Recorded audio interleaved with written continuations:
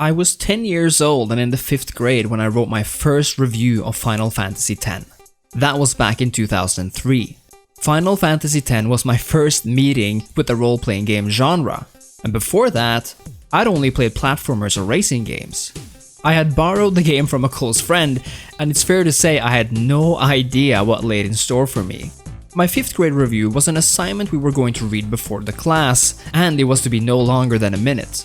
Mine ended up being around 3. I was not one for speaking up in front of class at that stage in my life, but if I could hold the attention of 25 other people who were forced to listen to me talk about Final Fantasy X, about this magical world filled with sorrow, hope, and, well, magic, you know I had to do it to them. Needless to say, Final Fantasy X touched something in me, and still remains one of my absolute favorite pieces of media of all time, owing to its fantastic story, human and relatable characters, beautiful soundtrack, and addicting gameplay. My 5th grade review ended up being about 3 minutes long, so let's see if we can surpass that. Here we are, 20 years after the game's original release. So, without any further ado, I give you my thoughts on Final Fantasy X, the entire game from start to finish. Final Fantasy is a phrase that means a lot of things to a lot of different people. And it's no wonder, Final Fantasy itself has never just been one thing. Every numbered title takes place in a different universe than the last, often with slightly different gameplay mechanics accompanying the varying platforms, stories, and characters. Things have changed drastically from the traditional turn-based systems to the more fast-paced action styles, but it's still fairly simple to draw a line from the earlier titles to the more modern ones. Final Fantasy can mean wizards to some, dystopian companies to others, or even road trips in convertible cars to others still. But to me, Final Fantasy is mostly synonymous with feelings. Feelings of despair, sorrow, hope, love, and perseverance. I should say was, since I feel like things have changed in the past decade. But for the sake of Final Fantasy X, these feelings really do ring true. Now I realize evoking feelings might be seen as a bit of a cop-out as opposed to something as tangible as a wizard or a knight, but Final Fantasy X didn't really bother with labels such as these. Where it is fairly easy to designate Final Fantasy VII as a dystopian sci-fi-like adventure, or Final Fantasy IX as a medieval fantasy fairy tale with sci-fi elements, I believe Final Fantasy X stands out among the series as one hard to define in the same way. Final Fantasy X surely is a dystopian adventure with sci-fi elements, but it is at the same time medieval themed with religious over- and undertones, with uniquely deep character dramas, twists and turns, and one which I believe speaks more to the player than any other Final Fantasy game out there by virtue of having an actual narrator sharing his thoughts with us, this being the main character himself. Style and world-wise, it really is hard to pinpoint what kind of world or genre or theme Final Fantasy X exists in, exactly because it is so diverse and unafraid of blending old with new, and color and light with darkness and ruin. So far, this has all been very abstract, but I wanted to convey that I believe Final Fantasy X is something truly unique, not only in the series to which it owes its name, but in media in general. But before we get lost in euphemisms and comparisons, let's begin to look at what actually makes this game tick, the story and the characters. And we begin, of course, at the beginning. Our story begins in Zanarkand, a city seemingly always covered in night, but lit up by its numerous buildings and city lights. It's a futuristic city, but one which certainly borrows its architectural flair from varying East Asian cultures. It's a rather stunning experience coming to Zanarkand because the contrast from the previous games is so stark. Considering that Final Fantasy IX looked like this only 1 year earlier in July 2000 is unfathomable to me, and this massive leap in graphical fidelity to this in July 2001 is just something we would never see today. We don't learn much about Zanarkand at this stage in the game, only what we're shown really. It's a city something quite like our own, where sport athletes are revered as heroes, where people cheer for their teams during their favorite pastimes, and we can deduct from this that Zanarkand, with all its technology and sleepless nights, would perhaps not be so different from our New York, Tokyo, or some other futuristic version of an actual historical city. It is here that we meet Tidus. Upon first inspection, Tidus seems like a fairly regular guy. Sure, he sports some rather strange Final Fantasy clothing, but other than that, there's neither a tail nor a giant sword hanging on his back to immediately distinguish him from the rest. In this way, Tidus kinda looks like a regular guy. I think this is highly intentional. You see, Final Fantasy X does something no other Final Fantasy game has done before or really after it. It has a narrator, and that narrator is none other than Tidus himself. It's through Tidus that we come to know the world of Final Fantasy X, and his insight or thoughts on the characters or life in this world may color our own thoughts on what we experience. So how does this even work, you ask? Well, we first need to examine what happens in the beginning of Final Fantasy X, because this game has a rather tumultuous start.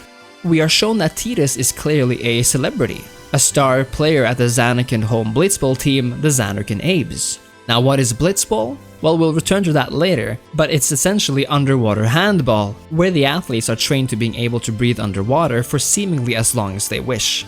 We're shown a lot in these first few minutes. Tidus is as stated famous and beloved, but there's something else going on here. A little boy, somewhat standing out from the crowd, has a mysterious message for him when all Tidus is trying to do is sign a few blitzballs. Well, gotta go. Cheer for me. 2, 3. Teach us how to blitz! Hey, I got a game to play. Then teach us after. Maybe tonight, well... You can't tonight. I mean, tomorrow. We also find that Tidus has a troubled relationship with a man portrayed on top of a building for all the city to see, and an unknown voice, as though speaking through a radio for a waiting audience, indirectly let us know that this man's name is Jecht, and that Tidus is Jecht's blood, implying that they are father and son. I was in a coffee shop running away from home when I heard the news. Our hero, Jecht, gone, vanished into thin air. But something happens shortly after the game begins. A giant creature shrouded in water approaches the city, leaving destruction in its wake. For all its technology and progress, the great city of Zanarkand is quickly left in ruins after the creature arrives. Tidus is thrown out of the watery sphere in which he was playing, landing somewhere in the city. This is where we meet Auron, a character so mysterious and cool at the same time that it's hard to find an equivalent to him. Auron doesn't mince words, but is also not generous with them. It's immediately clear that Auron knows more than he lets on though, as he's somehow familiar with the approaching creature, to the point of even knowing its name. Look.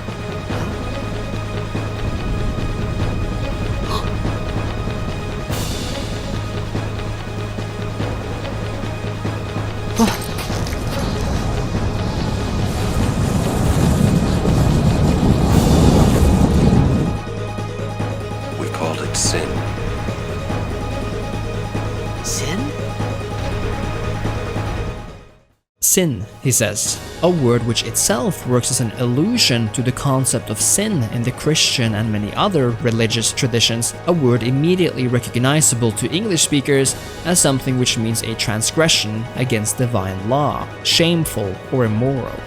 For whatever reason, sin has come to destroy this most beautiful of cities, swallowing everything in its path.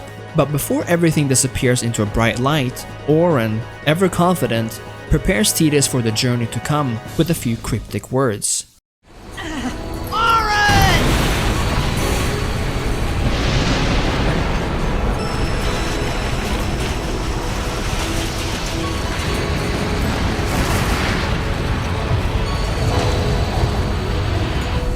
You are sure?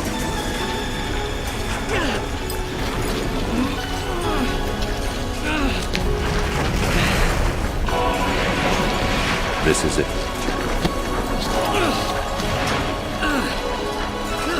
This is your story.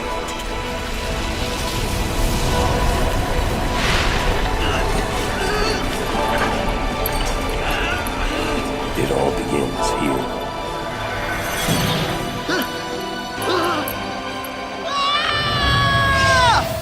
This is the real beginning, the true start of our journey with Tidus, as we come to see the world through his eyes.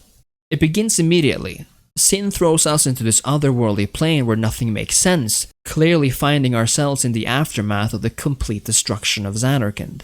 It is here that Tidus gives us his first thoughts, thoughts which evoke feelings of loneliness and confusion. I thought about a lot of things. Like where I was, what I got myself into. I started to feel lightheaded, and then sleepy. I think I had a dream of being alone. I wanted someone, anyone, beside me, so I didn't have to feel alone anymore. In many ways, these first thoughts from Tidus characterize much of Final Fantasy X. You see, when Tidus comes to, he finds himself in a vastly different place. A grey, abandoned landscape, a drowned city filled with temple ruins and hostile creatures known as fiends. I can only imagine Tidus' fear and dread as he's traversing this new land, completely torn off from the place he's lived all his life.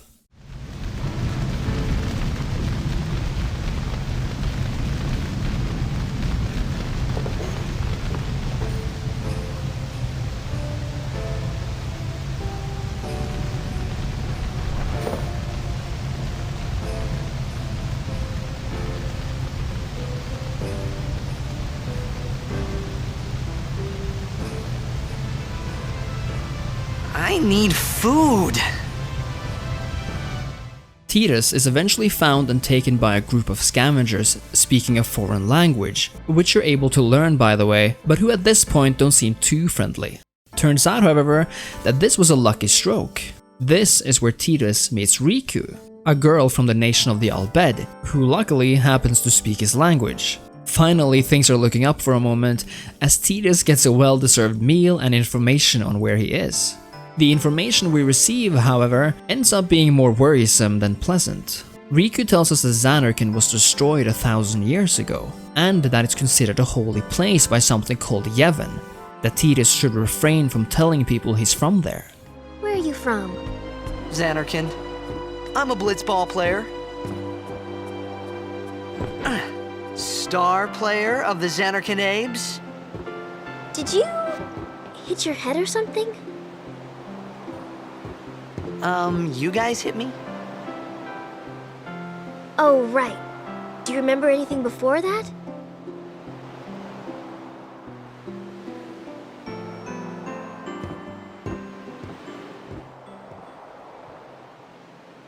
So I told her everything there was to tell about Zanarkand. About life there, Blitzball, and Sin's attack. And about how Aaron and I were engulfed in this light. I just said things as they came to mind. But then I started to wonder.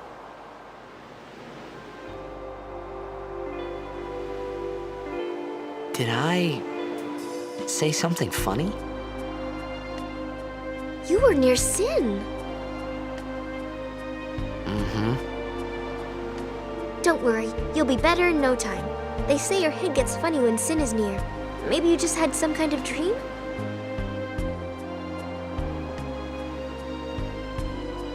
You mean I'm sick? Because of Sin's toxin, yeah. You sure? Yeah, there is no Zanarkand anymore. Sin destroyed it 1,000 years ago. So no one plays blitzball there. Huh? What do you mean, 1,000 years ago? But I saw Sin attack Zanarkand. You're saying that happened 1,000 years ago? No way! In essence, we've just been told that not only have we transported through space, but through time. Tidus doesn't believe what he's hearing at first, trying to tell himself that it doesn't make sense. Oh, and one thing. Don't tell anyone you're from Zanarkand, Kay? Yevon says it's a holy place. You might upset someone. Oh, My Zanarkand? Some kind of holy place? Yeah, right, I thought. Since when? Yevon? Sin? Luca? I thought Sin just took me to a faraway place, that I could go back in a day or two. But 1,000 years into the future? No way! But then, out of nowhere, Sin appears again, and Tidus is swallowed into the ocean and separated from Riku and the rest of the ship. This is the last time in this introduction that this happens. But luckily, Sin has transported us to a much more pleasant place, Besaid Island, and I think I felt the exact same way Tidus felt the first time I got there after a few half hours of darkness and loneliness.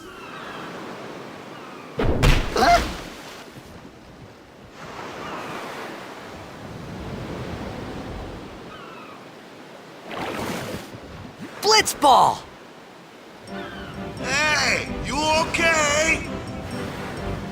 Hey!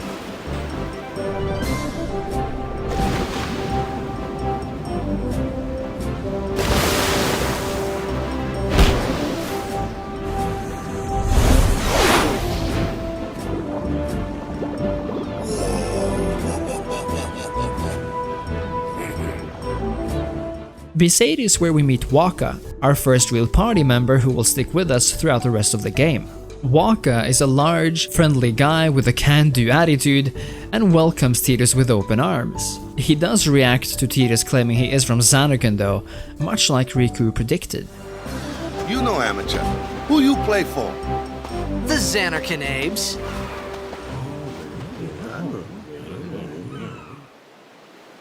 What team you say again? I meant, forget that. Because Waka believes Tidus has been affected by Sin's toxin, a poisonous substance which is said to cause memory loss in the affected persons, instead of scolding him, Waka tells us the story of Sin and how the world came to be the way it is, and relates it all back to Zanarkand. He speaks of suffering and the need to repent, as if the people currently living had to make up for, in Waka's own words, of what some goofballs did way back when.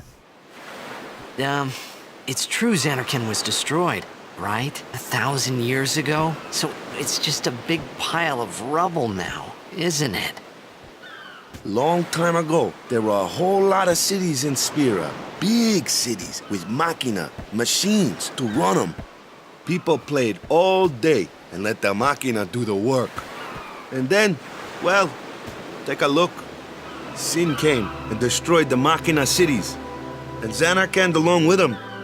Yeah, that was about 1,000 years ago, just like you said. If you ask me, Sin's our punishment for letting things get out of hand. What gets me though, is we gotta suffer because of what some goofballs did way back when. Of course, we must always repent for our sins. That's important. It's just that it's hard to keep at it sometimes, you know? This is an inherently religious concept we're getting from Waka here, repenting for our sins, having to make up for an original sin even. In this case, the use of machina, machines, which have made people lazy. This is when Tidus realizes that he truly is somewhere completely different. He doesn't immediately believe Waka to be wrong, but he does recognize that the chances that both Riku and Waka could be lying are slim to none. I think there's a freedom in that. And in this way, Besaid becomes not only a lighter, more pleasant place to be, but an island where Tidus is able to breathe for a bit, and to collect himself in the company of someone who genuinely wants to help him. For all the action of the beginning, Besaid is the quintessential opposite, a place that's not afraid to take its time, where the music is as beautiful as the scenery. Sure, we fight enemies along the way, but it's fun and doesn't take away from the island itself. Again, we're submerged in water, but this time on our own terms, apart from the fact that Waka is the one to push us into it, of course. The waters of Besaid are clear and calming, and it's here we see the relationship between Tidus and Waka blossom into something akin to an older-younger brother type relationship. Much like Tidus, Waka is a blitzball player and the captain of his team, the Besaid Aurochs, and he wants Tidus' help in the upcoming tournament held in a city called Luca, the exact same city Tidus was told to go next by Riku. He agrees to help Waka win the tournament in exchange for passage to Luca. I think it was a brilliant choice to make Waka a blitzball player, and indeed to make blitzball such a major part of the game. It really makes the relationship between the two that much more natural, as they immediately have something to bond over, and which also serves as an organic way for us to progress from Besaid to Luca with Waka in need of our skills. I should say Tidus' skills of course, because most players will suck at blitzball to begin with, but we'll return to that later. Before we enter Besaid village, Waka takes us aside and prepares Tidus for meeting other people. Waka teaches us the prayer of Yevon, a gesture Tidus already knows from another setting. This small moment serves as a taste of the contrast between Zanarkand and Spira, the world we now find ourselves in. In Zanarkand, this movement was a sports sign, a blitzball sign for victory. In Spira, however, this is a sacred gesture used in prayer. Waka himself is a rather deeply religious person actually, so it's telling of his personality that he cares so much for Tidus even though he technically said some fairly blasphemic things about being from Zanarkand and all. Besaid village is just as zen and quaint as the rest of the island. It's a small village with a few tent houses hugging the main attraction, the temple. Before entering the temple though, we meet Luzu and Gara, two soldiers working for the Crusaders, an organization tasked with defending the towns and villages of Spira against sin. Even these would-be fanatics are sympathetic to Tidus, and advise him to pray and seek out the mercy of Yevon in order for his memories to return. I'm sorry, I really don't know anything. To tell the truth, I don't even know what the Crusaders are. You're kidding, right? Sin, the toxin. Gotta tell him who we are. Yes, sir! The Crusaders are sworn to battle sin. We have chapters throughout Spira, accepting all who wish to join our struggle. The hero Mihen formed the Crusaders 800 years ago as the Crimson Blades. Later, our ranks grew and we called ourselves the Crusaders. We've been fighting sin ever since. What? You've been fighting 800 years and you still haven't beat it? Well, we've steered sin away from towns many times. And that's all we can do. Nobody's ever been able to defeat it. Our mission as Crusaders is to protect the temples, towns, villages, and people of Spira. So, then whose job is it to defeat sin? Is sin's toxin really this bad, sir? It does seem rather bad. This tells us that Waka is not necessarily unique in his behavior or way of thinking. Indeed, this is a society based around the belief that sin is the bringer of death and despair, and that Yevon is the only saving grace. And the temples, the symbols of Yevon on Earth and as medieval as they come, are no different, as Tidus himself points out.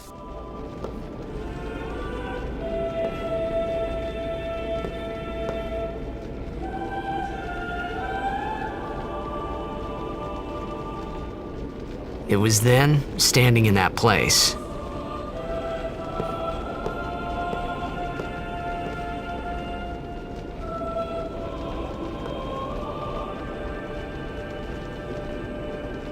I began to realize how different this world was from my own. It is here we find out about the summoners, and I particularly love Tidus' thought response on what he's just learned. The summoners are practitioners of a sacred art, sworn to protect the people of Yevon. Only a chosen few become summoners, who call forth entities of great power, the Aeons. The Aeons hear our prayers and come down to us. They are the blessing of Yevon. So what he meant was that we should respect some kind of great men or something like that, I figured. It's just such a good and natural response to something you've never heard of before. But you make out the important parts. The summoners are indeed revered as great holy men and women deserving of respect. It's not long before we hear of something having gone wrong inside the temple. A summoner who's attempting the trials, the actual test of whether one has what it takes to become a summoner, has yet to return. Thing is, only the summoner and their guardians are allowed to enter the cloister of trials. Anything else is heresy. But Tidus, only caring for the well-being of this person, rushes in without a second thought. The temple houses one of Final Fantasy X's many minigames, this type being a puzzle. You have to grab different magical spheres and place them in specific nodes, with each one opening a door or unlocks a contraption of some kind, allowing you to venture further into the temple. These trials expand and become more complicated with each trial, so the first one is a very different beast from the last, although the difficulty is progressive enough to make it fun and challenging instead of purely agonizing. Once the temple is cleared, we're reunited with Waka, who's made his way inside as well. Alongside him, we make our way into the inner sanctuary, where two other characters await, Lulu and Kimari. Shortly thereafter, the doors to the Summoner's Sanctum open, and out stumbles a young woman, Yuna, exhausted but happy and relieved, For, as in her own words,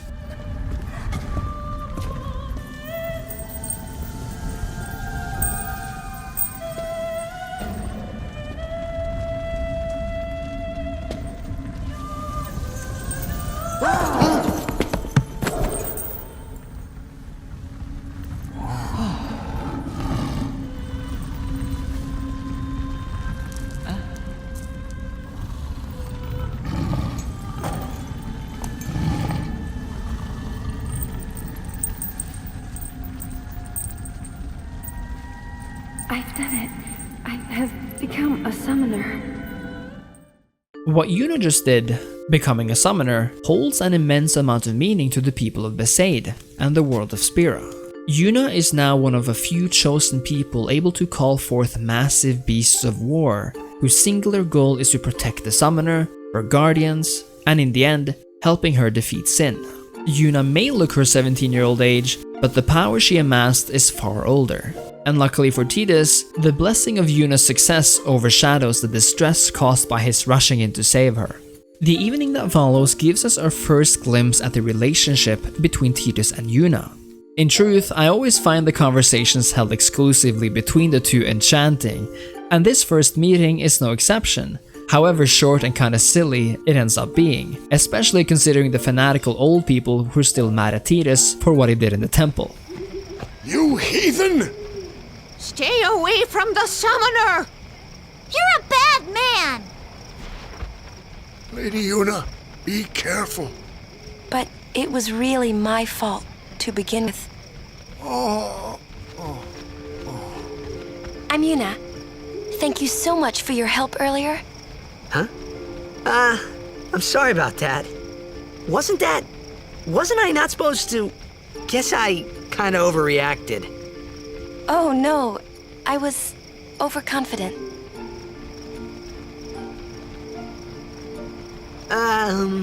I saw that Aeon thing. That's amazing. Really? Do you think I can become High Summoner? Lady Yuna, come play with me some more.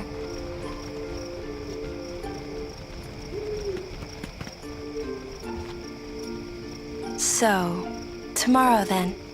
Tomorrow? We're going on the same boat, aren't we? Oh, really? We can talk more. Huh. You can tell me all about Zanarkand. I don't think it's much of an understatement to call this first interaction somewhat awkward. Tidus doesn't really know what to say, Yuna tries to make conversation about her career as a summoner and what'll happen the next day. But remember, these are two 17-year-olds, and Tidus has close to no idea of what is going on. Yuna on her part is exhausted from the day, yet manages to leave a small but inviting hint that she wishes to continue their conversation, on Zanarkand no less. And that little comment at the very end tells us something about Yuna. Mainly that she's the only one thus far willing to believe Tidus about his past in Zanarkand. It's through interactions such as these that we get to know the characters of Final Fantasy X. The same goes for Lulu, who scolds Wakka for something Tidus doesn't yet understand. But you see, Wakka had a brother, who some time ago left to fight Sin, only to never return. Wakka, in seeing Tidus, who apparently returned after meeting Sin, in his own words, meant to Wakka that there now existed a possibility of his own brother returning as well. Chapu, Wakka's brother, was close to him and Lulu. The major difference between Wakka and Lulu is the fact that Wakka has kept up hope of someday seeing Chapu again, while Lulu has faced reality. This is why she's upset with him. She won't allow him to give her false hope after all this time. Right away then, there's more to both Wakka and Lulu than meets the eye.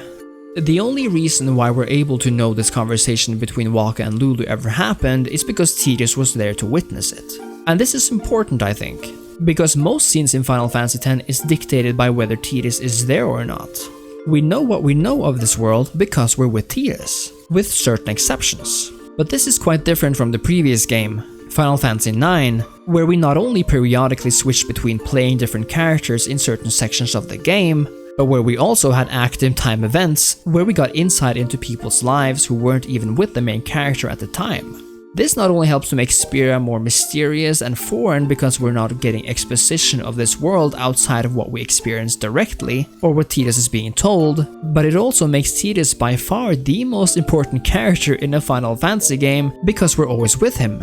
He's instrumental in allowing us to experience Spira, and we actually get insight into his mind through his thoughts, which informs our view of other characters and events. More than that, and mostly in the early game, we even get a view into Tidus' dreams, which tells us about his past and familial relations. In the period after the game's release, Tidus received a lot of flack for not being cool enough, or I suppose being in their opinion somewhat of a crybaby, berating him for not being the edgy, macho hero figure we've seen in other games. I always thought this criticism was outright stupid, because you know what?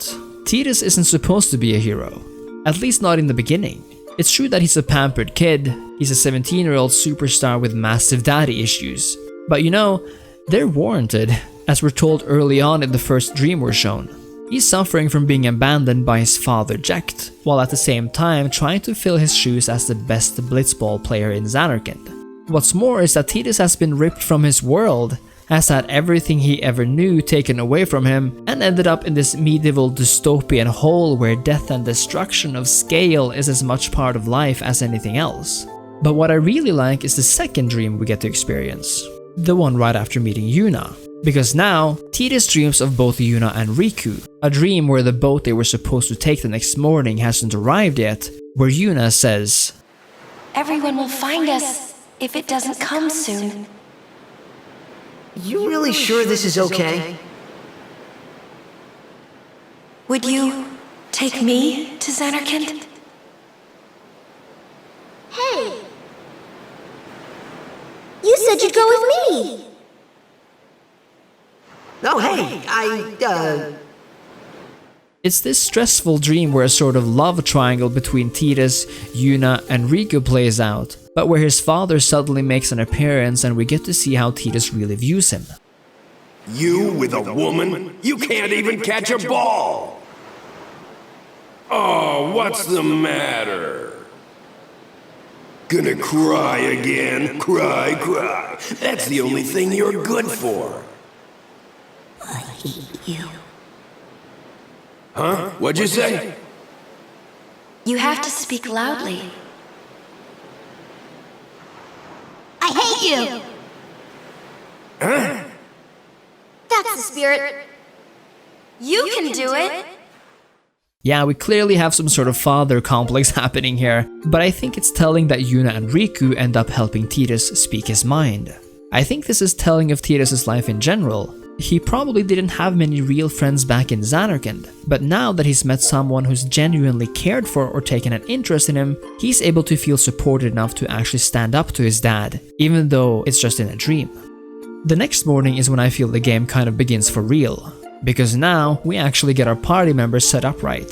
Not only do we have Waka, but as we're traveling with the others, both Yuna, Lulu, and Kimahri soon become playable characters during battles. Like in every other Final Fantasy, even though Tidus is the only visible person running around, all of our friends are with us in the menus. I suppose now is a good time to talk about the combat system in Final Fantasy X, which happens to be my favorite combat system, perhaps apart from the recent Final Fantasy VII Remake. And the reason for this is that the battles are actually turn-based this time around, so there's no worrying that if you're slow, your opponent will hit you first. Now you might think this sounds boring, but I would disagree. I think it's tactical. You see, Final Fantasy X has this bar on the side which shows you when the different characters or enemies will take their turn, but these can be influenced by varying factors like if haste or slow has been cast, if you're using items, or if certain attacks come with speed or delay modifiers. This is great because it allows you to really plan out your attacks ahead of time in order to reach that critical overkill kill to maximize your experience gain. It also makes it that much more fun to actually use status effects and other abilities of that nature, because you can clearly see the effect spells like haste has on the timeline, and because spells like protect are so visible when getting hit. It also makes me want to use these alternative spells a lot more. Overkills, by the way, are extremely satisfying takedowns, as they only happen when you deal so much more damage to the enemy than what was actually required. Normally, this value is put at times 1.5 the amount of the fiend's hit points, making it all the more important to use spells or weapons which the fiend is weak against. Overkilling normally nets you twice the amount of experience points and items, so it's a great way to grind, which I tend to do a buttload of, by the way.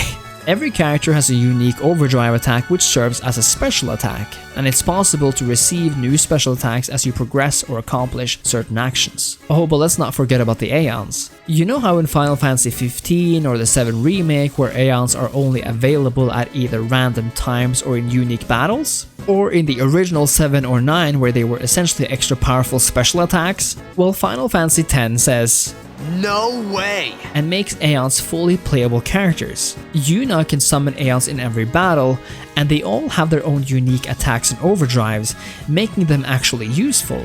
You can also rename them to your liking, and I think the fact that the whole pilgrimage in Final Fantasy X is about gathering Aeons make them that much more personal and a much bigger part of the game. It's just great, and even though they're powerful, they're never overpowered, being able to lend you a strong hand without ever making the game too easy. And why not talk about the sphere grid while we're at it? Literally the absolute best level up system or skill tree ever conceived by human minds. Instead of simply gaining health or more magic points by leveling up, Final Fantasy X provides us with one ginormous skill tree to explore. This so-called sphere grid is so vast and so intricate that it will most likely take hundreds of hours to fully explore, especially since every character is able to fill their very own. And this is where the freedom of Final Fantasy X comes into play. Every character essentially starts out as a certain class, so Tidus is something close to a rogue, Wakka to a ranger, Yuna to a white mage, and Lulu to a black mage. But you can choose between two sphere grids in the beginning of the game, the standard or the expert. And the former will more or less force you into their standard paths in the first half of the game, while the expert grid opens up many of the paths so that you're free to experiment right away. This means that as you gain levels, in this game called ability points, you can unlock spheres which are not at all native to the character. After having played Final Fantasy X for a few hundred hours, my favorite thing is to make Yuna something of a mix of a white and black mage, grinding so hard as to reach her Fira and the other level 2 black magic spells before coming to Luca, if I'm feeling like I want to overkill every enemy in my path. And that's another thing. Contrary to the games like Final Fantasy XIII, you're never limited to how many ability points you can obtain and spend at any point in the game. This means that, if you felt insane, you could theoretically fill out as many spheres on the grid as you wished at any point, at least the ones that don't require certain key spheres to unlock them. Another major point is that I've never felt the progression of my characters in any game as much as right here. I think this is due to the fact that characters don't level up by a percentage point or some abstract number. Instead, if you for example unlock a +4 strength sphere, you really do feel the difference between before and after, as your character now deals a much higher number of damage than in the previous battle. I think this sense of progression is aided by the turn-based combat, as you can clearly see the numbers shown and compare it to the last time you dealt damage before upgrading. This freedom of choice and the sense of progression is what makes the sphere grid of Final Fantasy X so perfect, and Squaresoft has yet to replicate the system in any other game to date. But back to the story, shall we? Our journey continues to Kilika, another island which houses the Temple of Ifrit, a powerful fire Aeon. But before we get there, we get to take a boat ride. Whenever Final Fantasy X has us travel on some vehicle or form of transportation, you just know you're in for a good time. Final Fantasy X is filled with cutscenes as it is a story-heavy game, and it's all the better for it. It's why it's so memorable. Being on a form of transportation like the boat to Kilika also generally means that you won't be doing much fighting. There are no random encounters here, for example, so you're free to run around without the fear of getting into a fight. These sections of the game really do turn down the speed and allows the player some time to rest and think, and what's great is that is exactly what the characters are doing as well. This is where Yuna and Tidus have their first real conversation, where they get to really know each other and share a laugh. I think it also makes the scene stand out even more because it actually removes the albeit gorgeous soundtrack, making us focus on Tidus and Yuna exclusively.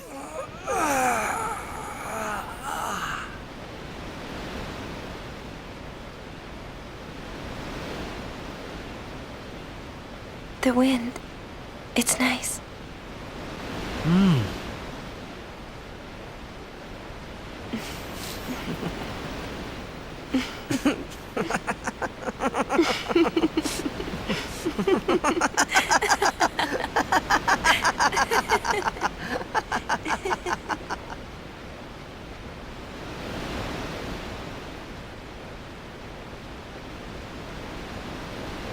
You're a blitzball player, aren't you?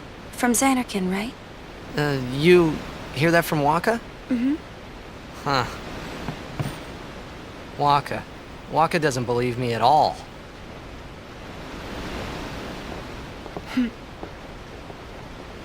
But I believe you. Huh? I've heard in Zanarkand there is a great stadium, all lit up, even at night. Huh?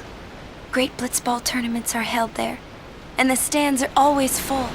How do you know that? A man named Jack told me. He was my father's guardian.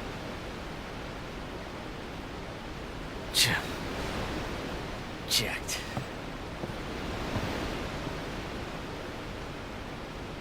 My father. His name is Jacked. Amazing!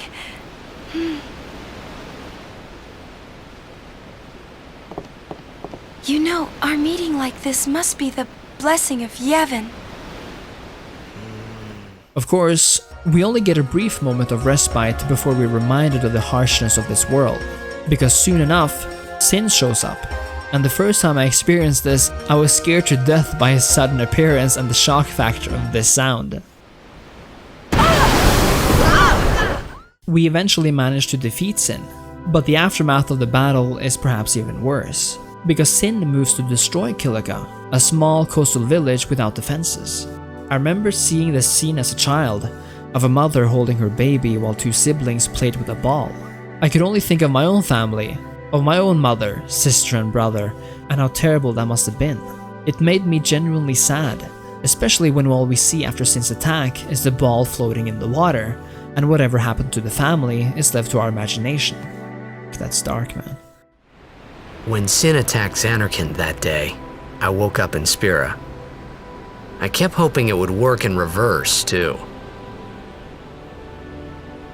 I will defeat Sin. I must defeat Sin.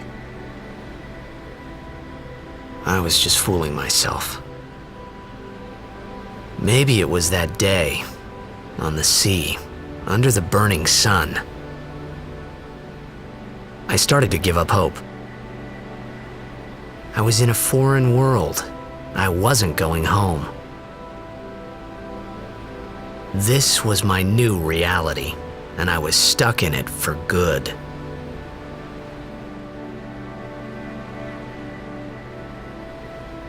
Kilika is the first place where we are shown Yuna's other great power, the summoner's power of sending. That's sending with a capital S, as it is a sacred rite performed by the summoners.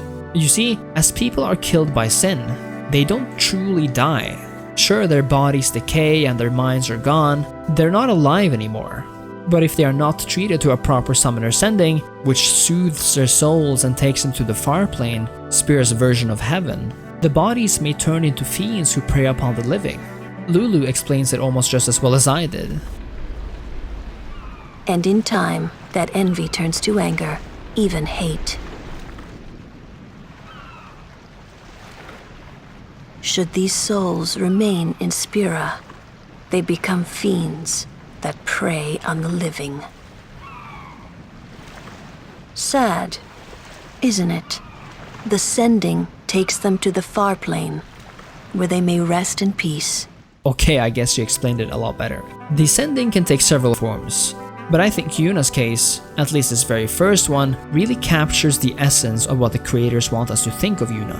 I'll give you a short example here. You saw that, right? Yuna walks on water. Now who else, like the only person in the world, is said to have walked on water? And what does this reference to Jesus Christ say about Yuna and the summoners? It didn't really hit me before making this video actually, but you can at this very point in the game, without wildly guessing or assuming what might happen in the future, fairly confidently predict Yuna's fate by taking this Jesus allegory to its logical conclusion. It's actually rather beautiful if it wasn't so sad. Kilika serves as yet another symbol of Sin's terrifying power, but Final Fantasy X is not done there. We get to run around in its ruins, but luckily parts of the village remain standing. Despite this, the locals are obviously affected. One man is supposedly so affected by the toxin that he's gone mad, and we manage to rescue a girl from a collapsing building. And this boy wants to grow up to be a blitzball, which is perhaps unrelated from the whole affair. If nothing else, the boy's words are emblematic of the importance of Blitzball in Spira. This is something which have puzzled Tidus up until this point. An actual god-tier monster is destroying the world and all Waka cares about is Blitzball? It might not make much sense at first glance, but when Waka explains why the tournament is so important, it immediately opens both Tidus's and our own eyes to Waka's point of view. Praying for victory's all good. But is this right? Something wrong with enjoying Blitzball? Is this really the time? This is the only time. The players fight with all their strength. The fans cheer for their favorite team. They forget pain, suffering. Only the game matters. That's why Blitz has been around for so long. At least that's what I think. Whatever you say. This is how, instead of creating a situation with ludonarrative dissonance, where what the player does fails to match up with the overall story, Blitzball and the fun of the sport actually makes complete sense. Because Blitzball is virtually the only way for the people of Spira to take their mind off sin for a few moments. So it only makes sense that I should spend like 20 hours on this minigame alone, right? Right? Which, by the way, is totally awesome and you should totally learn how to play it and just not hate on it because it's actually the best minigame ever made. Okay, this and Gwent. Blitzball and Gwent are the best minigames ever made. Anyway, back to Kilika. The Kilika Temple is where we first meet another summoner in the flesh, Donna. Donna is a character, being partly rude and quite obnoxious towards Yuna and her party, making sure to point out that she only has need of one guardian instead of 4. My name is Yuna, from the Isle of Besaid. Donna? So, you're High Summoner Braska's daughter. That's quite a name to live up to. My. And all these people are your guardians? My, what a rabble. As I recall, Lord Braska had only 2 guardians. Quality over quantity, my dear. Whatever were you thinking? I have need of only 1 guardian. Right, Bartello? Now Tidus is not an official guardian yet, but as Yuna stated earlier, she does want him by her side. Still, Tidus is not allowed into the temple because he's not a guardian, but that doesn't stop Donna and Bartello from throwing us in, risking harm to Yuna's reputation as a summoner for allowing non-guardians to join her inside. Tidus once more gets his fair share of scolding by Waka and Lulu, but we also receive some more information on what is actually taking place in the Summoner's Sanctuary. Just wait. So what's in there anyway? The faith, remember? Oh yeah, that thing, right. The Faith are people who gave their lives to battle sin. Yevon took their souls, willingly given from their still living bodies. Huh? Now they live forever, trapped in statues. But when a summoner beckons, the souls of the Faith emerge once again. That's what we call an Aeon. All that in this room? So what's Yuna doing in there? She prays with all her heart for a way to defeat sin. And you heard this song? It's called the Hymn of the Faith, and virtually every Aeon has their own version of the song based on the person who became the Faith itself. It's a surprisingly deep and meaningful religion, Yevon is, and it goes to show how much effort went into making each temple and Aeon unique, both visually and in terms of sound. Just listen to an excerpt of the different Aeons singing, and it becomes apparent that these are not simply kind-hearted monsters, but that they were once people, now trapped in their hardened shells, seemingly forever.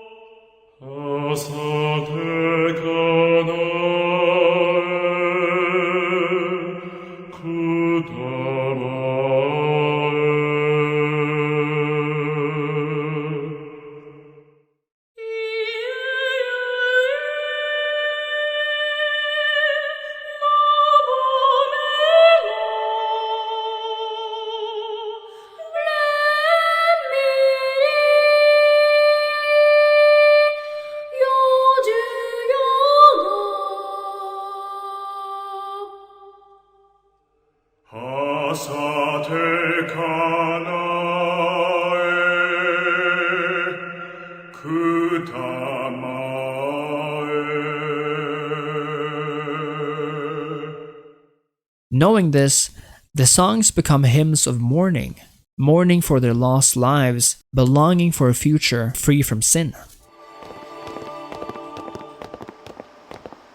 Are you okay?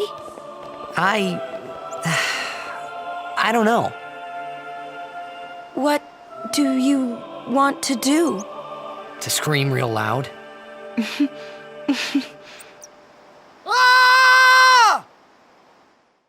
With Kilika Temple done with, we're headed for the great city of Luca by way of boat once more. What's great is that the trip on S.S Winno is even more zen than the last, offering no fights whatsoever. Instead, this ride takes place during a night under the stars, and again we're offered a great 20 minutes or so of conversation and revelations. First, we find Yuna arguing against a rival blitzball team about the existence of Zanarkand in relation to Tidus supposedly being from there. It's a touching scene because once again, Yuna shows that she's accepting of Tidus, and there's something very special about that in a world where everyone thinks you're crazy. It's a small scene but an important one nonetheless because it helps us in building the relationship between the longer cutscenes. Oh right, you're that idiot. Don't call him that. But he is an idiot. They don't got what it takes to win the cup. Well, they do now that I'm here. Yes, they will win. He used to be the star player of the Zanarkand Abes. Yeah, as if anyone lived in those ruins. It's not ruins. There's a big city there. There is. I got too close to Sin and... There is a city, really. Right, whatever your ladyship says.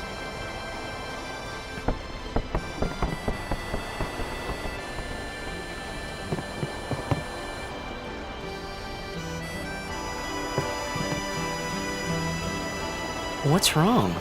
You seemed kind of mad back there.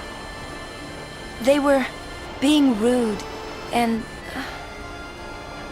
I do believe your Zanarkand exists. I really do, you know? After that, we get a peek at the relationship between Wakka and Lulu.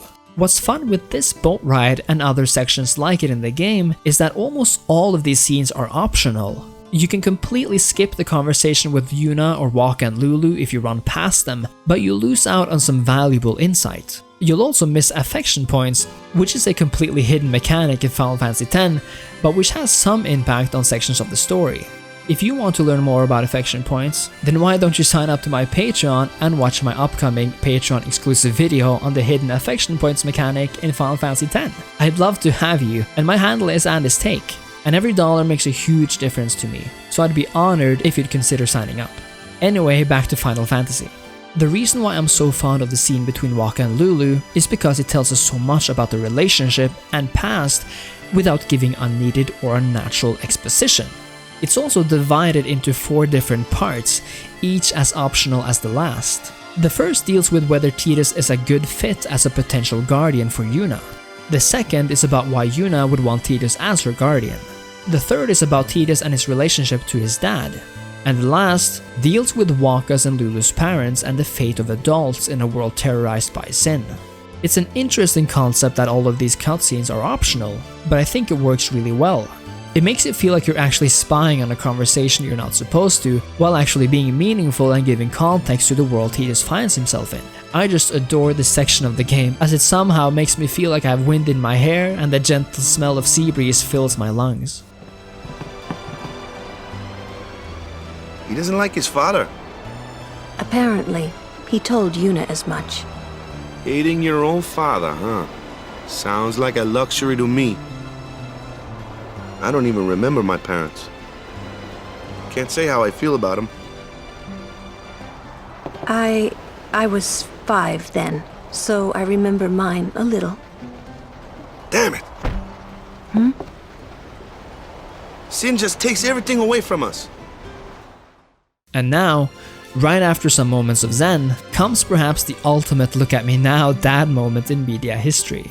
We, through Tidus, gets to show imaginary daddy Jecht that we're just as good as he is, if not better, at the legendary Ject shot. It's a question of reaction time, however, but if you manage to pull this off, you receive the Ject shot for use in blitzball matches, which is arguably the best move in the game. It also feels really good to just, stick it to Ject. Shortly after, we get another one of those great moments between Tidus and Yuna. Yuna surprises us again by actually knowing the name of the move we just made. What follows is Tidus explaining how Ject basically made up all of these names for shots to hook the crowd to return, and that, like most of his father's actions, made him mad. He called it the Sublimely Magnificent Ject Shot Mark III. Stupid name, huh? You know what? There is no Mark I or Mark II, you know? My old man said the name Mark III was just something to hook the crowd. He said they'd come back every night expecting to see Mark I and Mark II. And they really did come back. I used to get so mad. Now, it's possible to wave Tidus' remarks off as just petty feelings, but Tidus has legitimate reasons for being mad. Ject abandoned him as a child, and he's alluding to him and his mom experiencing some form of abuse behavior as a kid. What would you do if you found him? Who knows? I thought he died 10 years ago. Well, I'd probably just smack him one. After everything he put Mom and me through. And because he was famous, I was always... Well, you should know, Yuna. Your father's famous too. Everyone in Spira knows him, right? Ain't it tough? It is hard to follow in his footsteps as a summoner. Sure. But the honor of having a father like him surpasses all that, I think. It's clear that Yuna doesn't fully relate. She too had a famous father, a summoner just like her named Braska. Her father actually defeated Sin, so that's obviously a lot to live up to. But Yuna has a positive outlook, saying it's an honor to have a father like that.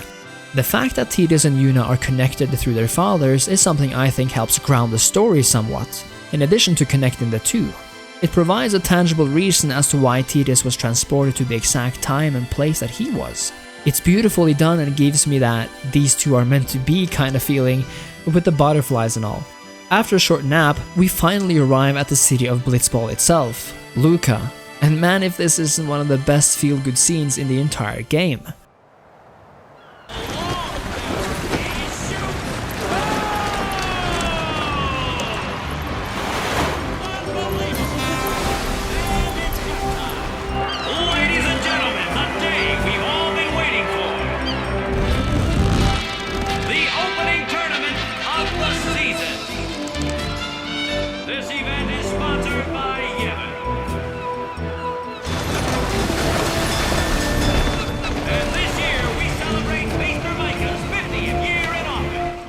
Luca is massive in comparison to Besaid or Kilika, with actual buildings, roads, a central hub, and a blitzball stadium. It's a lovely place to hang around and look for hidden treasure chests, play some blitzball, or why not go to the theater where you can purchase soundtracks or cutscenes from the game where you can actually come to replay them. Luca is in many ways the cultural and financial center of Spira, and the game does a really great job of portraying that. More than this though, Luca is the center of several big reveals. First, shortly after disembarking, there's commotion when two very important figures arrive at the docks. The first is Maester Seymour, a Guado, meaning he belongs to one of Spira's non-human races. The second is Maester Micah, the oldest and most important of the Maesters, kind of like a pope figure. The Maesters are like high priests of Yevon, and therefore the highest ranking religious figures in all of Spira. We find out that Seymour has just been elected Maester after the death of his recently departed father, and that he will work to foster friendship between man and Guado. I present to you the son of Maester Giskel Guado, who departed for the Farplane a fortnight past. As some of you already know, he has been officially ordained a Maester of Yevon. I am Seymour Guado. I am honored to receive the title of Maester. In life, my father Jiskel worked to foster friendship between man and Guado. I vow to carry on his legacy and to fulfill my duties as maester to the best of my abilities. You too, bow your head.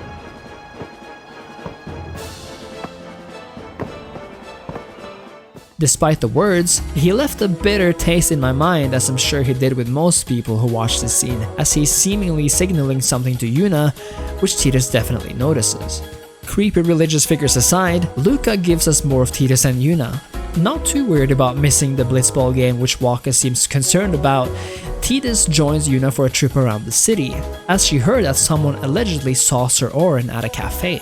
And who's Sir Oren? Well, none other than this freaking guy, the only person Tidus would actually know in this world.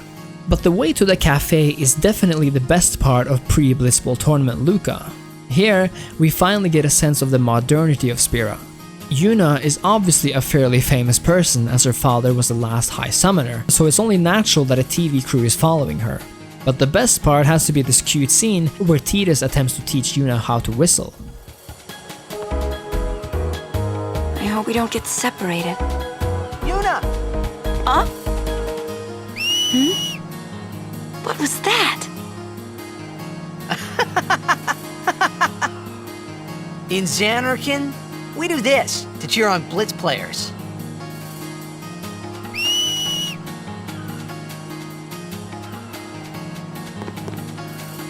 You try it too.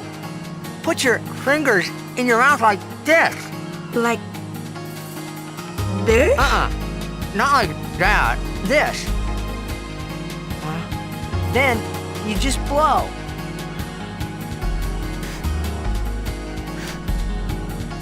It's not working. Practice. Okay. Hey, use that if we get separated. Then I'll come running, okay? Well, guess we should just stick together then, till you can do it. Yes, sir. It just cements Final Fantasy X as one of those games that doesn't take itself too seriously.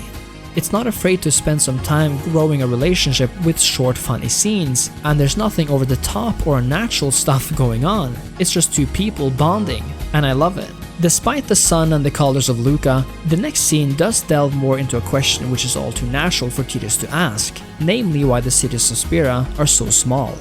Turns out that sin destroys most places with larger populations, and especially the ones close to sea. So how has Luca remained so large? Well, Yuna has an answer for that too. I thought every town was little, you know, like Besaid and Kilika. Towns don't usually get bigger than that.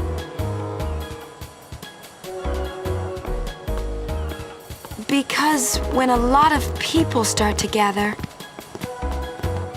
Sin? What about Luca? It's safe here? It's not any different, but the stadium is here. The Crusaders fight to protect it with all their strength.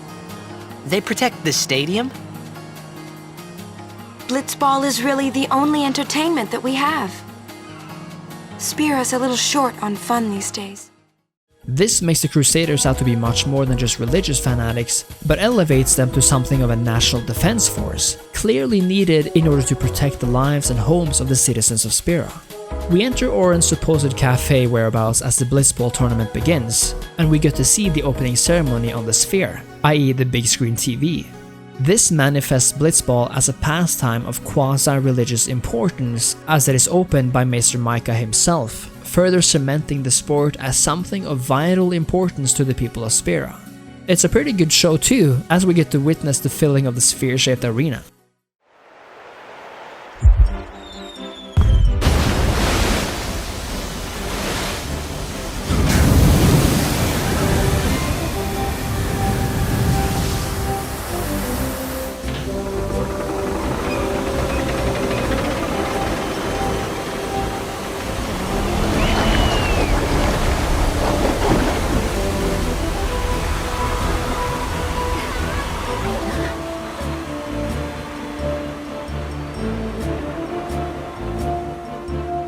In all the excitement though, we lose sight of Yuna, who's been kidnapped by the Al Bhed Sykes, the Blitzball team going head to head with the Besaid Aurochs. We meet up with Lulu, who says Waka will take care of the game while her, Tidus and Kimahri go rescue Yuna.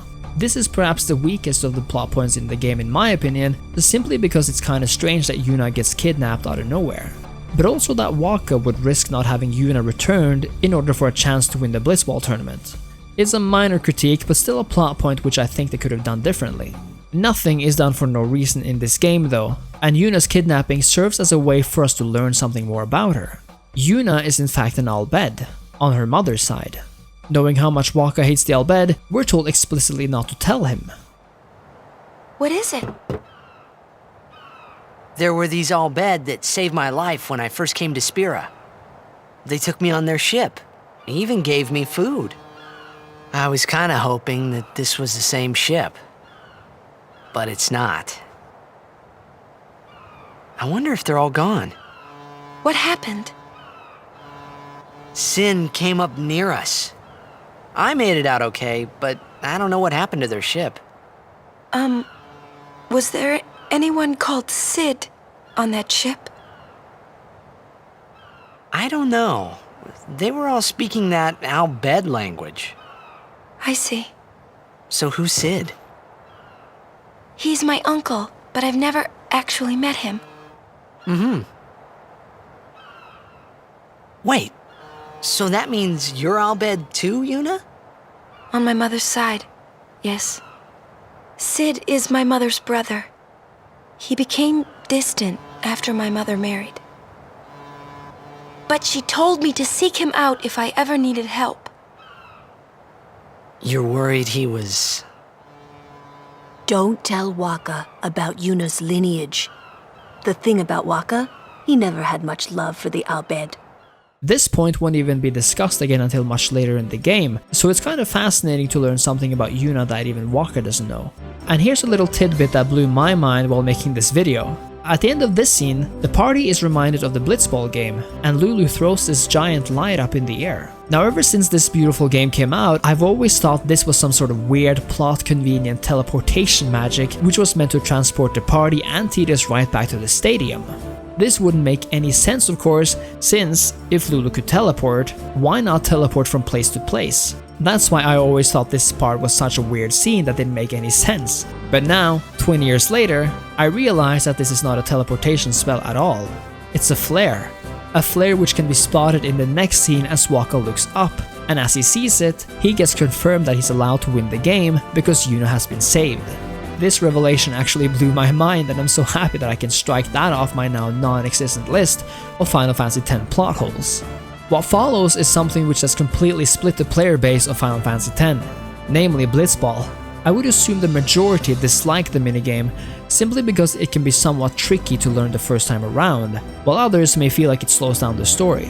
And you know, I felt the same thing during my first playthrough. But after a few more playthroughs, I honestly believe Blitzball to be one of the best minigames I've ever played, as stated previously in this gosh darn video.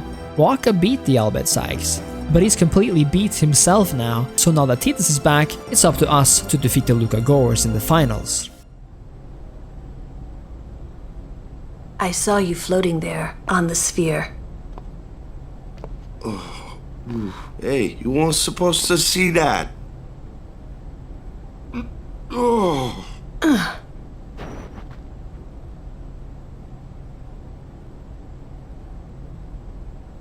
You really gave it your all, didn't you? All right, boys, what are we gonna do? Win! For Captain Waka.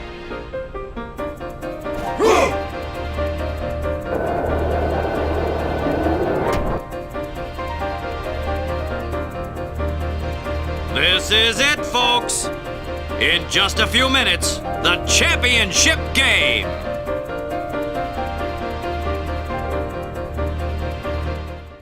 Blitzball works quite like any other sport, only that it goes on underwater. You have a set number of players who are all placed in certain positions on the field, like forward, midfield or defense. What's great about Blitzball and what makes it so engaging over time is the fact that it's built around the same basic role-playing game mechanics as the rest of the game, although with certain alterations. Every player has a certain HP level which determines the skills they can use, as each skill, meaning special moves, drains a certain amount of hit points.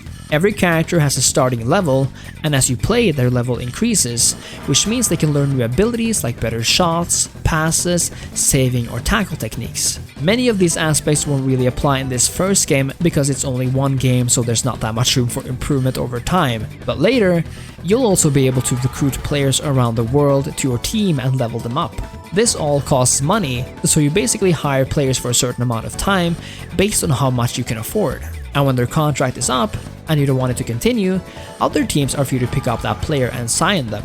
In addition, there are several tournaments going on, with a cup happening every once in a while where you can win special prizes like rare items or weapons. It's a thrilling game unlike any other minigame I've ever seen, and I highly recommend learning Blitzball if you ever play Final Fantasy X. The soundtrack is also just super dope, and the feeling of scoring a goal, especially at this early stage, is like little else. More than any other game is this true for this first match, as it's possible to both win and lose it. But afterwards, Final Fantasy X does it again. After the match, Sin Spawn attack Luca, and fiends appear all over the place. Our stadium is in disarray, but finally, Auron makes an appearance. He helps Tidus and Wakka fight their way out, but the fiends are too many. Before disaster really strikes, Maester Seymour shows his true power. He summons the Aeon Anima, a horrid, massive creature so powerful that it manages to clear the area of fiends and return it to a peaceful state.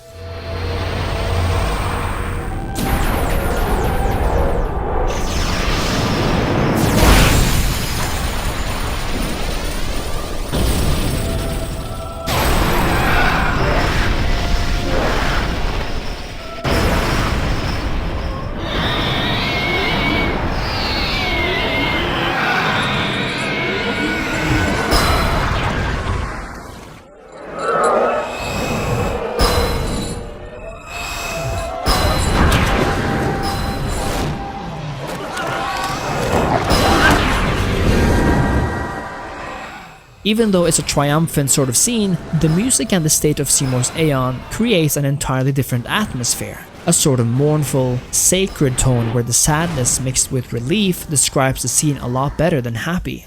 For Tidus, he's just met the one person he kinda knew his whole life, but instead of happy, we get an emotional, raw, and revelational meeting. Tidus is understandably angry and confused as to why he's ended up where he has, and what Auron's link to it all is. Auron tells us that he, along with both Tidus and Yuna's fathers, defeated Sin 10 years ago. You knew my old man, didn't you? Yeah. And you also knew Yuna's father? That's correct.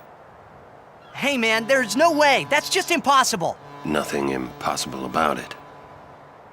Jecht, Braska, and I, together we defeated Sin 10 years ago. Then I went to Zanarkand, where I watched over you. Prompting Tidus to ask if Jecht is still alive or not. Auron's answer is shocking. Why did it have to be me? Jecht asked me to.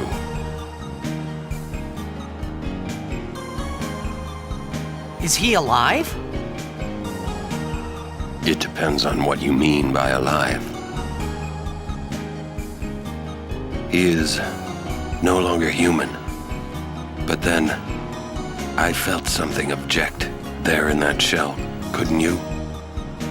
You must have felt him when you came in contact with Sin. What follows is a response of denial from Tidus, with Auron confirming his claim once more.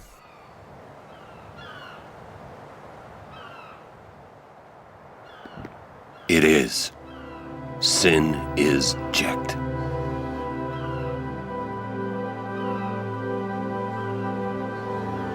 No, that's ridiculous! No way! I don't believe you! He asks Tidus to come with him, but Tidus seems exhausted and negative.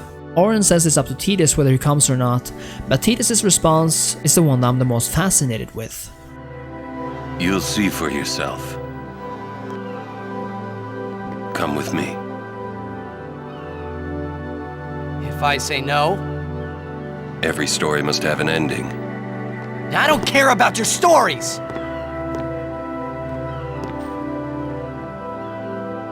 I see. Sorry you feel that way. Fine then. Come or don't come, it's your decision. What am I supposed to say? You tell me it's my decision! But I don't have a choice, do I? You're the only one who can tell me what's going on anyways! I have to go with you, I have to!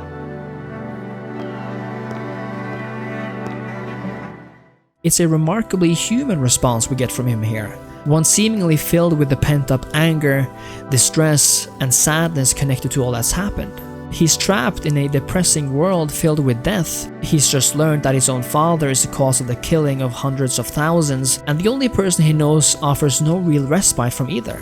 Tidus might not be the funniest or the most badass of the Final Fantasy saga main characters, but as a 17-year-old who's been torn from his old life and placed here, it's hard to disagree with the fact that he might just be the most brave and the most human. And ironically, that might also be why so many seem to dislike him. But Tidus could easily be mistaken for a somewhat spoiled teenager living in our own world. He might be closer to a crybaby than to a badass with a giant phallic-shaped extension, but gosh darn it if 99% of the people who play this game aren't as well. Tidus is an actual human, and all that entails, which is why I love him so much as a character.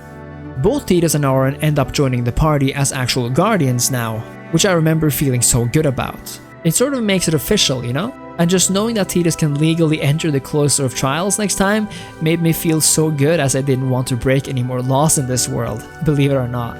And now here we are, not at Journey's End, oh no, but at the most famous, or should I say, infamous scene in the entire game, the laughing scene. For the record, I love this scene more than anything. I love it so much, and I'm so baffled by its reception, that I made an entire video on the subject and the meaning of the laughing scene, and if you want to watch that video, then feel free to do so right now. Anyway, the laughing scene. It begins with Yuna noticing that Tidus is looking sad, and as we know, he has very good reasons for feeling down. But Yuna shows him that she's been practicing whistling. You know, that thing they talked about before? But Tidus doesn't really cheer up, which she, again, notices. Once again, the humanity of Final Fantasy X shines through as Yuna attempts to relate to Tidus through her own experiences. You know what? It's embarrassing to say this myself, but summoners and their guardians are kind of like Spira's ray of light. A lot of people in Spira depend on us. I learned to practice smiling when I'm feeling sad, you know. I know it's hard. Yuna has so far seemed like a cheerful person, but we now know that at least some of that might only have been a performance. Yuna has actually practiced smiling when she's been feeling sad, and so she tells Tidus to do the same, only now it's becoming a playful thing to cheer him up. And it kinda really works too. But what's better, or for some reason worse to some? The next step is Yuna telling Tidus to laugh, you know, sort of like laughing the pain away. No wonder a made-up laugh will sound fake, right? Well, here's what we get. Next, try laughing out loud. What? Come on, show me.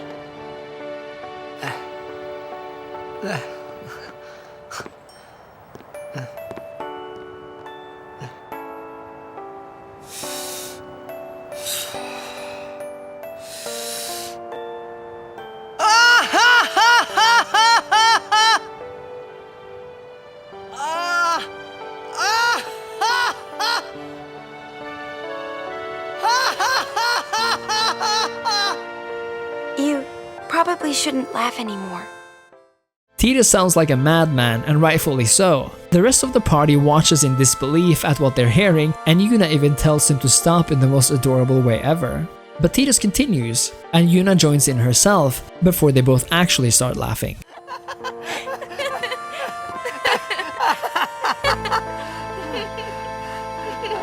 Too funny. It was your idea.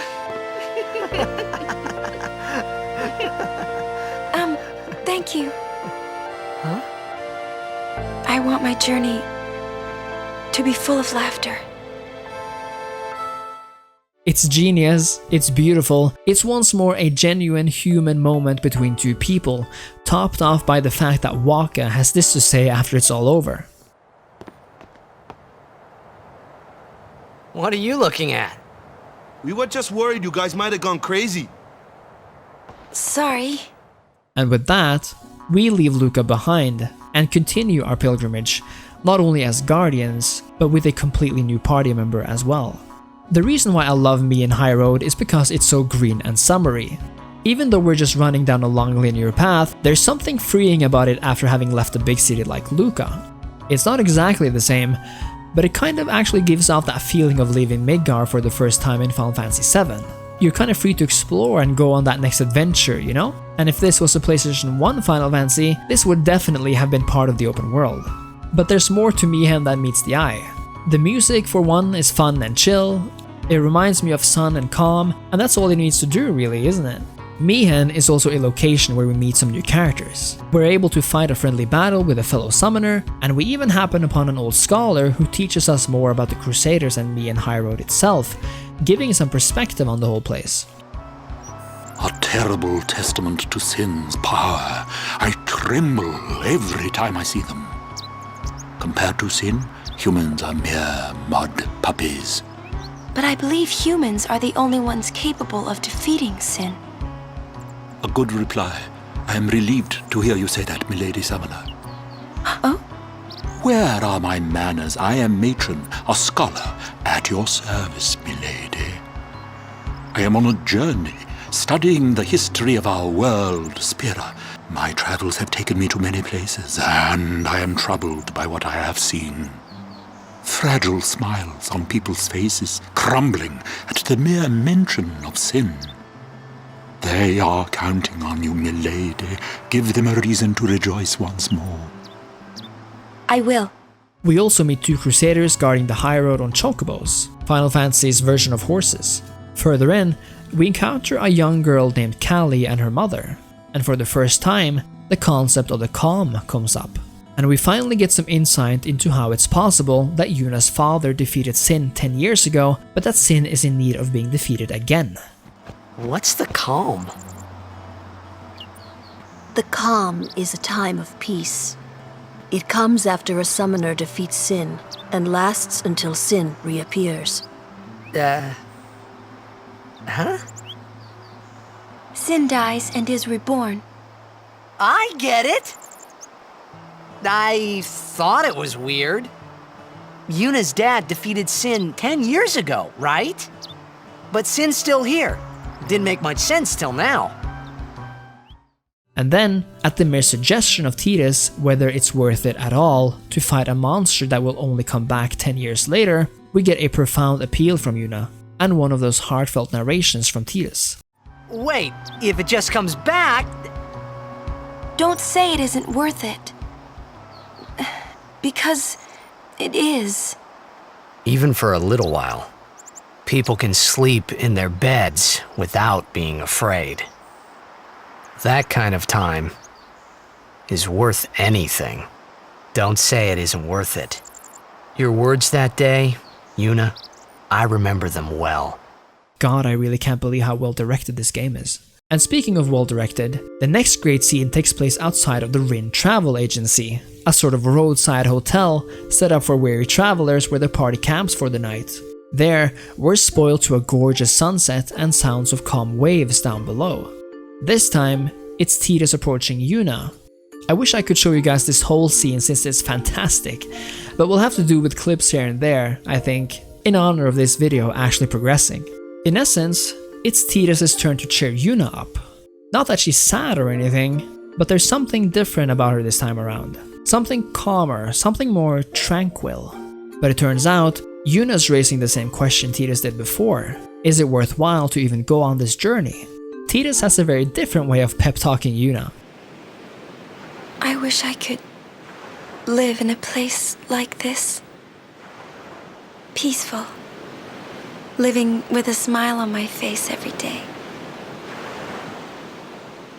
You can, once you beat Sin, right?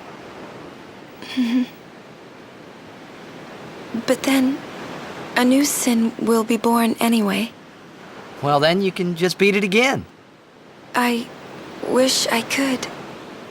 Hey, you can. Trust me. You are the best summoner out there. Where Yuna gave Tidus advice on how to deal with pain by smiling and essentially masking it, I think Tidus cheers Yuna up in the only way he knows how, by raising her up as the best summoner out there. I think this is reflective of his past as a sports player, where being the best is something to strive towards.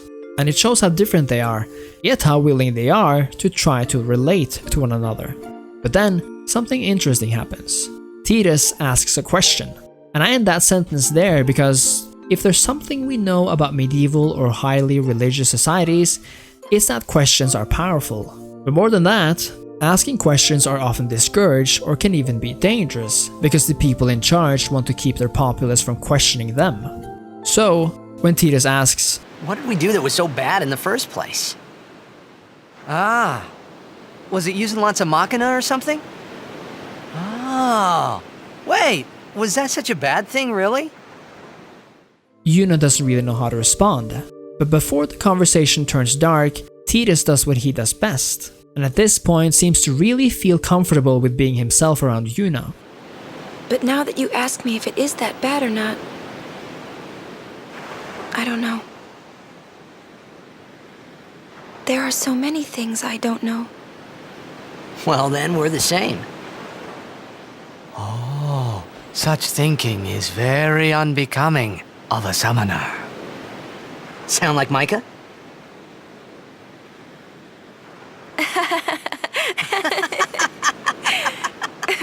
That's not very nice, you know. He cracks his first proper joke in the entire game, and it makes me feel happy seeing him forget the rest of the world for a few moments and just enjoy his time. The next time Tidus asks a question, the result is less happy. But who can blame him really? This world is new to him. And other than Waka, no one has really told him much about Spira. It's only natural that he will confide in Yuna, much more so than Aren, who he perhaps still views as a somewhat imposing character. The question on his mind deals with how Yuna can possibly defeat Sin when the beast is so massive. For the first time in the game, we hear the words, "the final Aeon." But Yuna, how are you supposed to beat something big like that? The final summoning. It's the only way to defeat Sin. The only way. With it, we can call the final Aeon. That's the goal of the pilgrimage. The faith of the final summoning lies waiting in the far north to greet summoners that complete their pilgrimage. At the world's edge in Zanarkand. In Zanarkand? She means the ruins of a city destroyed 1,000 years ago.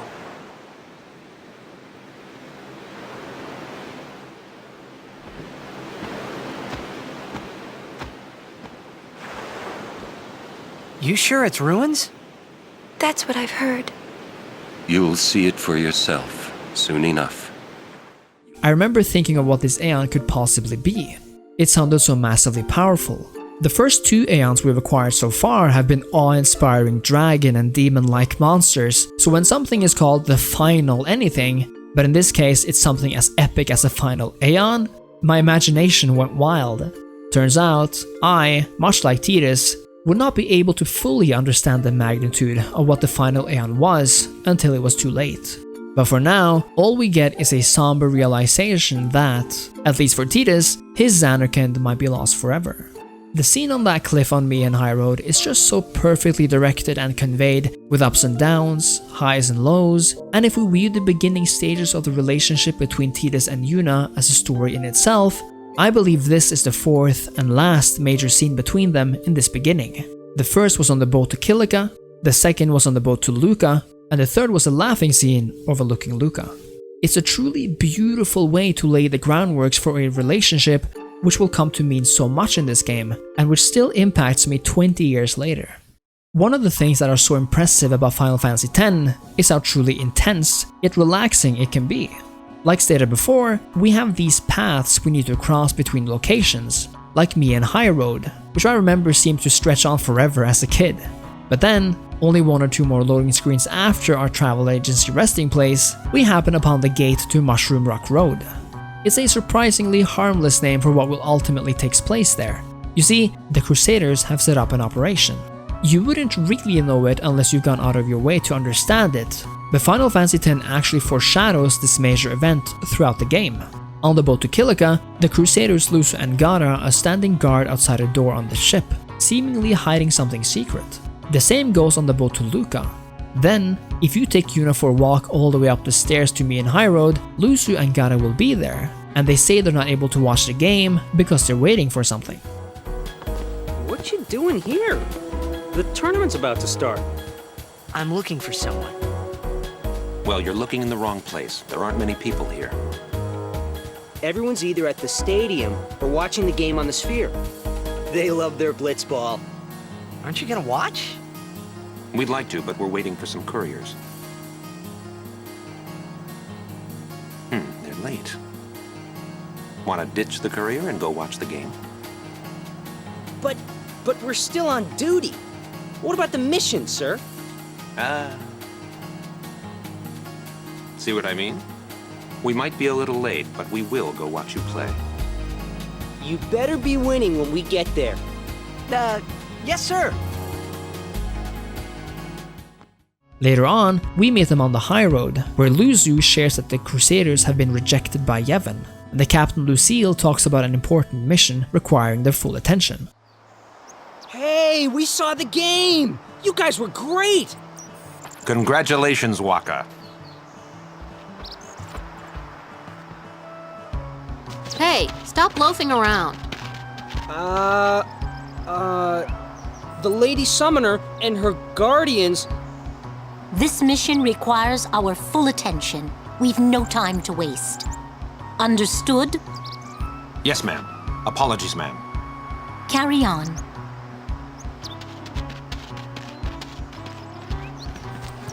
See, keep your head down, say sir a lot, and you'll do fine. Right, sir. Hey, Yuna. Even though Yevon rejected us, we still believe in you. That won't ever change. Thank you, Sir Luzu, Sir Gada. But, you know, it's not too late for you to go back to Besaid and... We should be going, sir. If you've paid attention yet, it shouldn't come as a massive surprise that the Crusaders have been gearing up for something. As we approach, we see the summoner Donna again, not being able to pass because the Crusaders block the road. Tidus spots a caged fiend, and Luzu talks about how they're going to beat Sin, so all we need to do is wait around. However, we're not allowed to pass either, but we do get to learn something about what will be taking place, and it doesn't sound good. Hey, you're a summoner, and her guardians, right? Sorry for the inconvenience. What, they didn't tell you? We're bringing Sin Spawn from all over Spira here. Sin Spawn inevitably draws Sin, right? We're going to lure it into a trap. But as we turn back, a familiar figure shows up. Mr. Seymour, followed by an ominous tune, walks past our party with a request for the crusading officer.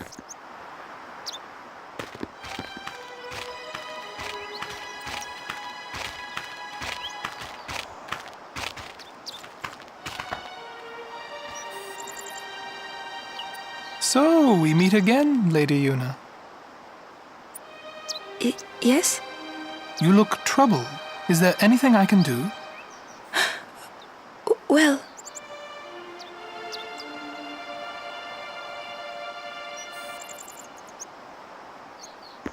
I see. Maester Seymour, let me show you to the command center. Hold. I have a request. Yes, Your Grace. I need to have Summoner Yuna and her guardians let through to the command center. But Maester Seymour... Maester Seymour, sir. Do not worry. I will take full responsibility. Very well, they may pass.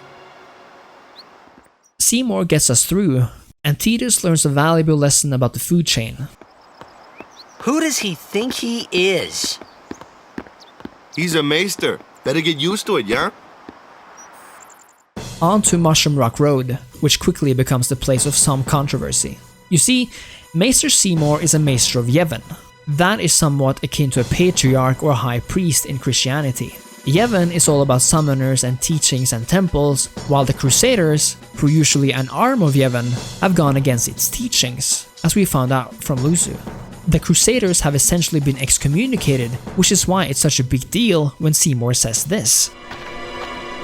Brave Crusaders of Spira, protectors of all Spira! Believe in the path you have chosen. Let faith be your strength. I, Seymour Guado, Maester of Yevon, will bear witness to your deeds today. At least, it's a big deal to Waka, who's by far the staunchest follower of Yevon in the party. He's not too happy after hearing what Seymour has to say for himself either. Excuse me, Maester Seymour. Why is your lordship present here, sir? Please, speak as you normally would. Isn't this operation against the teachings of Yevon? Aren't you gonna stop them? It's true. I should. However, both the Crusaders and the Al Bhed truly wish peace for Spira. This Operation Mihen was born from that wish they share. Although it may be sacrilege to Yevon, their intentions are pure.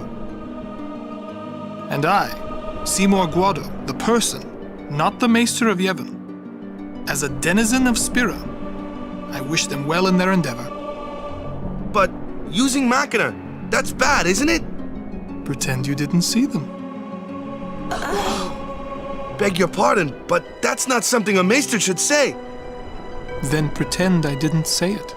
This is also one of those places in the game where we get a thorough monologue from Tidus directly after the fact. And even though I can picture a situation where monologues like this become a case of show not tell, I rarely or even never feel like Final Fantasy X makes too much of itself. So when Tidus thinks to himself, from the first time I laid eyes on him, I never did like Seymour. But you know, some of the things he said that day, they made a lot of sense to me. I feel like I've gotten someone else's experience and insight rather than having been told something unnecessary or that I've somehow had something ruined for me. No, as a matter of fact, Tidus' comment makes me even feel for Seymour and helps build his character. Because without this monologue, this scene would feel kinda weird and cut off too early and would have had to be completely rewritten to convey the same message. But with it, we get insight from a somewhat unreliable narrator who's just as new and foreign to these people as we are, and makes it feel like we're on this journey together. I'd go so far as to say that Tidus' comments are made to make us think, to make us question our own feelings about what's going on. Because Tidus doesn't specify what made sense to him. That's something we'll have to think about and figure out for ourselves. Mushroom Rock Road was my least favorite place in the entire game in my first playthrough, and I have to say, from a visual and just vibes perspective, it's still perhaps my least favorite place. It's kinda dark and murky, the music is tense, the enemies are hard in comparison to the previous areas, and they seem to be shattering the screen almost constantly. But Mushroom Rock Road is not really meant to be a lovely place, is it? It is a dark and dusty place, and we get this hammered in when we meet both Luzu and Gada again together for the last time. Luzu is not prepared to have Gada fight Sin because it's too dangerous, so Gada runs off. But Luzu also has a message for Waka. Remember how Waka's brother disappeared after getting caught by Sin, and how that's kind of a soft spot for him? Well... Waka. I might not get another chance to say this. It's about your brother. Luzu, no! What? I'm the one who convinced him to enlist.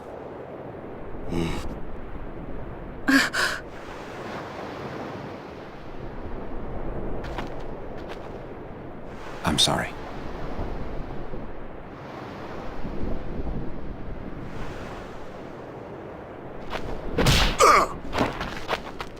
Waka's understandably upset and delivers a heartbreaking monologue of his own, detailing his brother's plans for the future.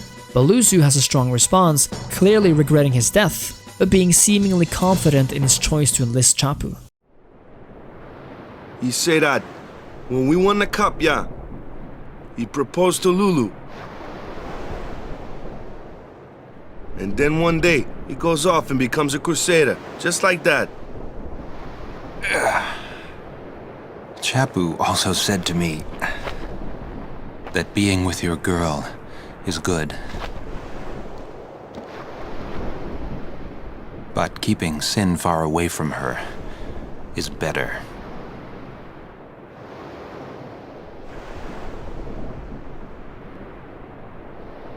Lou, you knew? Luzu told me before we left. She hit me too. The sequence that follows becomes one of the most important in the game. We finally reach the Crusader forward camp, where Waka continues to rail against illegal Machina. Curses! Ow! Ugh. He really hates them, huh? Chapu. He left the sword Waka gave him in Besaid, and he fought with an Al-Bed Machina weapon instead. That's got nothing to do with it. I just hate these sacrilegious contraptions. And we find Gada upset that he's not allowed to participate in the fighting. You alright? Of course not. I came here to fight Sin, but they stick me here. If you want to prove yourself. Huh?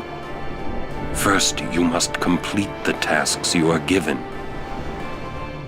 What's more is that yet another Maester is with the Crusaders, namely Maester Keenock, who commands the Crusaders and who is an old acquaintance of Auron. But Keenock is instantly made shady by the fact that he says this. This plan won't work, you know that. We'll just let them dream a little longer. And shortly after, the main event begins. Sin is lured to the beaches of Mushroom Rock Road, and the Crusaders fire everything they have at it, but to no avail. Their knights sally forth, meeting the fiends falling from Sin's body on the beaches. When Sin unleashes his most devastating attack, the Crusaders vanish in the blink of an eye.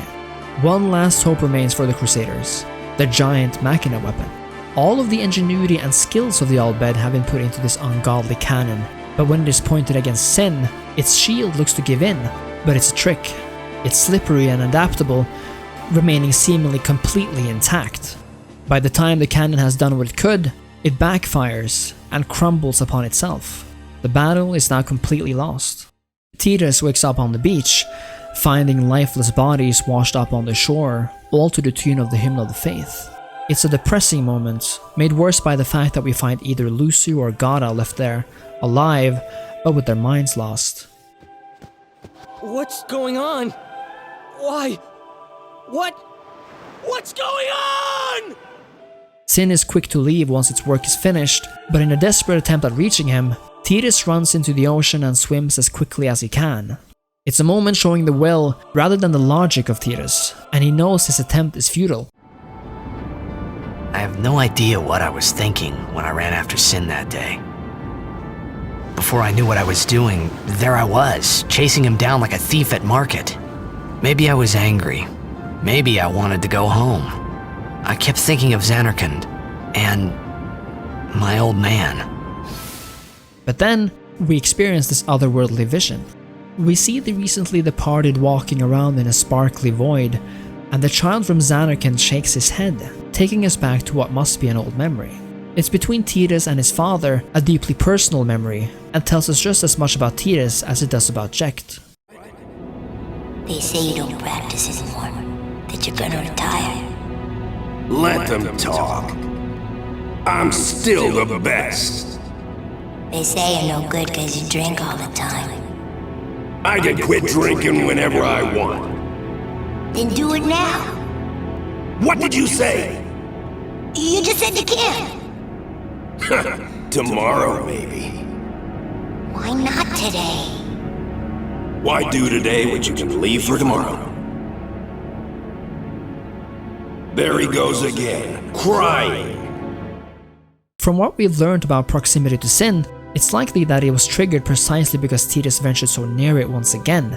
But whatever happened, we end up back on the beach. And I believe Tidus can think of nothing else but how exhausted and sick of this world he is. Sick of the pain and the sorrow, and the tireless efforts of its peacemakers to forge a better world, but perhaps to no avail. How many died today? People die and Yuna dances. When will she stop dancing? When will it stop? Yuna won't stop dancing, not until Sin is gone. Those were my thoughts then, I think.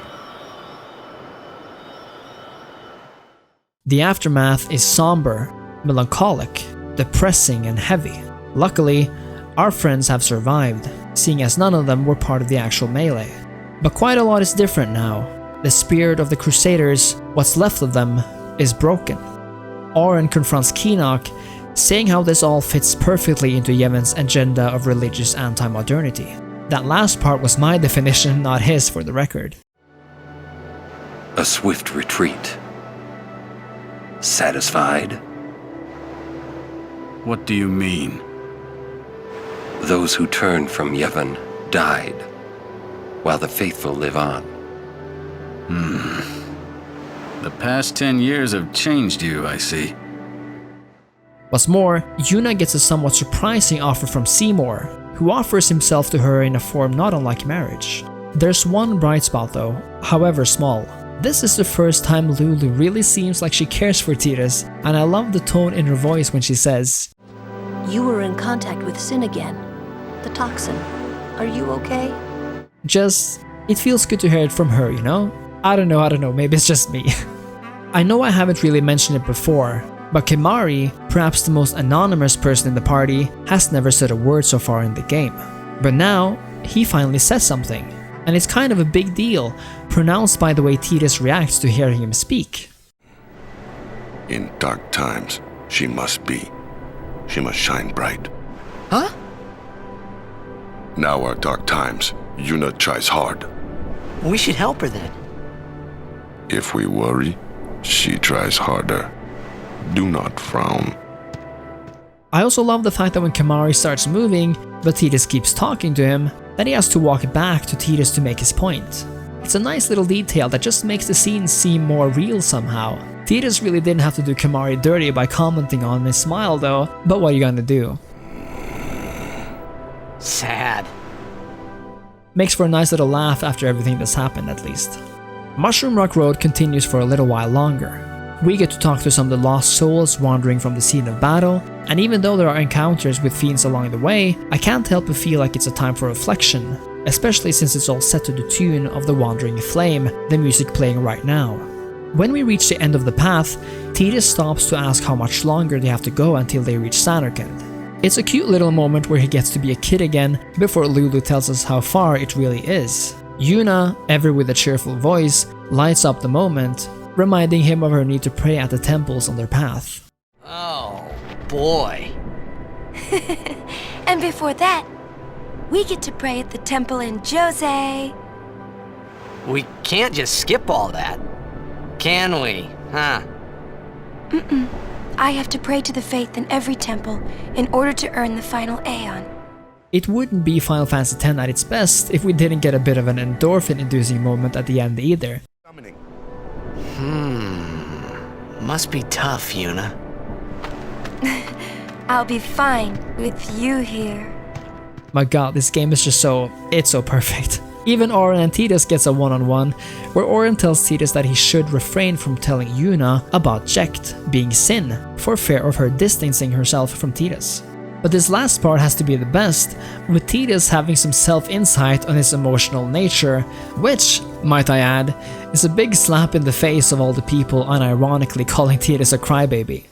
Yeah, but even if I did say something, no one believed me, you know? Yuna would. Ah, you have a point.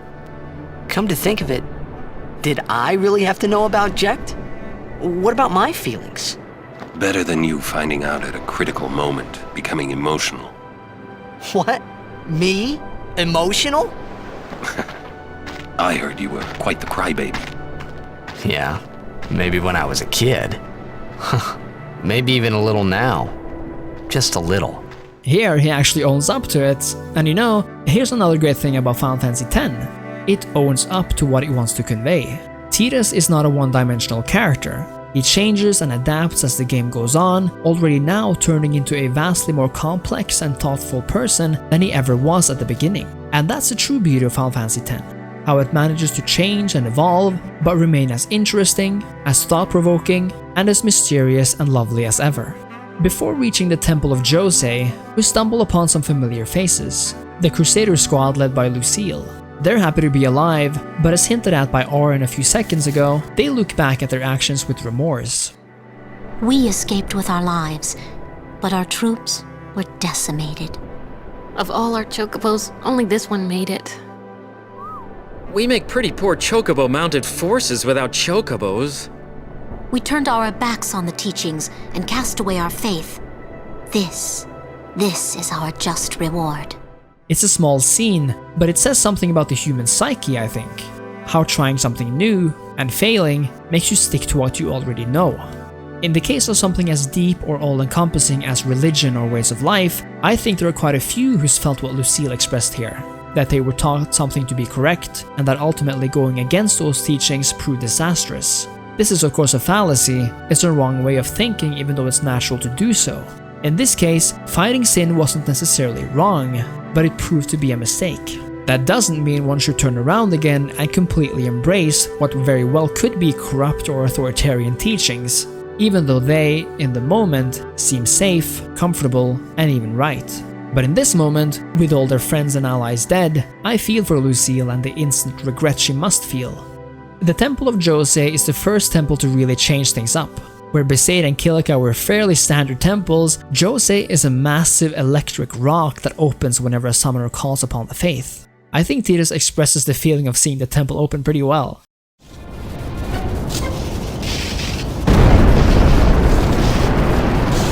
Awesome!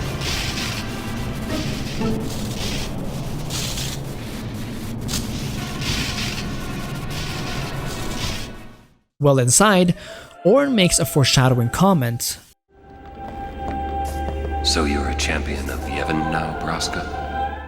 And we meet an entirely new summoner's party, one led by the summoner Isaru. Contrary to Donna, Isaru is nice and courteous, and his two guardian brothers makes this a rather wholesome party. But before they leave, we're told of a rumor of summoners disappearing, but nobody knows why. You are Yuna's guardian, no? Moroda's heard a curious rumor. I thought you should know. I heard it from those crusaders. Seems that summoners have been going out on pilgrimage and just disappearing. It could just be the fiends got them, but not so many so quickly. Sorry I don't know more, but watch your back. Ain't much future for a guardian without a summoner, eh? And finally, Tidus is allowed to join the Cloister of Trials as a fully fledged guardian, no needing to feel bad anymore for trespassing. Another summoner awaits further inside, Donna actually, who somehow managed to get there before us despite being turned away at Mihen Highroad. But this time, the encounter is more of a feel-good one thanks to her guardian Bartello. You are Auron, no? What of it? Can I shake your hand? Auron. No, Sir Auron. You're the reason I became a guardian.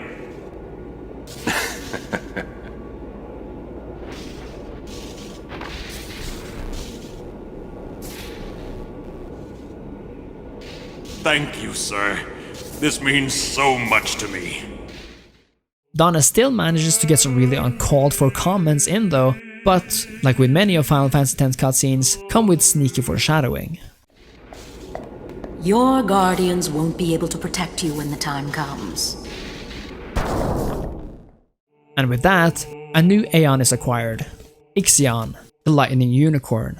The next morning is another one of those great scenes. I know I must sound like such a broken record, but I really can't help it. This game is full of them. Yuna has slept in a tan longer than she was supposed to, and is so sorry that she runs all over the place to pack her stuff as quickly as possible. and luckily the party is there to make fun of her. Yo, sleepyhead! Sorry, I'm so sorry. Please forgive me. Really, there's no rush. Here, your hair. A summoner with bad hair. What's the world coming to? You could have woken me up. We called to you, but with all that snoring. What is it today? Everyone's picking on me.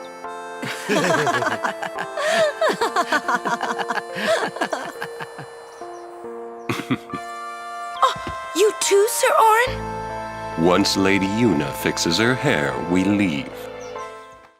But there it is again at the end, ever with the foreshadowing.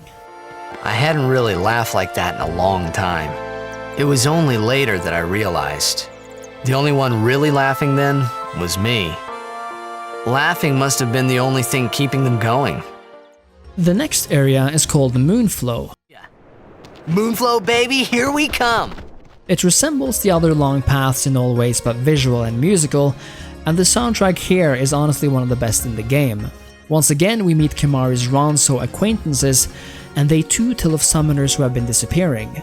But this line about Kimahri missing his horn is probably the most important takeaway from the whole encounter. Hornless! Hornless! Wah! The Moonflow itself is beautiful, filled as its waters are with flowers and glowing fireflies. Tidus gets an idea here, but again, something seems to be off. They say that clouds of fireflies gather here when night falls. The entire river glows like a sea of stars.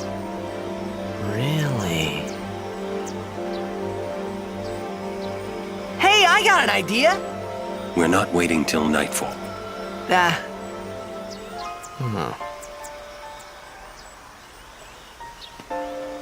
Then, once we beat Sin, we're coming back.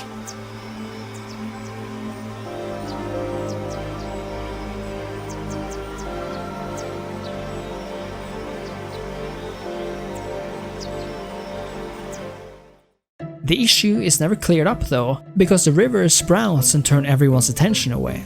The Moonflow is essentially a giant lake, and one needs transportation to cross it effectively. What better way of transport than a giant flipping elephant-like creature called a shoepuff, and the rider asking this question before boarding. Rides the shoepuff? Turns out, as far away as this place is from Besaid, Yuna has been on one of these rides before, and Kimahri has an endearing story about what happened 10 years ago. Well, just once. 10 years ago, with Kimahri. Remember? Shoepuff shook, Yuna fall in water. Shoepuff scoop up Yuna with long nose. Yuna jump in 3 more times for fun. Kimahri worried. Whoops. Yuna had fun. Kimahri happy. Orin too has a story to tell from 10 years ago, one with a bit more alcohol involved. 10 years ago.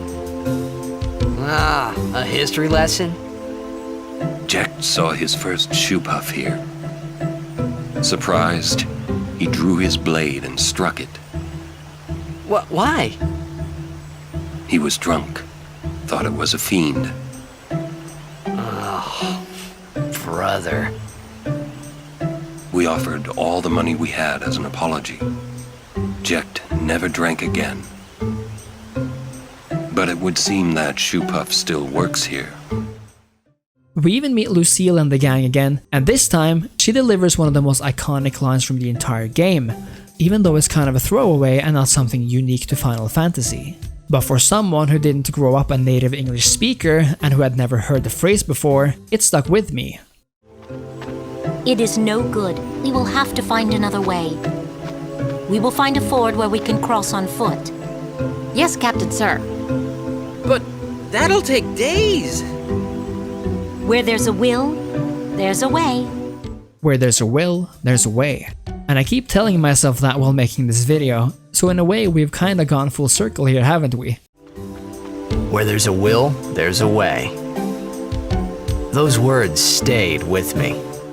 Anyway, let's ride the Shoepuff.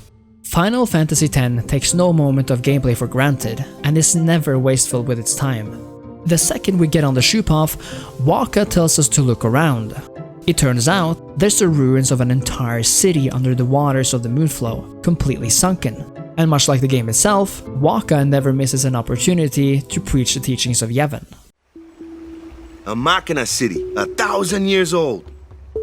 They built the city on top of bridges across a river. But the weight of the city caused the bridges to collapse, and it all sank to the bottom. Right, it's a good lesson. A lesson? Yeah. Why build a city over a river, yeah? Well, it would be convenient with all that water there. Nope, that's not why. They just wanted to prove they could defy the laws of nature. I'm not so sure about that.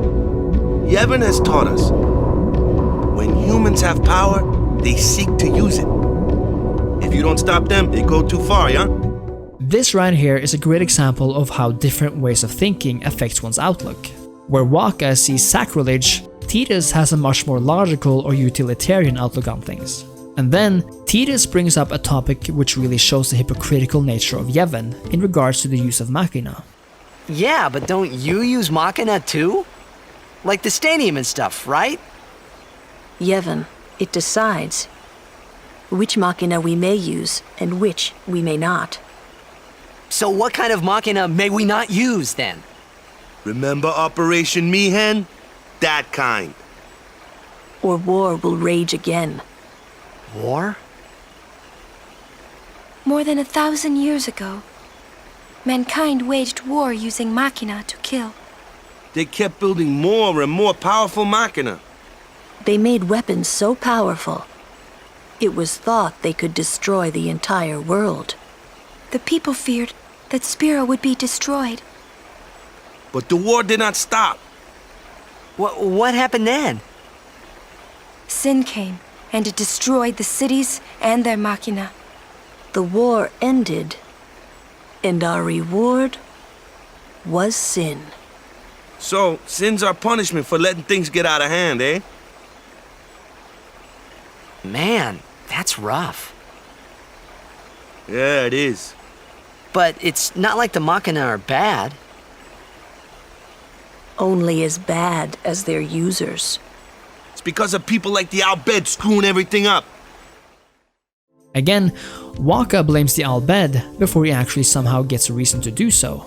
The summoner kidnappers show themselves as being exactly the Al-Bhed, but Yuna is rescued, returns safely to the Shoe-Puff, and Waka gets to rail against them before Tidus attempts to stop him because, as you remember, Yuna is actually half Al-Bhed. Damn the Al-Bhed! What do they want from us? Could it have something to do with Luca? What are they after Yuna for? Wait, they're mad they lost the tournament. Oh wait, they're mad about Operation Mihen. I wonder, didn't Kamari's clansmen say something about summoners disappearing? Ah, so the Al-Bhed are behind that. Those sandblasted grease monkeys.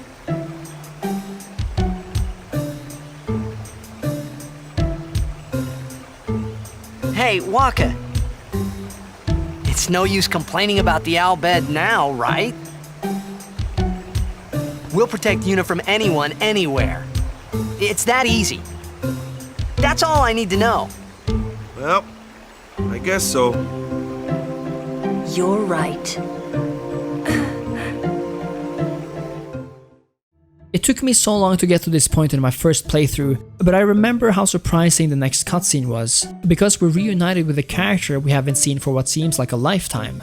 Turns out, Riku was piloting the machine that held Yuna captive, but that's not something Tidus is about to reveal to the rest of the party. What follows is perhaps one of the weirdest things in the game from a plot perspective. Lulu, Yuna, and Riku have a girls-only chat. While we never figure out exactly what was said, they emerge wanting Riku to join the party as Yuna's guardian.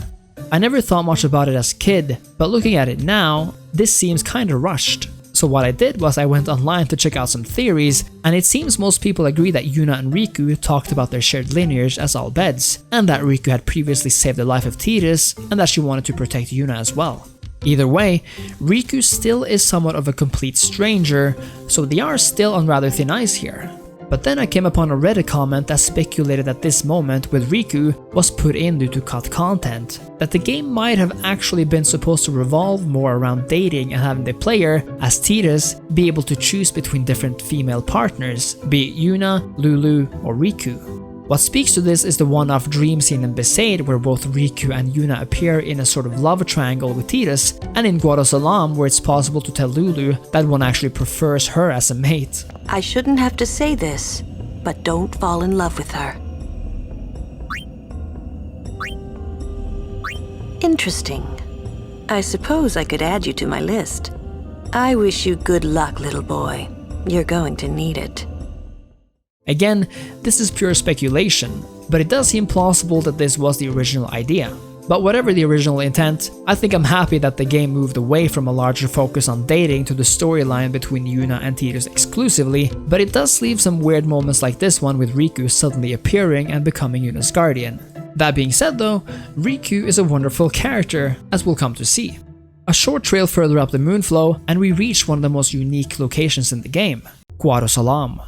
As the name suggests, this is the home of the Guado, the nation none other than Maester Seymour belongs to. At first glance, it kinda looks like a town built inside the trunk of a tree, which incidentally happens to be the case. We're immediately met by a large man named Trommel Guado, who welcomes us and asks us to come with him since Seymour is waiting inside his palace. And that's what we do. Oh, I beg your pardon. I am called Trommel Guado. I am in the direct service of our leader, the great Seymour Guado.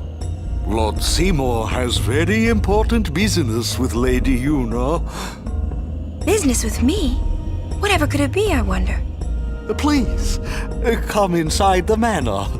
All will be explained. Of course, your friends are also welcome. From the very first step inside though, this manor is ominous. Seymour's theme is playing, which we've already established is a rather scary tune. But the place itself looks overgrown and uninviting to someone who's not familiar with the style of the place. If we talk to Lulu, we get a bit of a history lesson on the previous leaders of the Guado, the forefathers of Seymour himself, and the bit of information we get on Seymour's father might tell us something about Seymour himself and his own desires to create a legacy. These are the past leaders of the Guado. They all look the same. Maester Seymour doesn't look like them, no. Don't you know? The last leader, Maester Jiskel, wed a human woman. She was Seymour's mother. Oh. And Oren, ever insightful, warns us about Seymour. Stay close to Yuna. If we talk to Yuna first in the hall and then in the dining room, it's clear that she's really tense, even worried. And the voice acting truly elevates this feeling. Just hear how on edge she sounds. Why does he want to see me? What could it be? Oh.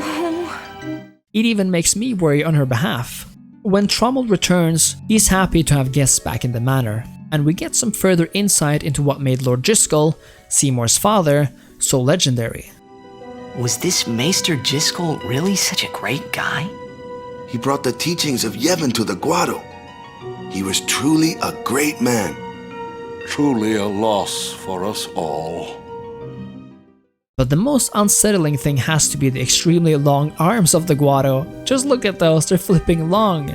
But shortly after, Seymour himself shows up, wanting to spend as much time as possible right there before Oren shuts him down. Please, make yourselves at home. There's no rush. Please keep this short. Yuna must rush. But Seymour continues and asks the party to join him, showing us one of the most creative uses of Machina yet. We remember this place, of course, Zanarkand, as it was 1,000 years ago. But we can only imagine Tidus' whiplash seeing all this come out of nowhere, just as it was before he was taken by Sin. But there's more. We're taken to the bedroom of one of the most famous people in this world, yet one we have yet to hear about, Lady Yuna Leska. Seymour's intentions are once again made clear, showing directly the bond between Sin's first killer and her guardian. Once again, Yuna is asked a question by Seymour, but we do not hear what was asked until Yuna tells the party moments later. He asked me to marry him. You serious? Seymour wants to marry Yuna, the reason being to bring hope to the people of Spira. But the conversation is again interrupted by Auron, who wants to get a move on. There's no need to answer right away. Please, think it over. We will do so then. We leave.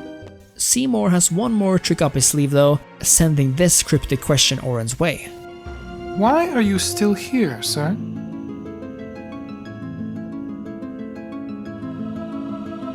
I beg your pardon. We Guado are keen to the scent of the Farplane. It won't become clear until much later what Seymour actually meant, but this is again a wonderful example of Final Fantasy X's foreshadowing. Yuna struggles with the decision of whether she should marry Seymour for political reasons. This is why we end up visiting the Farplane, a place where the souls and ethereal bodies of the dead reside, in the upper parts of Guadosalam. Tidus is the voice of reason here though, most likely echoing what the player would think as well. I wondered why none of the others ever asked Yuna. Do you love Seymour? Do you even like him? But of course, these are not very important thoughts to Yuna, and why this is will be discussed later on. The Farplane is another example of Final Fantasy X's most unique world design. The gate to the plane is just beautifully drawn. What I really like about Tidus here is the fact that he's really grown into his situation.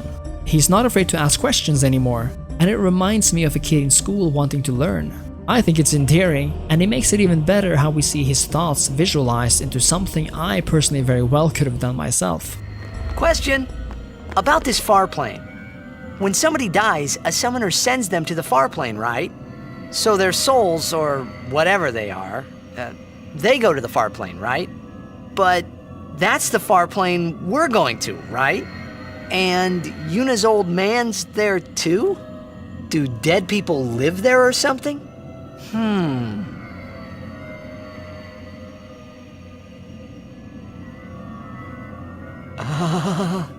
You thinking those funny thoughts again, yeah?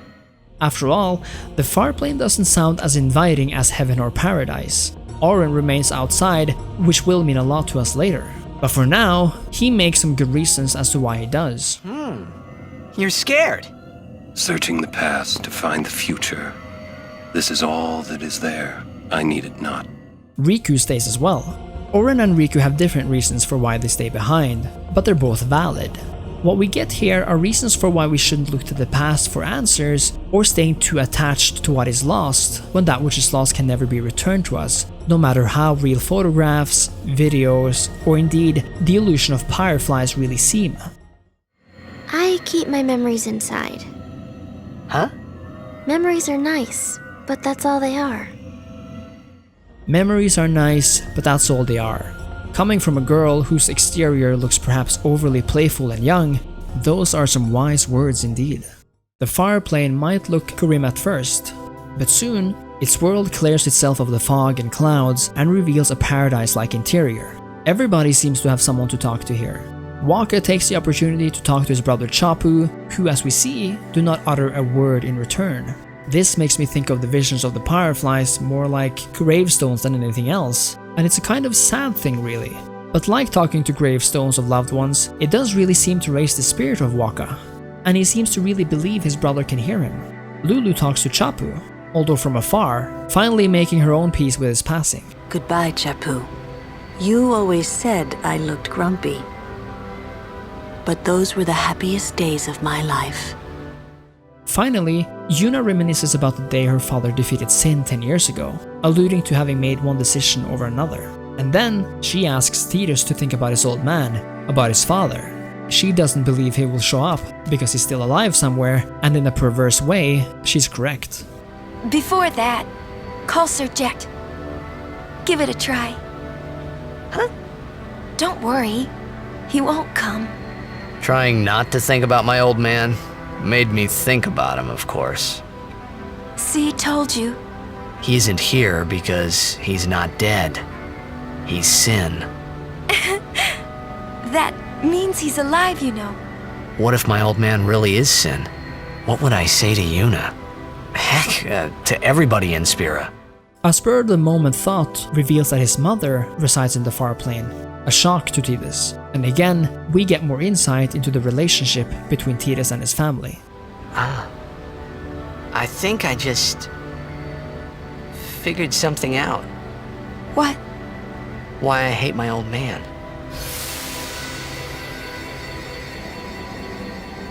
See? So I told him what I thought of him right there.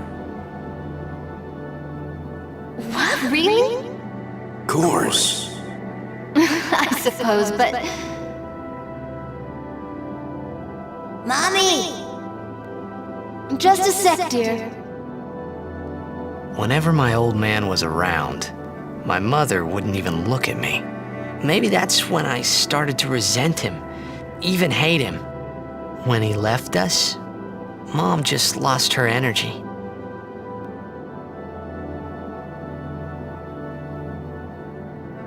Is she all right? Why should you care? If she dies, I wouldn't know what to do. Don't say Mom is gonna die. I apologize. The old lady next door told me, when a lovebird dies, the one left behind, it just gives up living so it can join its mate. It was just like that. I hated my old man even more. But really, my old man... Mommy! Just a sec, dear. Go to him. He'll cry if you don't.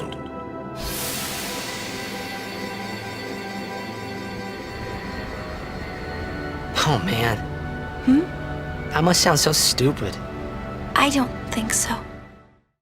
It's beautiful and sad. I honestly can't believe how perfectly conveyed these scenes are. The pacing, the lines, the music. Final Fantasy X is really free of so much of the extra filler noises and shouting and over-the-top dialogue that plagues the later games that is honestly kind of tragic.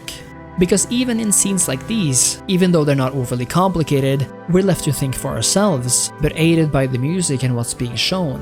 Tidus mourns his mother, but in this scene, we can even tell a hint of his love for his dad too.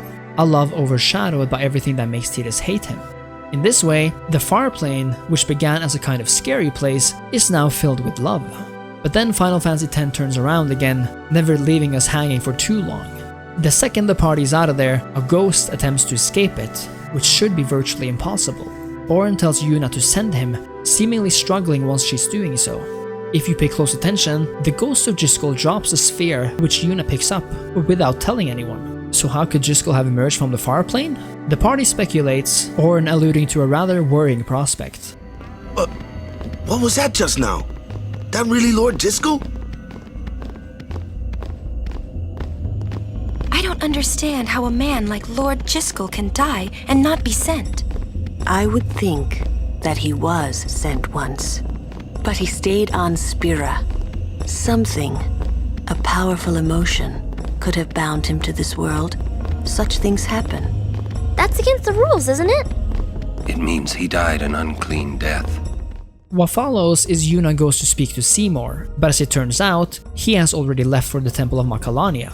And that brings us to this little funny Easter egg of a scene, which I did not really get the first time I heard it. They say Seymour went to Macalania Temple. Macalania Temple. Alright.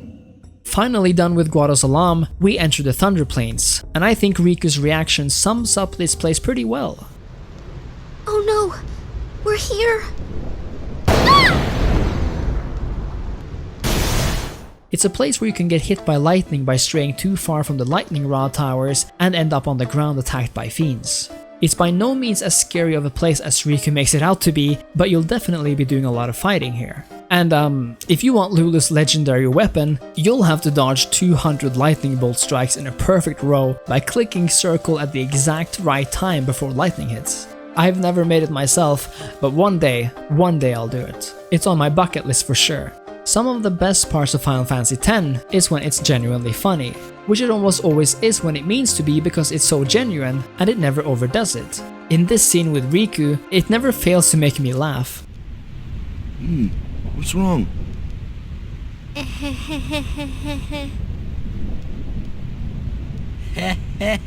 You're giving me the creeps.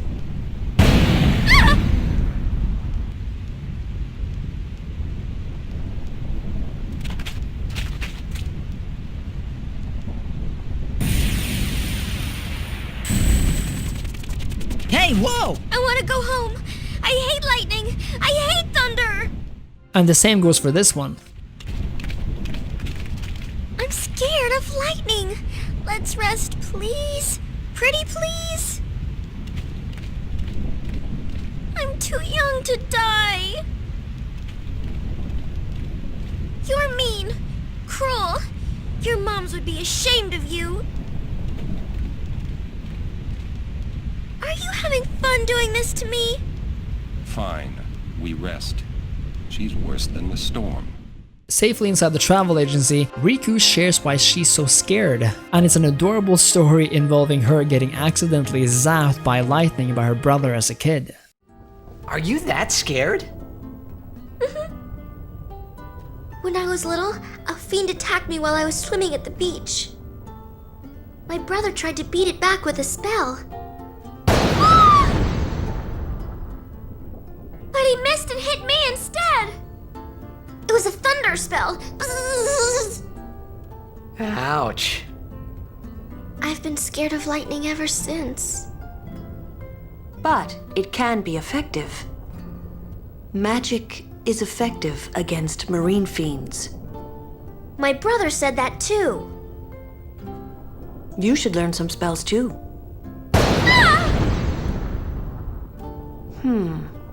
Maybe later. We also get a conversation between the travel agency's owner Rin and Oren, who apparently met 10 years ago, revealing more about Oren's backstory. Sir Oren, I wonder if you remember me. 10 years ago, at the beginning of Lord Braska's calm.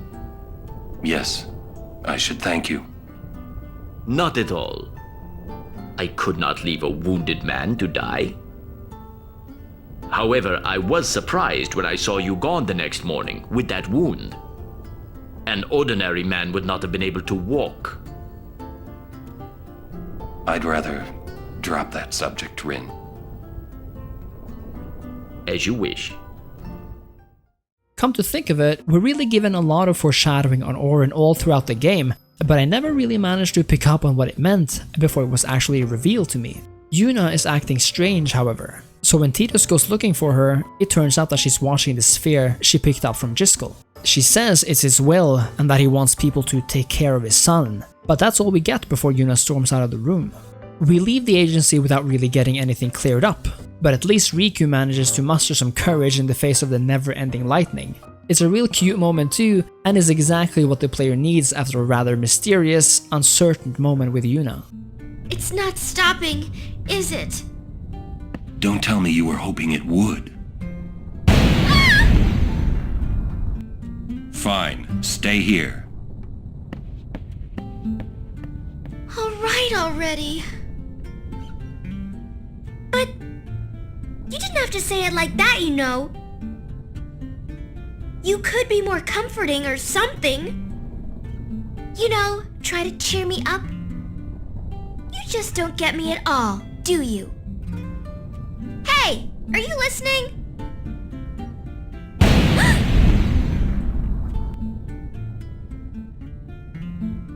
I'm not scared. I'm not scared, you hear?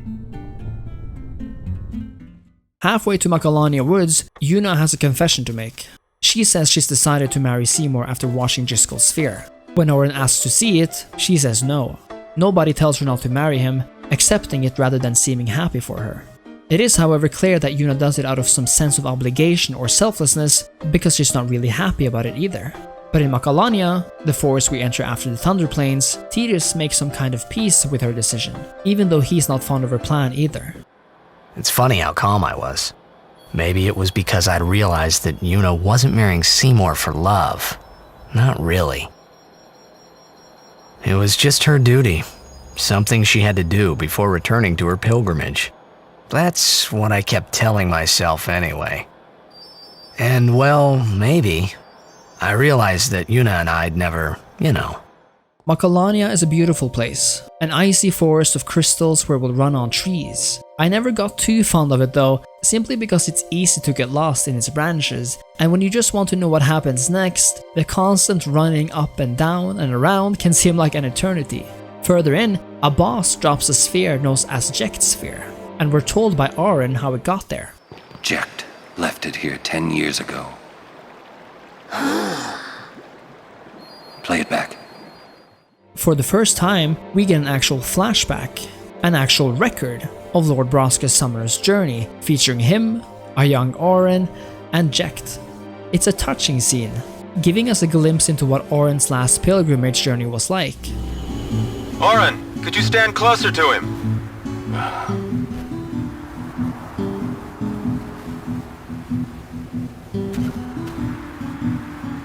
Good. That should do it. What's the matter? Afraid I might bite? Jecht. Braska, you should take one too. It'll make a great gift for little Yuna. I suppose. Lord Braska, we shouldn't be wasting our time like this. What's the hurry, man? Let me tell you what the hurry is. Auron. We even get a personal appeal from Jecht to Tidus, very much in the former's fashion. Hey, if you're sitting there watching this, it means you're stuck in Spira like me. You might not know when you'll get back home, but you better not be crying. Although I guess I'd understand. But you know what? There's a time when you have to stop crying and move on. You'll be fine. Remember, you're my son. And, well, never mind, I'm no good at these things. And Auron, when they're alone, says to Tidus what Jecht couldn't. Wait. Yeah? Jecht loved you. Oh, come on, please. He just didn't know how to express it, he said. Enough about my old man, okay? I just thought you should know. Okay. Thanks. Both Auron and Jecht share a rather harsh exterior, but I think moments like these tells us that there's more to these men than what they portray at first. And Tidus too, I think, is slowly starting to let go of some of his hatred towards his father. When we leave the forest, we enter a snowy place, and it's not long until we're met once more by Trommel Guado. Yuna goes with him, but is ambushed by Al Bhed, who we have to fight. We beat them, of course, but Riku is forced to expose herself as an Al Bhed when her brother, whom we have actually met before, talks to her. This of course confuses and upsets Waka, who's a bit of a racist with the whole matter. The question of the use of Machina comes up again as well, and it's clear that Riku stands opposite to Waka on the matter. A theological debate ensues. Why didn't you tell me? We knew you'd be upset. This is great. I can't believe I've been traveling with an Al Bhed, a heathen. You're wrong. We have nothing against Yevon. But you Al Bhed used the forbidden Machina. You know what that means? Sin was born because people use Machina. You got proof? Show me proof. It's in Yevon's teaching. Well, not that you know. That's not good enough. Yevon says this, Yevon says that. Can't you think for yourself? Well, then you tell me. Where did sin come from, huh? I don't know. You badmouth Yevon, and that's all you can come up with. But that doesn't mean you should do whatever they say without thinking. Nothing will ever change that way. Nothing has to change. You want sin to keep coming back? There might be a way to stop it, you know. Sin will be gone once we atone for our past mistakes. When? How? If we keep faith in Yevon's teachings, it will be gone one day. Why do I even bother? We end up using the Machina scooters to get to Macalania Temple. And what's funny here is that Tidus will always end up riding with a certain party member, but that party member is decided by how the player has acted in and out of battle, according to that affection system we've briefly mentioned before. I always liked ending up with Lulu because, well, Lulu is cool, and the conversation changes based on who Tidus is talking to, so with Lulu, Tidus asks her about the origins of sin and whether a human can become sin. Lulu doesn't know, But Tidus' persistence starts getting to her here, and I think this is where she completely accepts that Tidus truly is from another place entirely. Hey!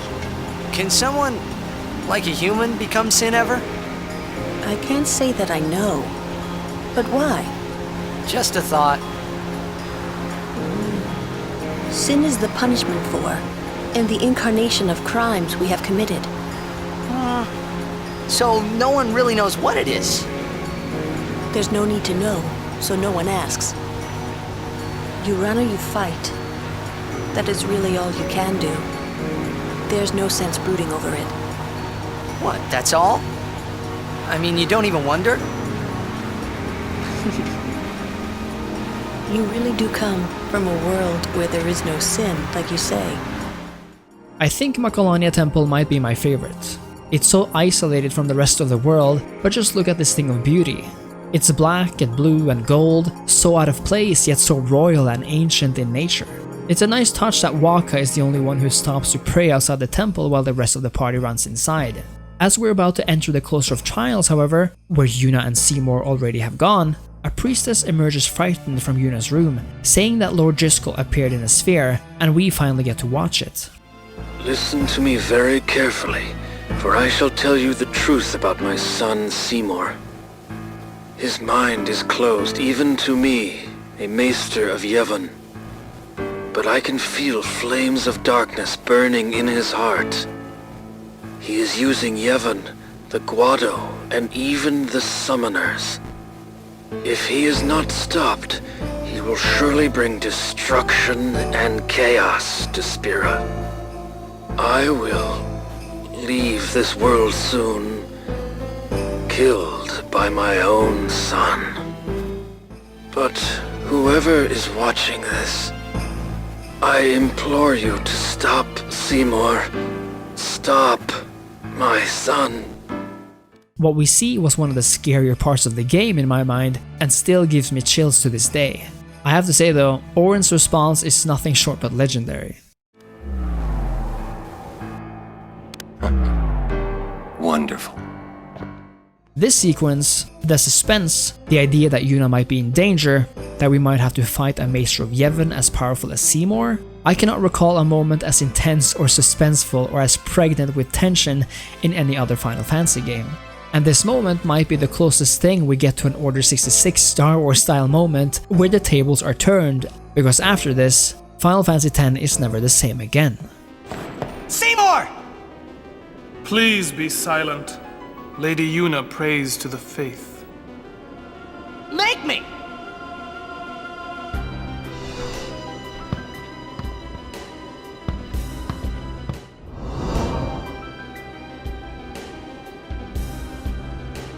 Yuna! But why? We saw Driscoll's sphere. You killed him. What of it? Lady Yuna, certainly you knew of these things, did you not? Well then, why have you come here? I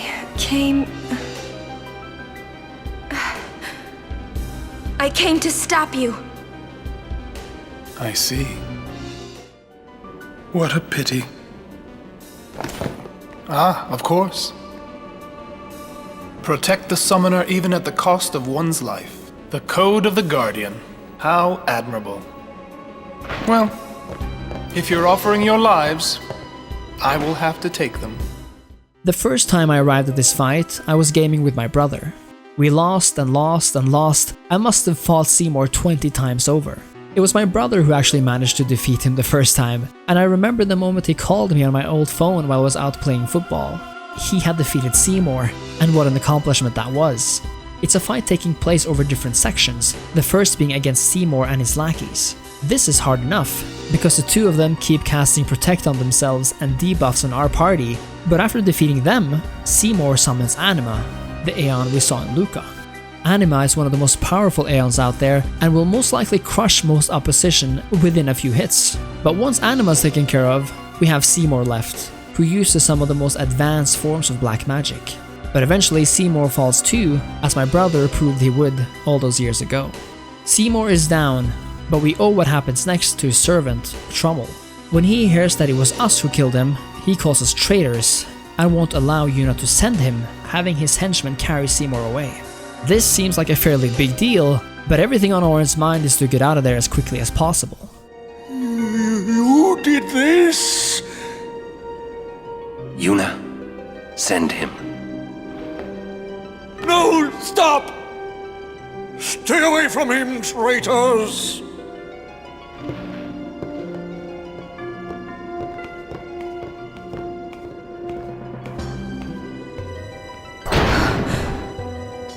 Traitors.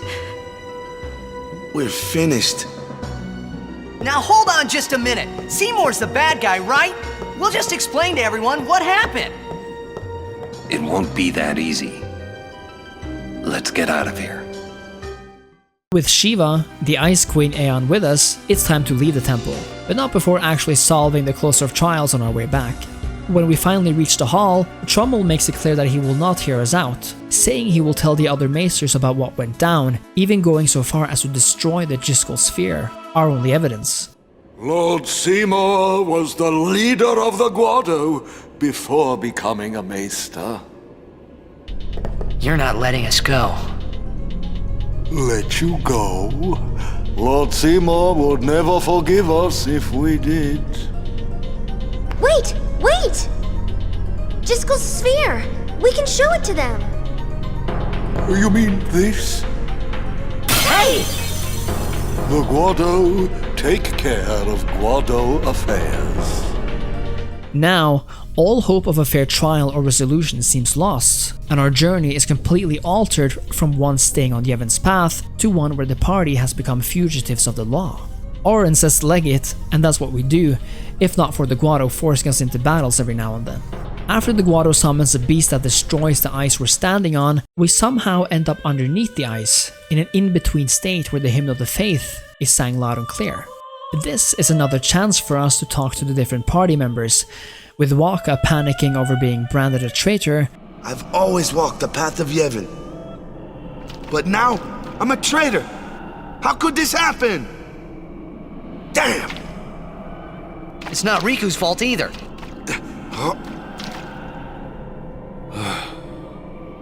You don't know how I feel. And Yuna explaining her reason for going to Seymour alone. I wanted to confront Maester Seymour about his father, Lord Jyscal. I wanted to convince him to turn himself in to Yevon's judgment. In exchange for marriage?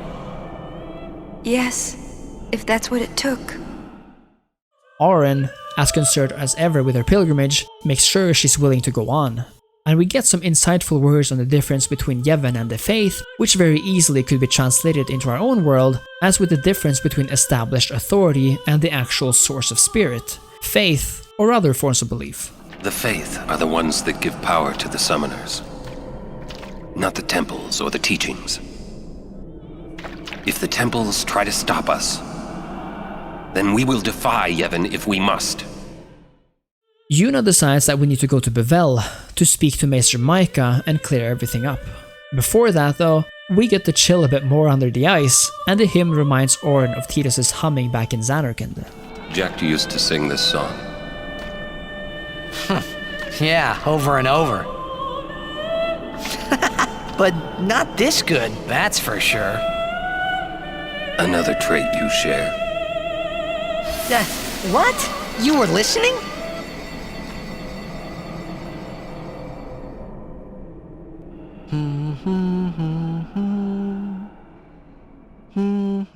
Jeez, can't I get a little privacy? Your singing reminded me of Spira. Oh, right. You're not originally from Zanarkand, are you? You homesick? Maybe. It's one of those moments which humanizes Oren, and it makes you feel for him, as when you think about it, he watched over Tidus for a long time as a favor for Jecht, leaving his own world as Jecht once had left his. But then, our singing stops, and Sin appears. But it's seemingly idle, not attacking anyone or anything. And Tidus, who remembers how much his father enjoyed the hymn, attempts to speak to him for the first time, if only in his head. It was then I knew that Sin really was my old man. For the first time, I was finally able to believe it. The song you were listening to. What is it this time? And, to our surprise, Jack talks back, by the only way he knows, visions and memories of the past.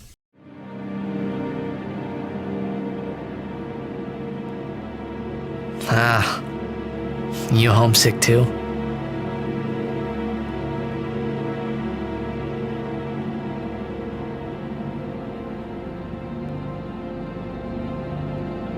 That's not your world anymore. You're Sin now.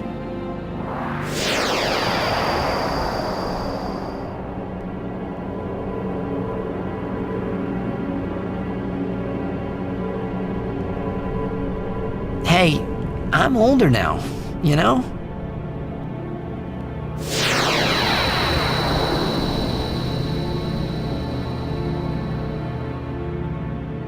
I know. You want this to end.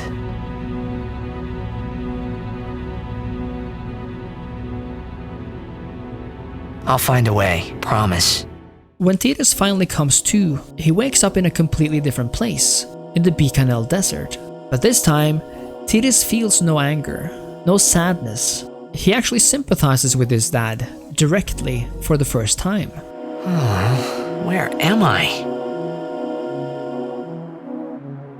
I forgive you this time. Be good for a while, okay? We reunite with party member after party member, and if this is your first playthrough, you might be forced to use some people in combat you're not familiar with.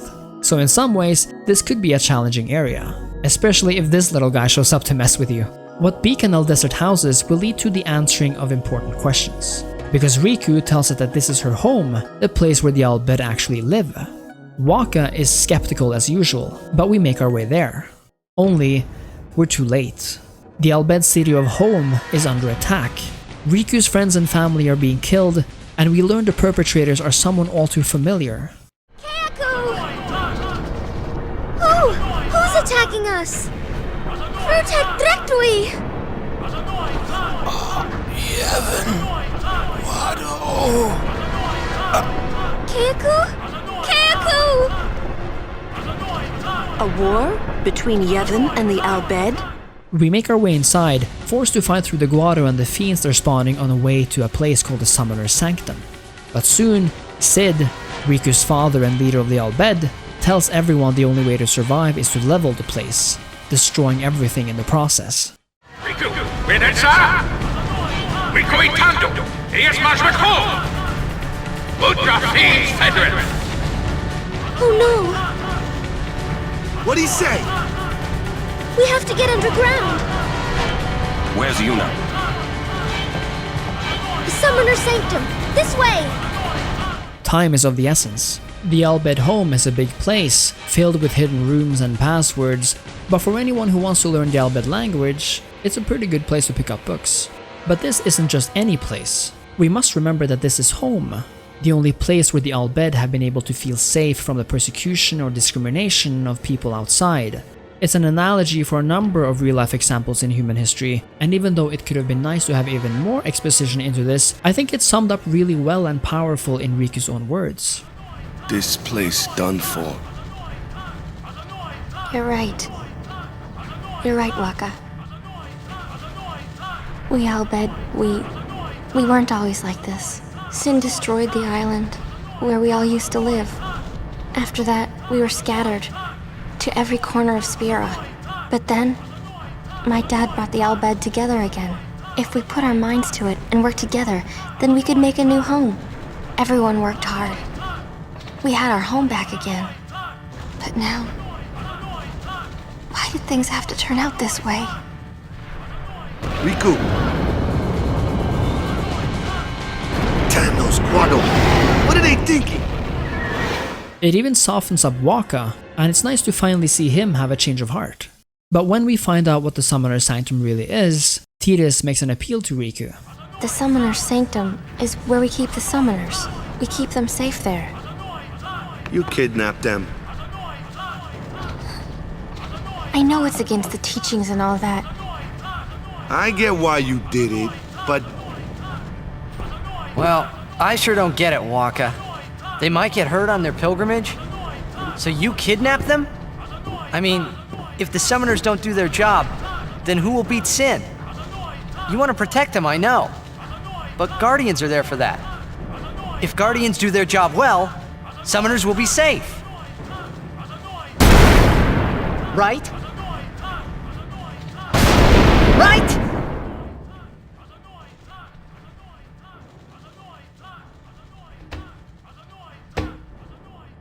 It's quiet. Kimari goes now.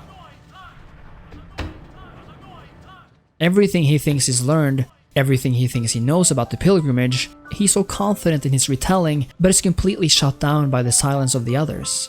This is suspense. This is tension. This is realization. And when the next scene begins, everything changes once again, and the big reveal of the summoner's journey is laid bare for both Tidus and the player for the first time. And the question is put forth by none other than a kid, asking Tidus for help in a perfect irony scenario as if one child appeals to another. Hey, what's sacrificed? The Al-Bed said summoners were being sacrificed. That summoners shouldn't have to do a pilgrimage. Why couldn't they trust Guardians to protect the summoners? The Al-Bed had no right stopping their pilgrimage. The pilgrimages have to stop. If they don't, and they get to Zanarkand, they might defeat Sin. Uni could... But then she... Uni will die, you know? You know, don't you? Summoner's journey to get the final Aeon. Yuna told you, didn't she? With the final Aeon, she can beat Sin. But then, if she calls it, then the final Aeon's gonna kill her. Even if she defeats Sin, it will kill Uni too, you know?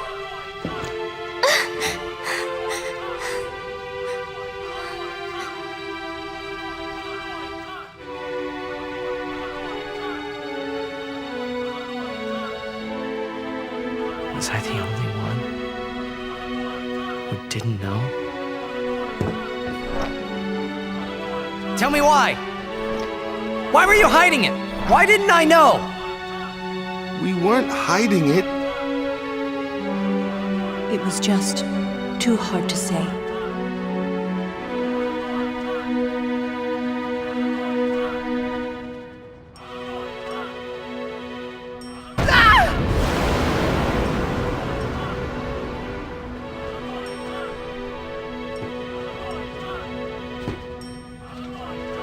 Lulu! How could you? How could you? Isn't she like a sister to you? I thought you were family. Why don't you do something, Waka? Don't you think we tried to stop her? She follows her heart. The scene is painful. I don't think there's another word for it. The realization that Yuna will have to die for Sin to be defeated, and that Yuna played along with Tidus' antics about everything she would do after the pilgrimage, is just painful. The fact that it only comes now, when the party is separated from Yuna, makes everything worse. But knowing is better than not knowing, and Tidus gets up, determined to act. We make our way to a dark building, meet Sid again inside. We make sure Tidus knows that Yuna is not allowed to die fighting Sin. Where's Yuna? I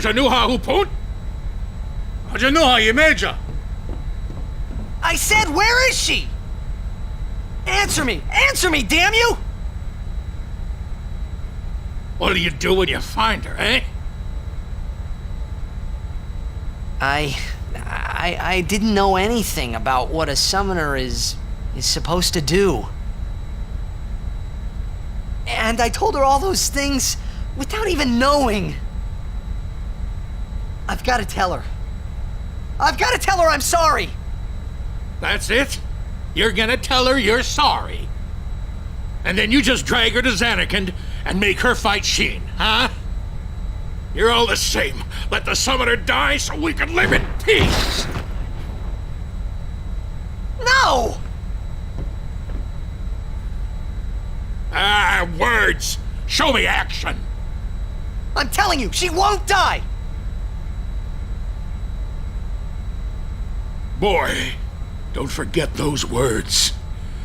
'Cause if you do, I'm gonna make you regret it. I won't. And then, this happens. Turns out, we're on a 1,000-year-old airship, and after Final Fantasy X has shaken us to the core, it literally lifts us up again, from a dark basement to a sunny sky, and this absolute banger of a track starts playing. Cid makes a difficult decision to destroy home with a forbidden machina, meaning a technological weapon. E-A-U-E Nobo Meno Ren Miri Yoju Yoko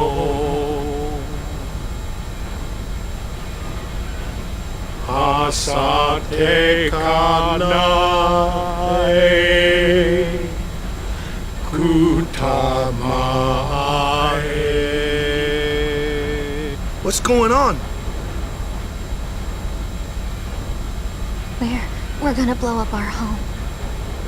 How? With one of the forbidden machina. Hey, go! Ina!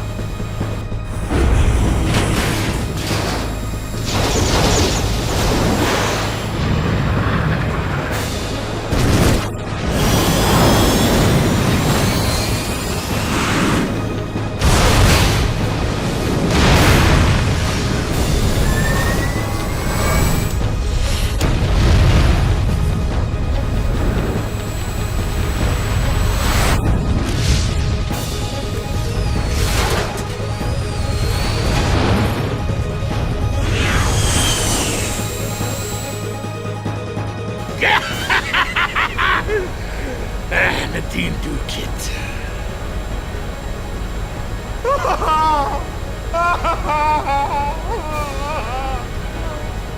Once the bombing is over, Waka tries his best to console Riku in the only way he knows, but it doesn't work too well. Hey, look, don't get so down.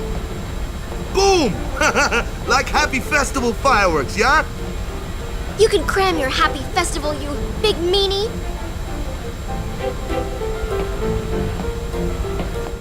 At least he tried though, right? The airship is actually a really cool place. It's made up of several sections and corridors, and it will become even more important later on. But now, we make our way to Bevelle, where we spot Yuna on the ship's sphere. And thanks to Tidus' little speech, that's where we're headed. Where was that? The Palace of St. Bevelle, heart of Yevon. Gramps, let's move! Easy, kiddo. Bevelle's defenses are top-notch. What's the matter, Gramps? You scared? Yuna's there, so we go and get her! And that's all! You got guts? Carlo Inca du Bevelle! Fim, come on, it! Notice Seymour though? Because Yuna wasn't able to send him, he's still alive. It's a creepy scene with Orin explaining how it's possible. What's Seymour doing alive? Didn't we take care of him in Macalania? He is dead as Jiskel was. His attachment to this world kept him from the next. Whoa, scary. On the way to Bevelle, a particularly beautiful enemy is seen flying outside the ship, one which we'll have to deal with before we're able to disembark. It's a particularly hard battle as you'll have to steer the ship back and forth, as Evray, the boss, has different attacks based on how close or far away from it we are. After the battle comes another one of those legendary cutscenes of Seymour and Yuna's wedding and our party's swift rejection of it. It's so feel good, just look at this stuff.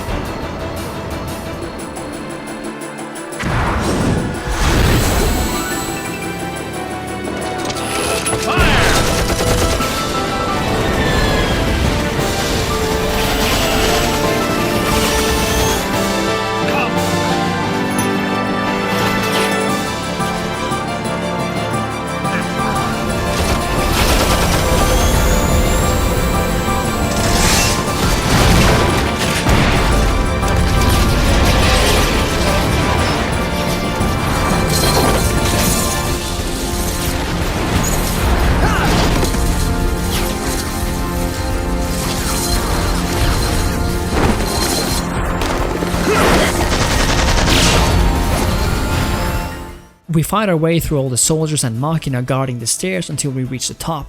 But that's where it ends, as Yuna is held hostage by Seymour and we're held at gunpoint.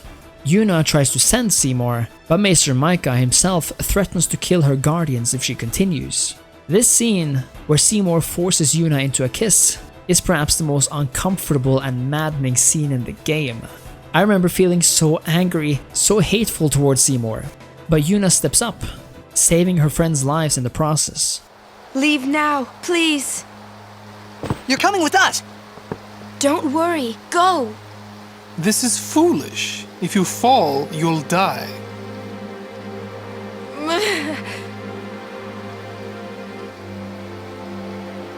Don't worry. I can fly. Believe.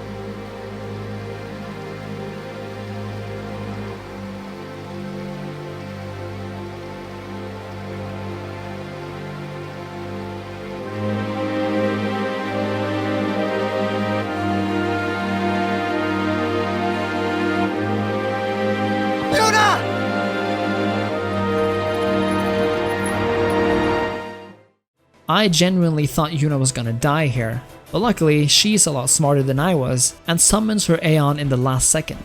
The party manages to make their escape too with a flash bomb, making our way to the Great Temple of Bevelle, the Temple of Bahamut. It's fitting that this is the last temple, as much of Yevon's hypocrisy is exposed here. From the first moment, a Machina device is used to get into the temple itself, and another must be used to get further in. Waka is understandably upset, as this goes against every teaching he's ever been taught. So this is Yevon's true face. They betray their own teachings.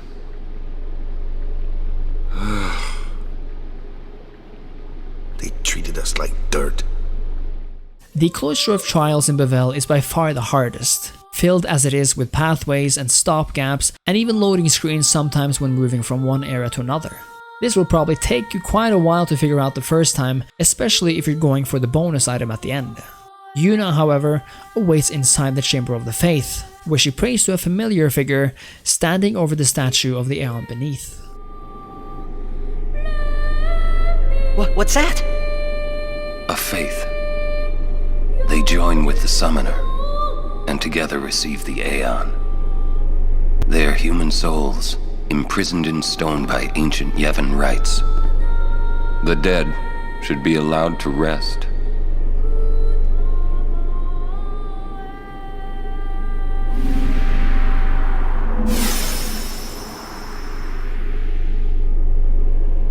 Yuna! One moment's rest is all we get though, as Maester Keenog and his soldiers lure and wait outside. The great trial of Yuna and her party ensues, where Maester Kelk Ronso presides. The High Court of Yevon is now in session. The sacred officers of this court seek nothing but absolute truth in Yevon's name. To those on trial, believe in Yevon and speak only the truth. Yuna is given her chance to defend herself, taking her chance to speak out against Seymour, the murder of his father and his state as an unsent. The real traitor is Maester Seymour. He killed his father Jiskel with his own hands. What is this? Hadn't you heard? Not only that, Maester Seymour is already dead. It is a summoner's sacred duty to send the souls of the departed to the Farplane. When she appeals to Micah, we learn yet another truth. Grand Maester Micah, please send Seymour now. Send the unsent to where they belong? Yes.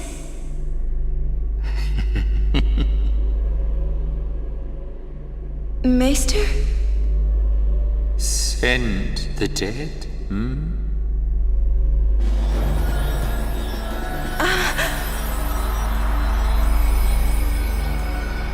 You would have to send me too. too. What?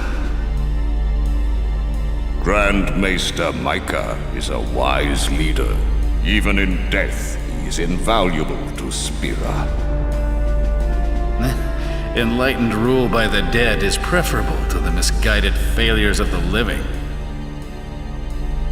Life is but a passing dream, but the death that follows is eternal. Men die, beasts die, trees die, even continents perish. Only the power of death truly commands in Spira. Resisting its power is futile. Yevon is a lie, a never-ending cycle of death, of sin, of summoners and their futile attempts to end it, all sanctioned by the undead like Micah himself. It's clear that the leaders of Yevon have based their religion around this lie, that they've become drunk with power, viewing themselves as the undisputed leaders of Spira, so invaluable that they cannot even be removed in death. All the people who have opposed sin, their battles, their sacrifices, were they all in vain? Not in vain. No matter how many summoners give their lives, sin cannot be truly defeated. Their rebirth cannot be stopped. Yet the courage of those who fight gives the people hope. There is nothing futile in the life and death of a summoner. Never futile, but never ending. Indeed, that is the essence of Yevon. In prison, where we're sent shortly after, Tidus asks a question most of us have probably thought about for some time, and Auron has an answer, although not a comfortable one. Why is it everything in Spira seems to revolve around people dying? The spiral of death. Huh? Summoners challenge the bringer of death, sin, and die doing so. Guardians give their lives to protect their summoner. The Faith are the souls of the dead. Even the Maesters of Yevon are unsent. Spira is full of death. Only sin is reborn, and then only to bring more death. It is a cycle of death, spiraling endlessly. But most things make sense now, at least those pertaining to why the world is the way it is. Our party is now split in two. Tidus, Waka, and Riku are thrown into a submerged tunnel, while Yuna and the rest are forced to walk through the Via Purifico, fighting fiends and the summoner Isaru, who's been sent to stop her. After defeating him, Auron has a clear message for Isaru. Your pilgrimage is over. Our party rendezvous outside, but the pleasure is cut short. Seymour approaches, with Maester Keenock by his side, but something is off about Keenock.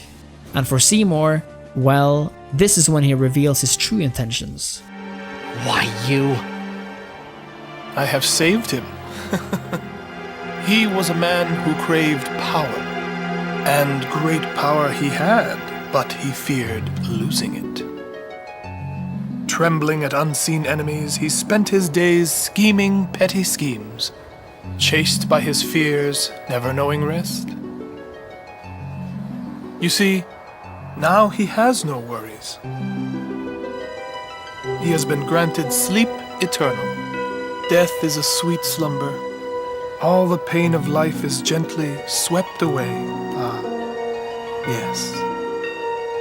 So you see, if all life were to end in Spira, all suffering would end. Don't you see? Do you not agree? That, Yuna, is why I need you. Come, Lady Yuna. Come with me to Zanarkand, the lost city of the dead. With death on our side, we will save Spira, and for this, I will take from you your strength, Yuna, your life, and become the next Sin. I will destroy Spira. I will save it. You're totally nuts! Although somewhat of a Final Fantasy villain cliché by now, Seymour was one of the first of his kind. He wants to become Sin, to free the world from pain by removing life altogether. It's a twisted man's version of peace, but in Seymour's case, it's done so well and so detailed over time that I continue to view him as one of the greatest villains ever, especially because of the fact that he wants to use Yuna and to pervert her pilgrimage and sacrifices for his own gain, and to corrupt her life's work into the opposite of what she has fought so hard for. And honestly, this line is pretty badass too. Unpleasant. Very well. I will give you your death. You seem to want it so. And Seymour is a summoner himself. By using his powers, he takes the lives of his party, turning himself into a monster.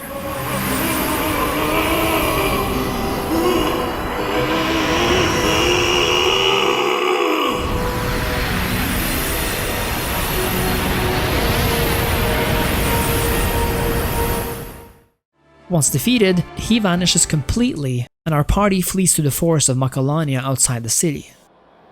We will have to avoid Bevelle in the future. Yuna? Said she wanted to be alone. Of course.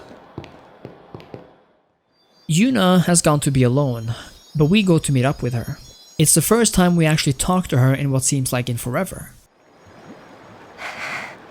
I always thought that this would be easier somehow. I thought that everyone would help me, with all my friends together beside me. I've been trying so hard.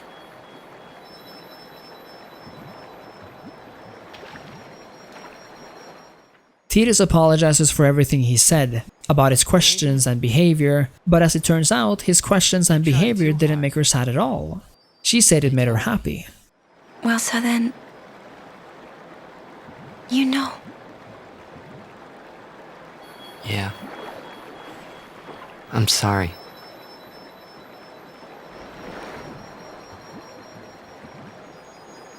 It's just, you know, all those things I said.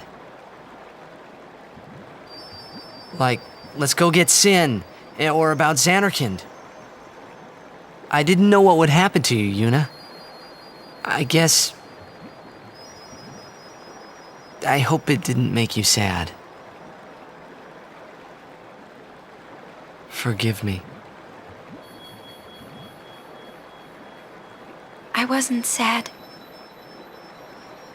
I was happy. The conversation in the waters of Macalania is perhaps the most iconic in the whole game. But iconic doesn't necessarily mean happy or joyful. It's nice to see Yuna again, and for the two to be reunited. But whatever is said ultimately comes as a double-edged sword. Whether a joke or not, Tidus asks Yuna whether she shouldn't just quit the pilgrimage altogether now that she knows it's based on a lie, and just live a normal life. She entertains the thought, and the two daydream about a future in which she did. You know, live a normal life. Come on now, Yuna, what do you say?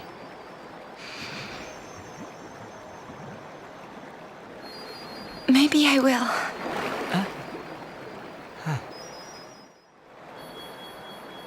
Wouldn't everyone be surprised? Yeah. What'll I do if I give up my pilgrimage? Hey! Zanarkand! Let's go to Zanarkand! Not the one in Spira, the one I'm from. Uh-huh. Yeah, we can all fly there. Everyone can go. Then, we'll have a big party at my place. And then we could see Blitzball. That's right. Your Zanarkand Abes would play? Yeah. We could all watch you play, in a stadium all lit up at night. I'd cheer and cheer till I couldn't cheer anymore. Yeah, right on. Well, what about after the game? We'd go out and have fun. In the middle of the night? No problem. Zanarkand never sleeps.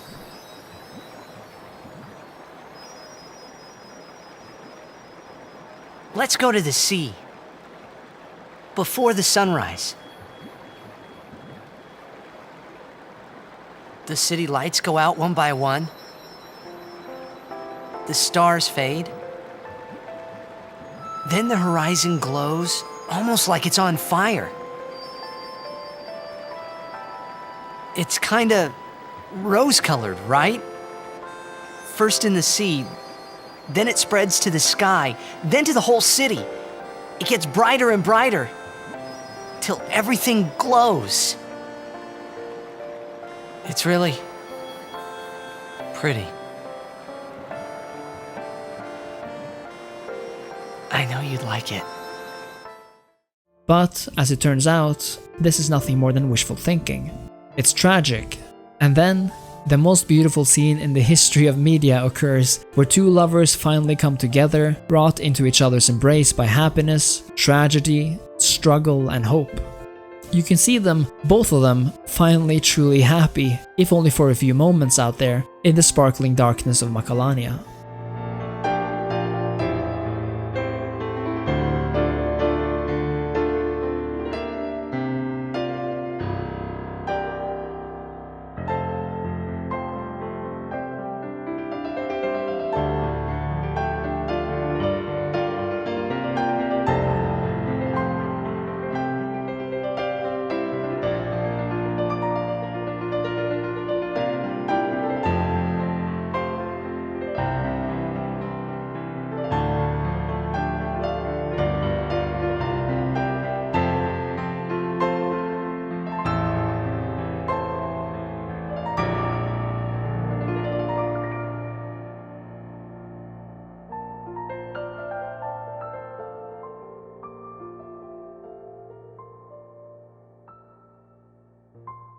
But Yuna decides to continue her pilgrimage, and Tidus ensures he will remain by her side.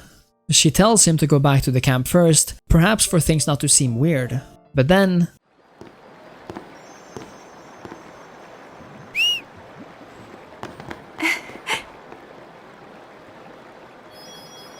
Wait, I'll go with you.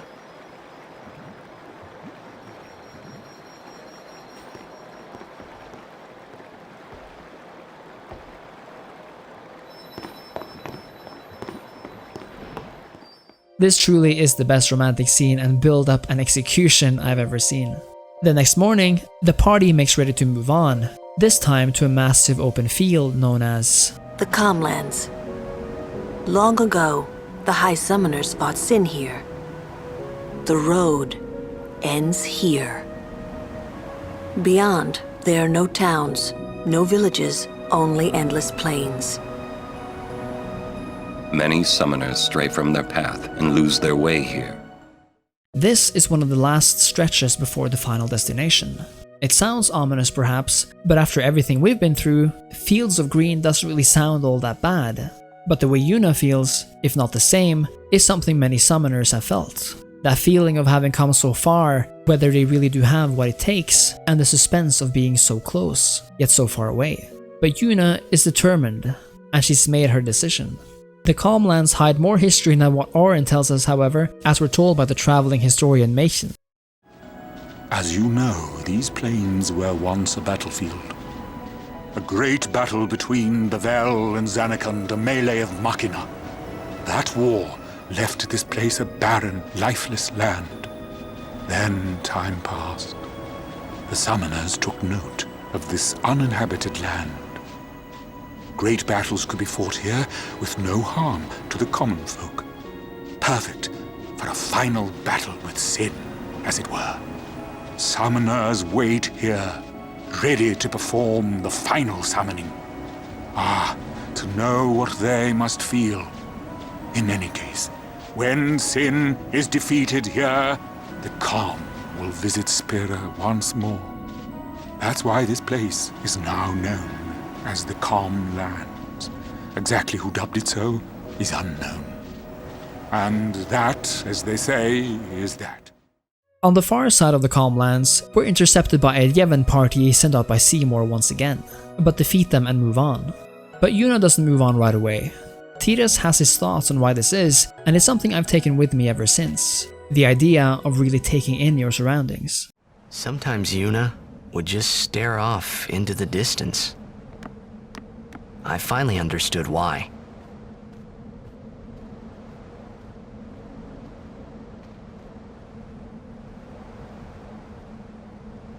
She was saying goodbye to the places she'd never see again. The snowy mountains of Mount Gagazet lies ahead. It's one of those areas that really embodies the type of final stage in a game, since it's a hostile place, always moving upward and away from civilization and everything that felt safe and secure. But here, we meet Kelk Ronso again, the maester who presided over the trial in Bevelle. He will not let us pass, and go so far as to threaten the party with death. Enemy of Yevon is enemy of Ronso. Leave, traitors! I have cast aside Yevon. I follow the temple no more. Then you will die by those words. But Yuna stands strong, demanding that they pass. You have been branded a traitor, but still you would fight sin.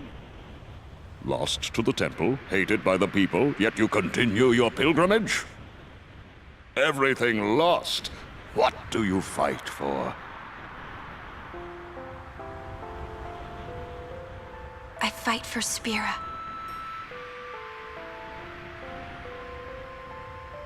The people long for the calm. I can give it to them. It's all I can give. Defeating sin, ending pain. This I can do.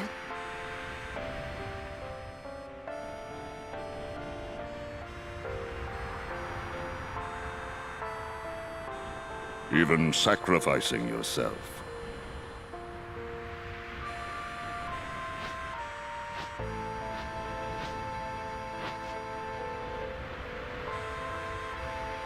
Ronso, let them pass. Summoner Yuna, your will is stronger than steel. Tempered steel that even the mightiest Ronso could not hope to bend. Yuna, we bow to your will. Now go. The sacred heights of Gagazet welcome you. They're eventually actually allowed to pass, but the Ronso, Biran and Yankee won't let Kimahri leave without a fight. This leads to a battle where Kimahri is all alone, allowing him to prove himself in front of his own people after all this time. Kimahri wins, and the Ronso actually honor him in their own way. Sacred Mount Gagazet, I honor the name of strong warrior who defeats Biran. Remember always, Gagazet, that name is Kimahri. The path forward is harsh and perilous, and left behind graves shows that the summoners who have come all this way fail even here. And dying on Mount Gagazet, as Lulu explains, gives much more meaning to the fiends we fight and kill up here. Summoners that die up here aren't sent to the Farplane. Why not? Who would send them? They die alone. So that means... Many have become fiends, and they may want Yuna's company. Well, Yuna will be fine. You're right. On top of the snowy cliffs, Tidus and Riku share that they haven't thought of a way to save Yuna yet, but that they'll continue to think of something. And then, out of nowhere, Seymour has made his way up the mountain too. I was shocked the first time I met him here, but it took me a few moments to realize what he had actually done. Lady Yuna, it is a pleasure. Yuna! Ascending so soon? Allow me to say something to the last Ronso before I leave.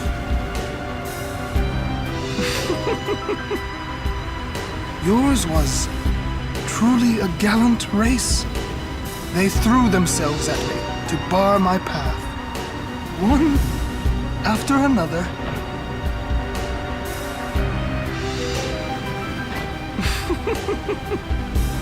No. Seymour tells us that he has killed every last one of the Ronso guarding the mountain, calling Kimahri the last of his race. He appeals to Yuna again to make him the next Sin, and he even knows about the secret that the monster is Jecht. Come with me, Yuna. Once I have become the next Sin, your father will be freed again. This leads us to the third Seymour fight, where he becomes an even more fantastical looking enemy, mixing fantasy with Machina. This is probably one of the hardest bosses in the game, as the total annihilation attack will deal some significant damage to every party member. But if you play your turns right, Seymour will be defeated here too. But as a result of the interaction, Yuna has now learned an unpleasant truth. But not just her, except for Auron, this is news to everyone. And when Waka asks why things are the way they are, Auron alludes once again to knowing more than he's letting on. I'm getting a little confused, yeah? Why'd all this have to happen?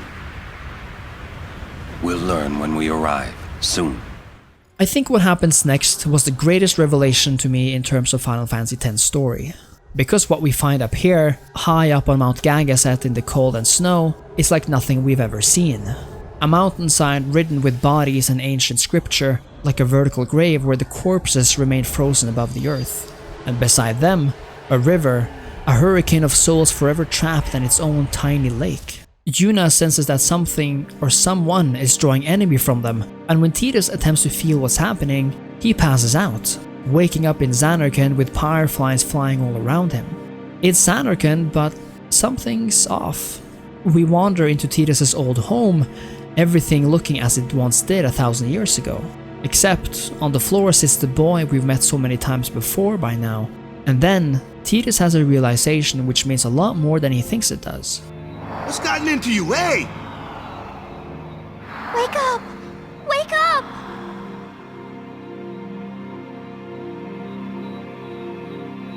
Wait, this is a dream.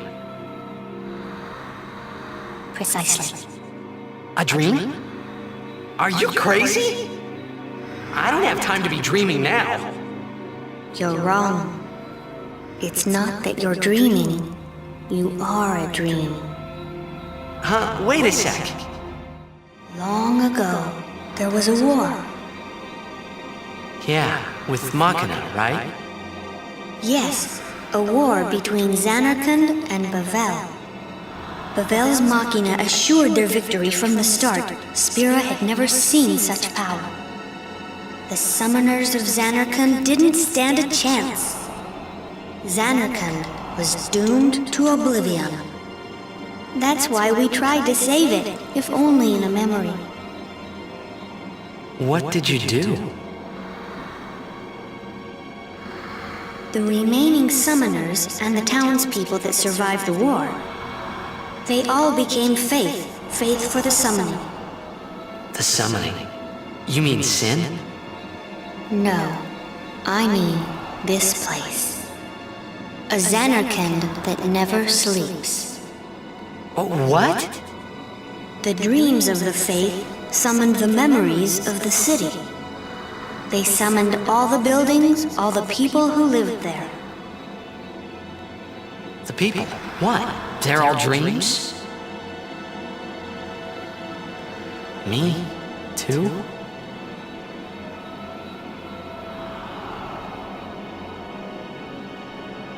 Yes, you're a dream of the faith. You, your father, your mother, everyone. All dreams. And if the faith stopped dreaming... Not only do we learn that Tidus is a dream, but the faith reveals the history of Zanarkand and the reason it was destroyed in the first place. And then, after all this, the faith makes an appeal.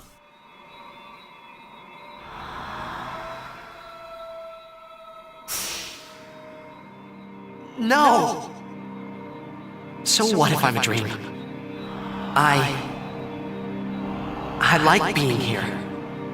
We've been dreaming so long. We're tired. Would you and your father, would you let us rest? Both you and your father have been touched by sin. Sin, the one around whom all Spira, the spiral, revolves. What are you saying?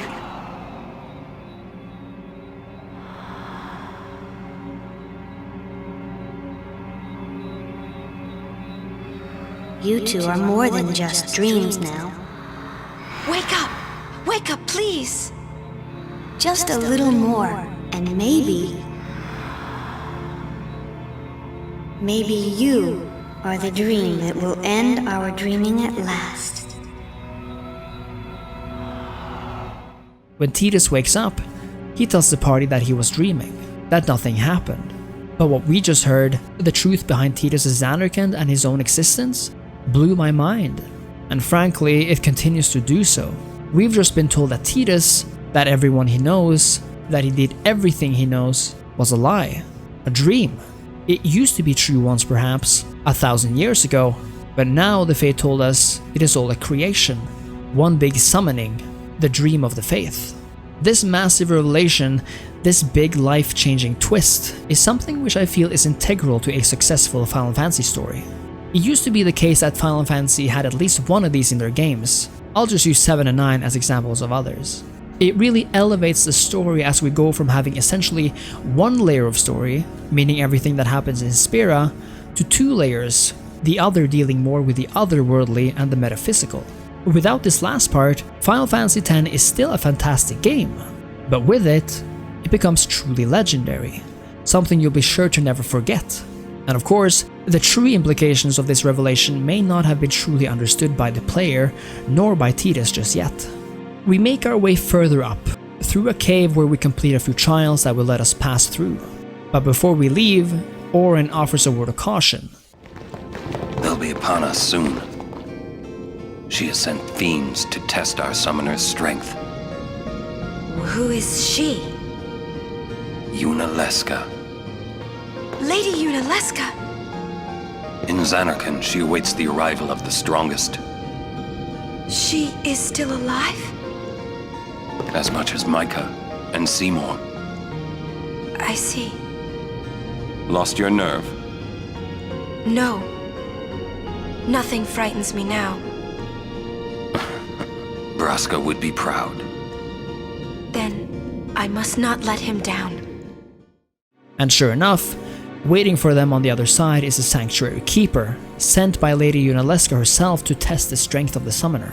The beast is powerful, inflicting lethal attacks that inflict status ailments and damage to all characters at the same time. But with the right tactics, even this fiend may be defeated. However, this is a bittersweet victory, because as we get closer and closer to Zanarkand, there's less time to think about how to save Yuna. Both Riku and Tidus have realized this a long time ago, but this time it's more real than ever. Soon means that there's not much time left. Riku. Hey, come on, let's go. We are almost there, aren't we? We've come a long way. What's so funny? You remind me of myself. Before, the closer I came to Zanarkand, the more I wondered. When we arrive, Braska will call the final Aeon. He will fight Sin, then die. I thought my mind was made up long before. But when I stood here, my resolve wavered. Never would have figured. Legendary Guardians choke sometimes too, huh? Legendary Guardian. I was just a boy. A boy about your age, actually. I wanted to change the world too. But I changed nothing. That is my story. With Auron sharing how little he knew, or that he too was just a boy on his last pilgrimage, we can either be frightened or comforted. But for Tidus, at this stage, I really don't think there's much comfort in relatability. And then, we finally see Zanarkand for what it really is.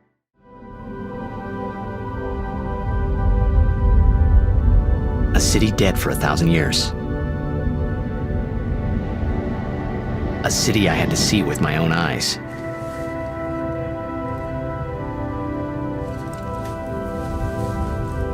The end of Yuna's journey.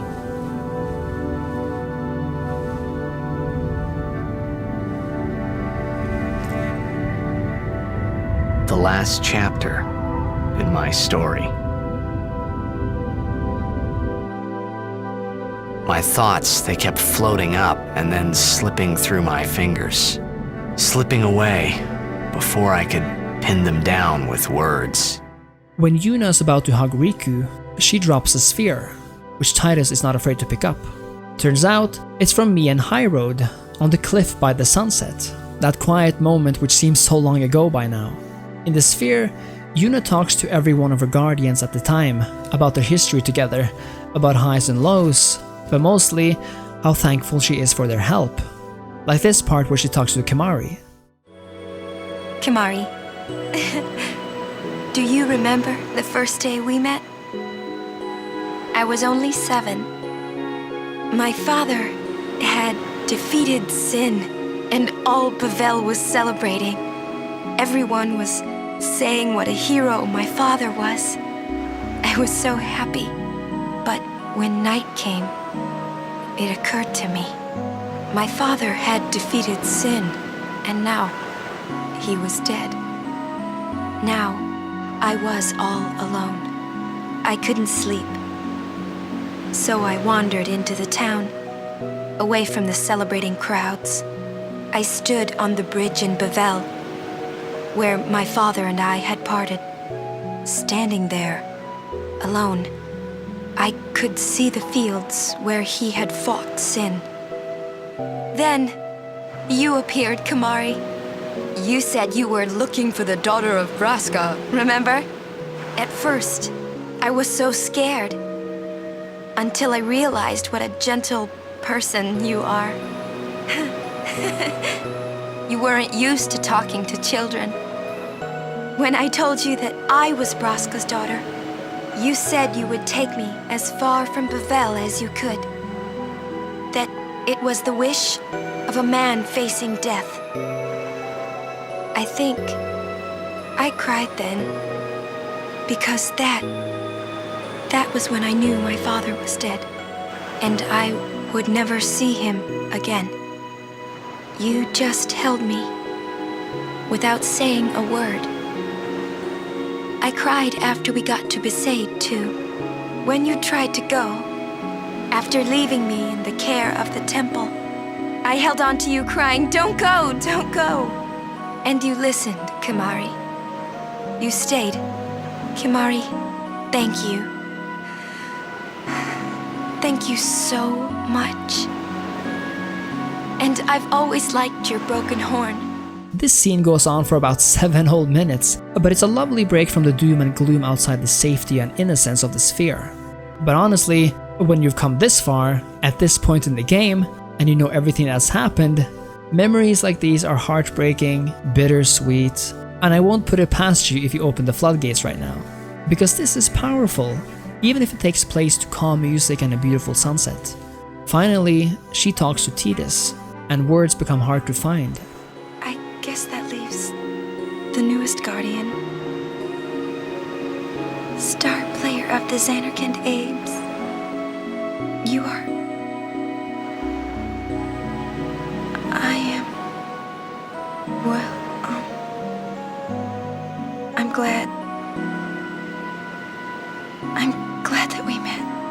We haven't even known each other that long, but... It's funny. So this is what it feels like.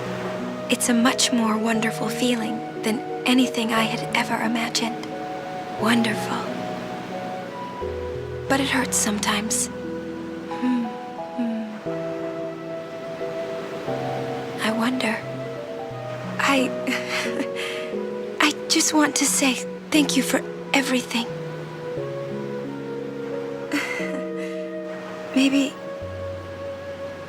Maybe that's why it hurts. When I think about us never being together again at all, I'm afraid.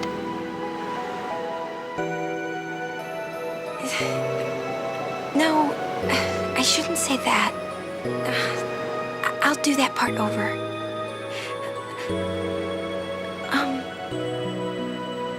What you up to? And then we're back in the outskirts of the ruins of Zanarkand.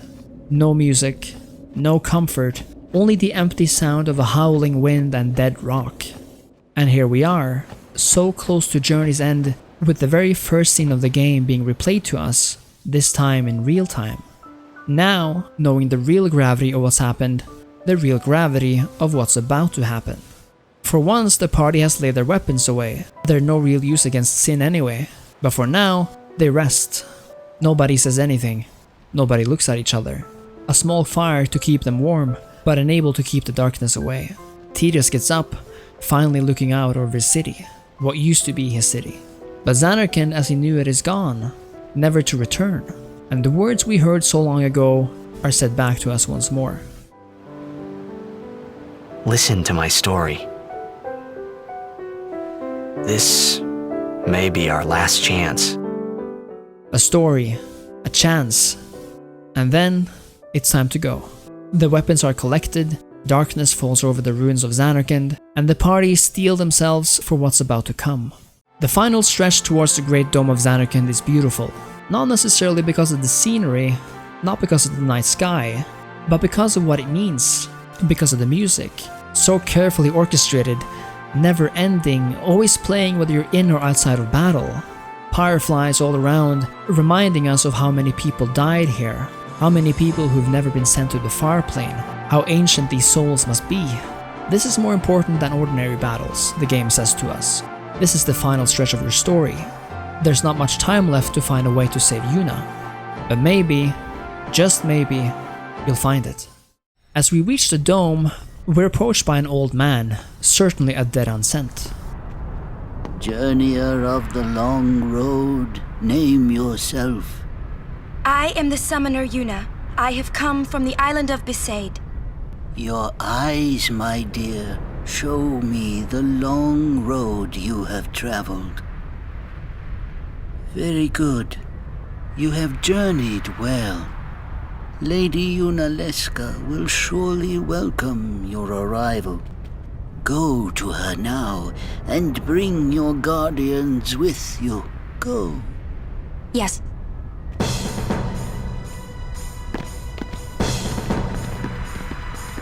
Inside the dome, visions of previous summoners scatter the road. If it might benefit the future of Spira, I will gladly give my life. It is the highest honor for which a guardian might ask. Use my life, Lady Yoken, and rid Spira of sin.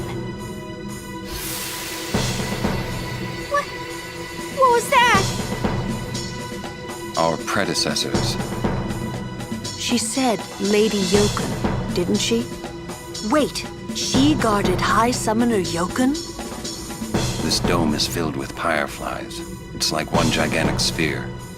People's thoughts remain here, forever. And then, a particularly important memory shows itself. Seymour and his mother have been to Zanarkand before. No! Mother, no!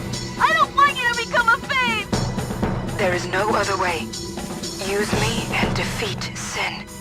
Only then will the people accept you. I don't care about them! I need you, Mother! No one else! I don't have much time left. Hey, wasn't that... Seymour? More than that, we get a vision of Braska's journey too, being quite like our own, it would seem. Hey, Braska, you don't have to do this. Thank you for your concern. Fine, I said my piece. Well, I haven't. Lord Braska, let us go back. I don't want to see you die. You knew this was to happen, my friend. Yes, but I cannot accept it. Oren, I am honored that you care for me so. But I have come to kill grief itself. I will defeat sin and lift the veil of sorrow covering Spira. Please understand, Oren.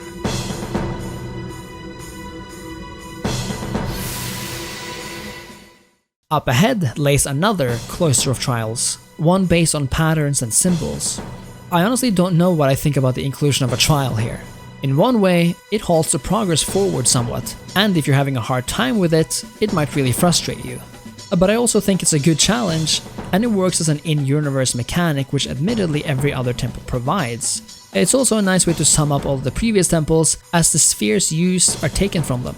So I think it works quite well, and the feeling of reward and mystery one gets when actually finishing it is really quite good.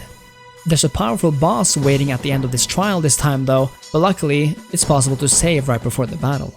After defeating the boss, the Hymn of the Faith starts again, and we are provided with a platform to reach the Hall of the Final Summoning. It's a different hymn this time though, sounding somewhat more ancient than before. Yuna goes first, but returns shortly after, calling for everyone to join her. Huh? What do you mean, no final Aeon?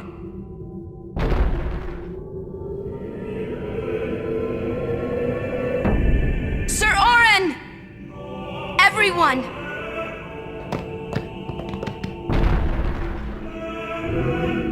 And in the Chamber of the Faith, nothing is as it should be.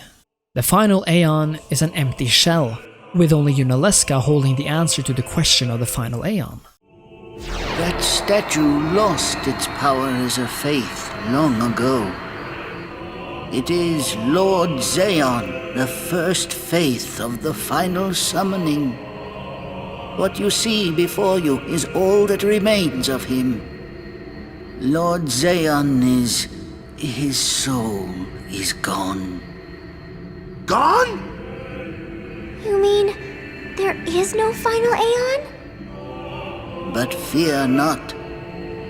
Lady Yuna will show you the path. The final Aeon will be yours. The Summoner and the final Aeon will join powers. Go to her now. Inside, the lady awaits. And then, we finally meet her. And the great truth, the great secret of the final Aeon and key to defeating sin, is revealed to us. I congratulate you, Summoner. You have completed your pilgrimage. I will now bestow you with that which you seek. The final summoning will be yours. Now, choose. You must choose the one whom I will change to become the faith of the final summoning. There must be a bond between Chosen and Summoner, for that is what the final summoning embodies. The bond between husband and wife, mother and child, or between friends. If that bond is strong enough, its light will conquer sin. 1,000 years ago, I chose my husband Zaon as my faith. Our bond was true, and I obtained the final Aeon. There is nothing to fear. You will soon be freed of worry and pain. For once you call forth the final Aeon, your life will end. Death is the ultimate and final liberation. It really is hard to express how much this scene means to me, because after all this time, after thinking we would be able to summon the final Aeon and defeat sin, we learn that the truth is infinitely more twisted. Not only will Yuna die, but a guardian needs to be sacrificed as well. Jecht said he would find a way to break the cycle 10 years ago. But... my lord, there must be another way. This is the only way we got now. Fine. Make me the faith. I've been doing some thinking. My dream is back in the other Zanarkand. I wanted to make that runt into a star blitz player. Show him the view from the top, you know. But now I know there's no way home for me. I'm never gonna see him again. My dream's never gonna come true. So make me the faith. I'll fight sin with you, Braska. Then maybe my life will have meaning, you know? Don't do this, Jecht. If you live, there may be another way. We'll think of something, I know. Believe me, I thought this through. Besides, I ain't getting any younger, so I might as well make myself useful. Checked? What? You're not gonna try to stop me too? Sorry. I mean, thank you. Braska still has to fight Sin, Orin. Guard him well. Make sure he gets there. Well, let's go. Lord Braska, checked. What do you want now? Sin always comes back. It comes back after the calm, every time. The cycle will continue and your deaths will mean nothing. But there's always a chance it won't come back this time. It's worth trying. I understand what you're saying, Orin. I'll find a way to break the cycle. You have a plan? Checked? Trust me, I'll think of something. But Jecht became Sin, and remained Sin. Jecht failed, and seeing Orin so sad, so ashamed of what went down back then, is awful. And the cycle went on. When we try to speak to Yuna again, the last piece of the puzzle is put in place, and suddenly, Sin's existence and reincarnation make sense. Might I ask something first? Will Sin come back even should I use the final summoning to defeat it? Sin is eternal. Every Aeon that defeats it becomes Sin in its place. And thus is Sin reborn. So that's why Jecht became Sin. Sin is an inevitable part of Spira's destiny. It is never-ending. Never-ending? But if we atone for our crimes, Sin will stop coming back, yeah? Someday it'll be gone, yeah? Will humanity ever attain such purity?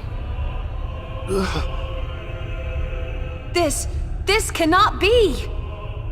The teachings state that we can exorcise sin with complete atonement! It's been our only hope all these years! Hope is comforting. It allows us to accept fate, however tragic it might be. No! Where is the sense in all this? Braska believed in Yevon's teachings and died for them. Jecht believed in Braska and gave his life for him. They chose to die because they had hope.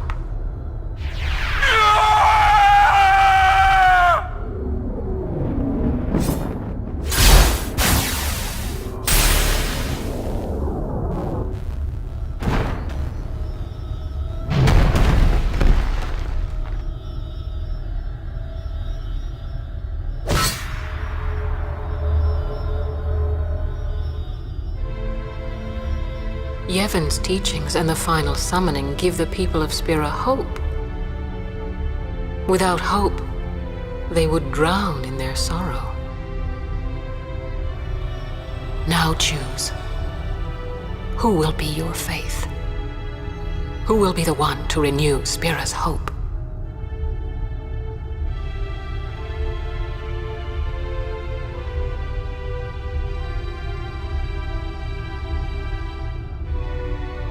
No one. I would have gladly died. I live for the people of Spira, and would have gladly died for them, but no more. The final summoning is a false tradition that should be thrown away. No, it is our only hope. Your father sacrificed himself to give that hope to the people, so they would forget sorrow. Wrong. My father wanted to make Spira's sorrow go away, not just cover it up with lies. Sorrow cannot be abolished. It is meaningless to try. My father, I loved him, so I will live with my sorrow. I will live my own life. I will defeat sorrow in his place. I will stand my ground and be strong. I don't know when it will be, but someday I will conquer it. And I will do it without false hope. Poor creature. You would throw away hope. Well, I will free you before you can drown in your sorrow. It is better for you to die in hope than to live in despair. Let me be your liberator. Now! This is it! Now is the time to choose. Die and be free of pain, or live and fight your sorrow. Now is the time to shape your stories. Your fate is in your hands! Yunalesca is just another tool in the process of Sin's reincarnation, being the one who produces a faith for the final Aeon. We end up having to fight her, as she leaves us no choice. She will not help us reach a new truth or break the cycle, because she is the very enabler of the cycle. We are now well beyond the pale. Not only have we broken with the religion of Yevon, but with the life source of Yevon itself. This is when Yunalesca shows what she really is. A demonic force whose powers come not from heaven, but from hell, her relatively inviting exterior paving way for a more and more hellish form. In her defeat, we hear yet another truth, a name we haven't heard before. Fool. There is no other way. Even if there was, even if you did destroy Sin, you, Yevon, the Immortal, would only create Sin anew. It is now up to us to defeat Sin without the final Aeon, in a new way. But before we leave, Oren has something he wants to tell us. We must talk. What? There's something you should know. I know. It's about you, right? I am also an unsent.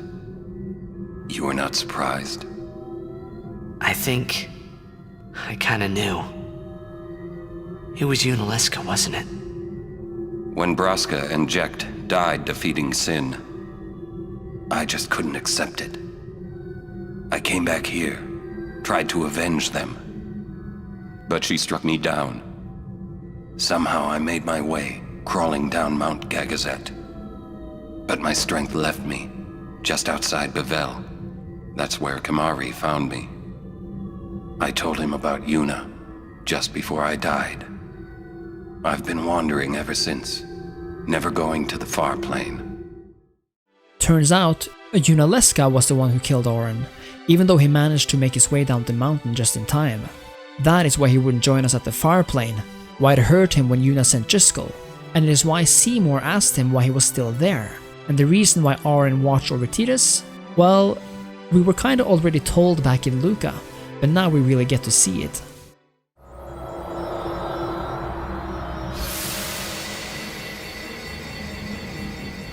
Can I ask you one last favor? Nah, never mind. Out with it. Okay, listen good. Take care of my son. My son in Zanarkand. He's such a crybaby. He needs someone there to hold his hand, see? Take care of him, will you? But how am I supposed to go to Zanarkand? Hey, you said it yourself. There must be a way to get there, right? You'll find it. All right. I will. I give you my word. I'll take care of your son. I'll guard him with my life. Thanks, Oren. You were always such a stiff. But that's what I liked about you.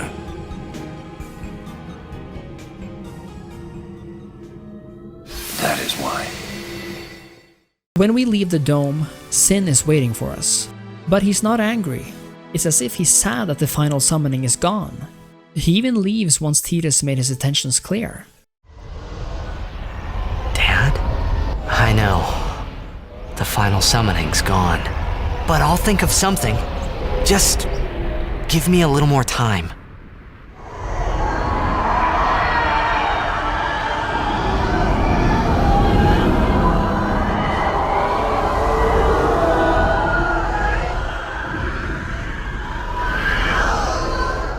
And for us, we're rescued by Sid and his airship. Well aboard, Oren points out an important point about Sin and Tidus. Well? Any good ideas? Come on, help us. What do we know? Sin is Jecht. Thus you have a link, a bond with Sin. That may be our key. And Yuna is reunited with what turns out to be her uncle. Being on the airship this time means something quite different than last time, because now the airship is yours to use, allowing us to travel to every location we've ever visited and not visited all over Spira. So then what do we do? How do we defeat Sin? Oren makes it clear that this is the most important battle of our lives and that it cannot be rushed. Rush this and we'll lose everything. We need to plan carefully. But Kimari seems to have an idea, that we go back to Bevelle. Yevon's teachings. The teachings won't help us fight Sin. No answer in the teachings. Answers lie outside. Must know both sides to find answer. Both sides. Micah knows much. Find him, make him talk. That's it! Kimari, you rock! And back on the bridge, Waka and Riku have come up with an idea of their own. It was my idea. Let me tell them. It's like this, yeah? I just thought... The hymn's the key. Ah! The hymn? Sir Jecht likes the hymn of the faith, correct? Yeah. That's why he was listening to it in Macalania. Sin, violence incarnate, listening peacefully. I know it's your old man, and I don't mean no disrespect, but... No, it's fine. I've gotten used to it. Let me say it. If we attack Sin head-on, we've little chance of winning. However, if he hears the hymn of the faith, he will become docile. Yeah, and that's when we make our move.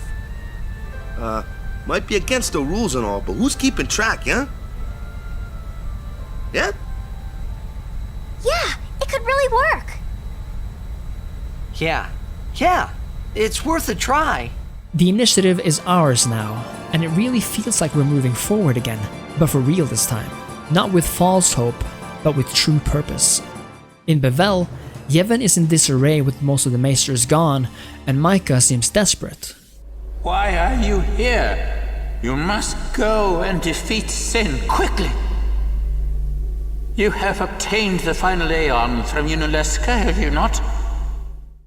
He hopes that we have by now received the means to summon the final Aeon from Yuna, but when he hears that she has been killed, he loses it, but mentions you Yevon, a name Yuna also spoke. Fools! Infants! Do you realize what you've done? You've taken away the only means of calming Sin. Hey, maybe that's not the only way. We think we've got another. Why? Preposterous! There is no other way! The Grand Maester running away? Spira has lost its only hope. Destruction is inevitable.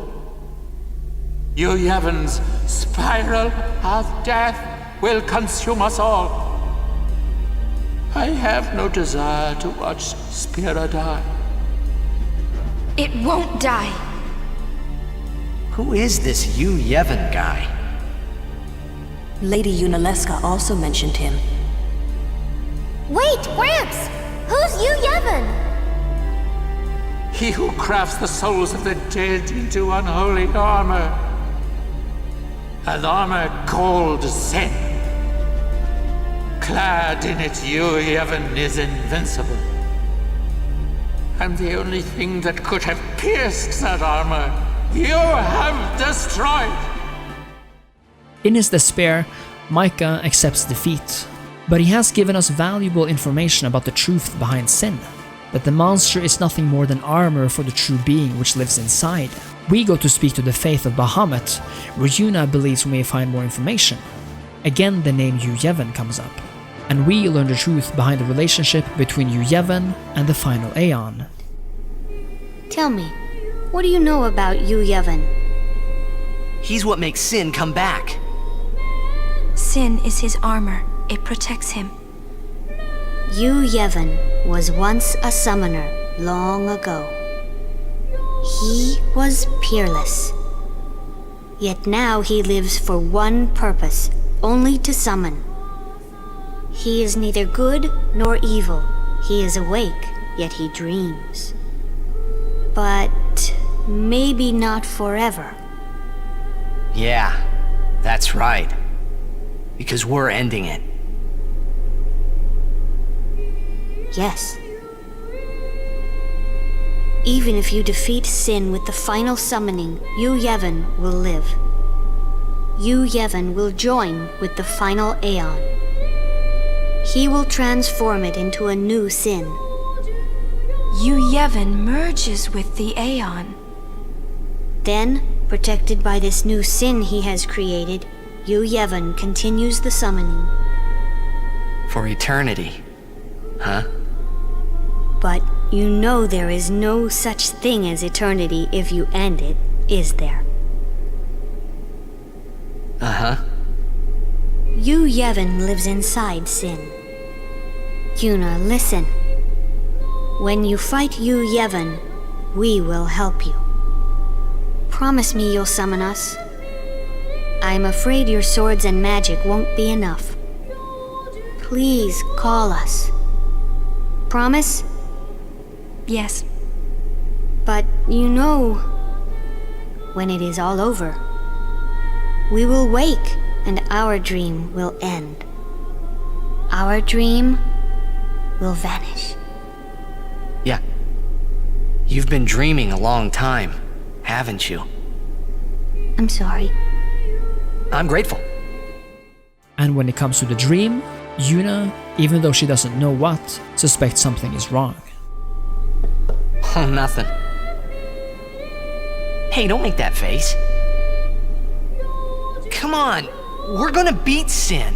Let's see some cheer, okay? You're hiding something. I'm not. Really?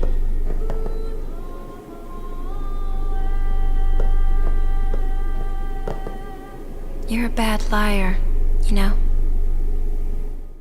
The grand plan revolves around the Hymn of the Faith, because in our experience, Sin calms when it hears it.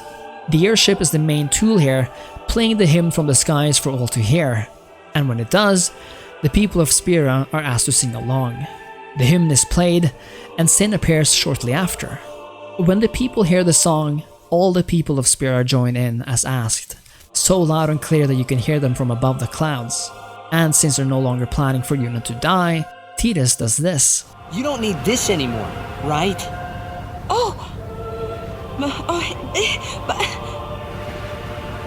Right?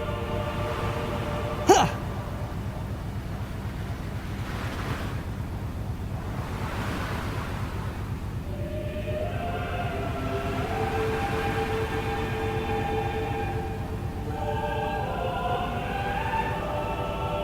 Like all nice moments in the game, they must come to an end.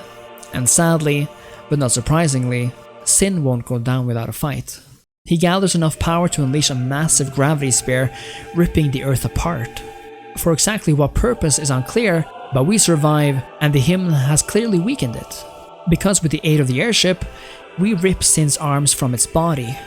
We go from fighting on the airship to jumping off and fighting on Sin's actual body, facing enemies reminiscent of earlier Sin-spawn bosses. Sin crashes into the earth, having lost the battle for real for the first time. Pamiaje Fredika! Pamiaje het ku! Troja tuhad! Edek ribahek! Riku, acclamat! It's going to come back, isn't it? I know. What? You're kidding me! No, we have to beat the guy inside Sin. The Crusaders would be out of a job if it was this easy, huh? But it has weakened. I'm sure of it. Yeah! We're winning! All right, I'll do what I can with the main gun. On the bridge of the airship, we learn why the Aeon in Bevelle told us to summon them.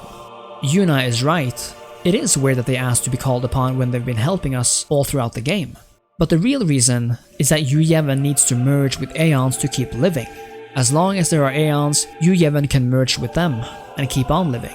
This is why the Aeons themselves need to be killed after Yu Yevon has taken over their bodies. But ending the faiths means ending the dream, and Yuna begins to get an idea of what that might mean. The faith said it's pointless to keep dreaming. The dream will disappear, he said. What did he mean? And what is it that Yu Yevon is summoning from within Sin? The dream of the faith. You won't go away, will you? But Sin stirs again, flies towards the skies, and we're forced to fight it. But once we triumph, the beast screams in agony, and we hear the sounds of 1,000,000 lost souls. It opens up a portal. A whole world exists within Sin, a world separate from Spira. But what awaits inside is still unknown.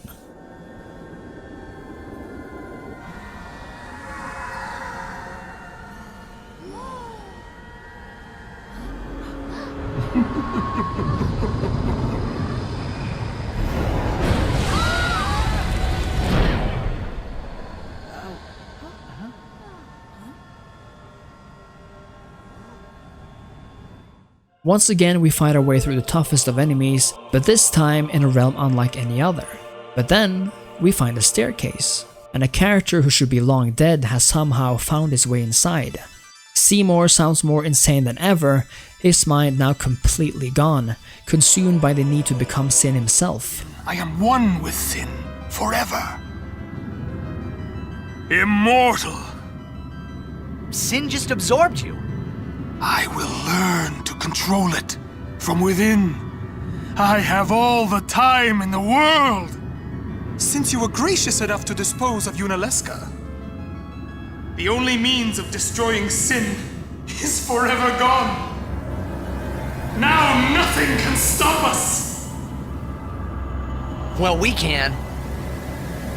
By all means, try. You should thank me.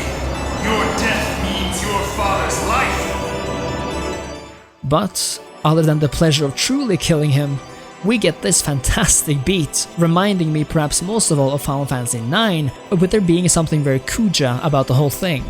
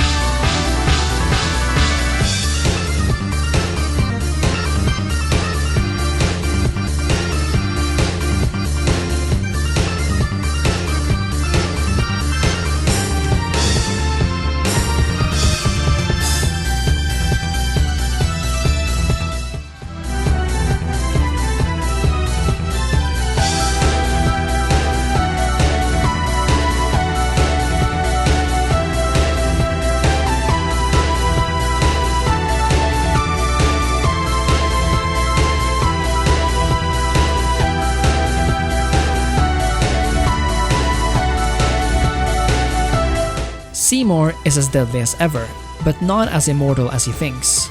And finally, we get the sending of Seymour.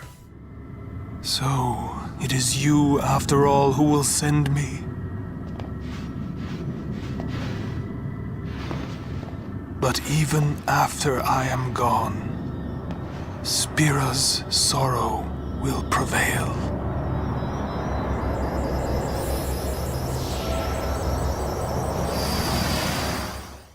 The path following Seymour is different. Otherworldly has been exchanged for soulless, industrial, and dead. Maybe we're in Zanarkand, a version of it that never stopped existing, but where nothing makes sense. It's dark and eerie, with nothing to comfort or light up our way. It's like a memory of what someone once knew, not real but definitely inspired by it. But past it all, we emerge at a familiar place. Inside Sin. The real inside Sin. The end of the world and the beginning of the end of Spira's suffering. And this is where Jecht awaits. It's almost unbelievable. We made it to the end. Here, we see Jecht in flesh and blood, only he's not really himself. Not fully. Tidus finally meets his father again, but it's by no means a happy reunion. Because now, it is Sin standing before him. And that is ultimately why we have to fight him, even now.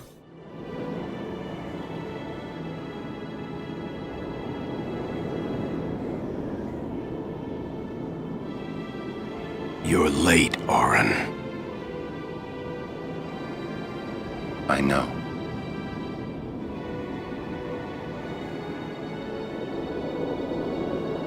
Hey. Huh? You got tall, but you're all bones. You eating right, boy?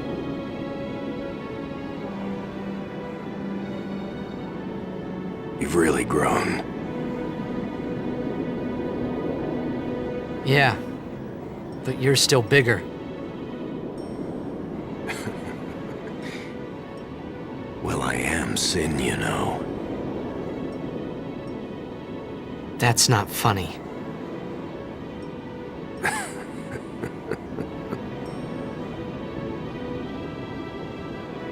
Well, then, I mean, you know. Let's end this. Dad? Yeah. I hate you.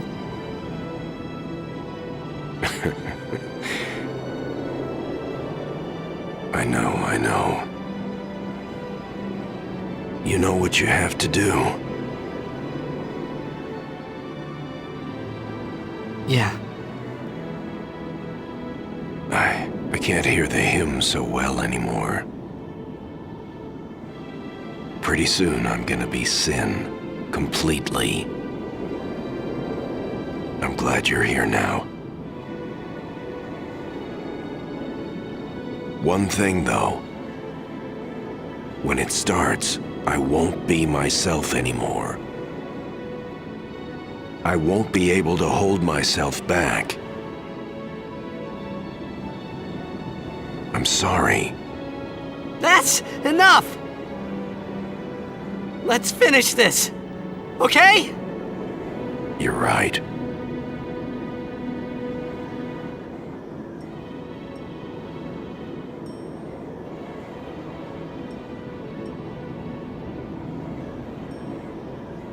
Well then, let's go.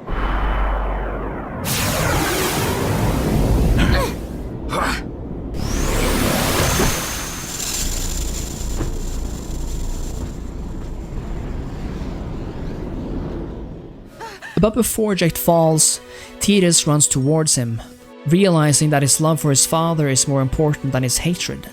It is too late though. Perhaps it was in vain to begin with. Because Jecht becomes the last obstacle before the final showdown, he becomes the guardian of Yu Yevon, the final Aeon he became when Lord Braska summoned him 10 years ago. Jecht is mighty, but by using Tidus' talk ability, we can decrease his power somewhat, relating to him on a certain level.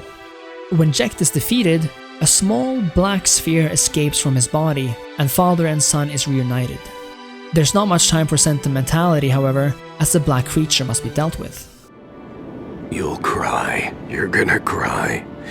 You always cry. See? You're crying.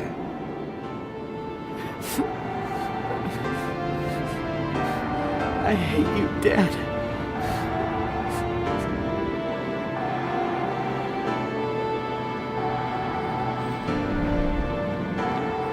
Save it for later.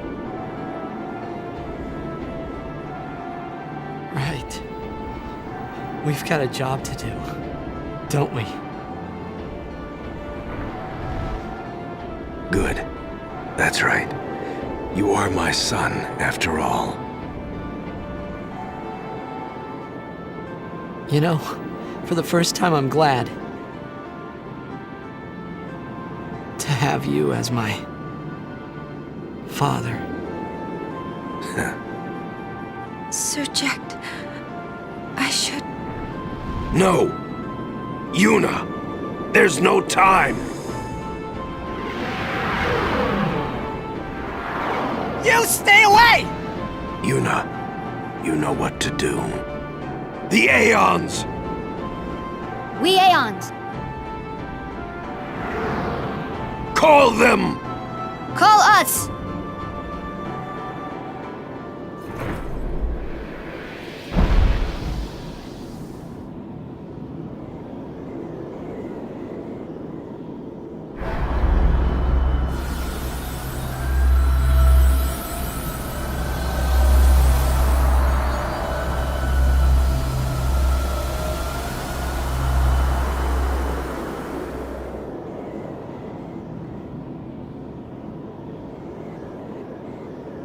Yes.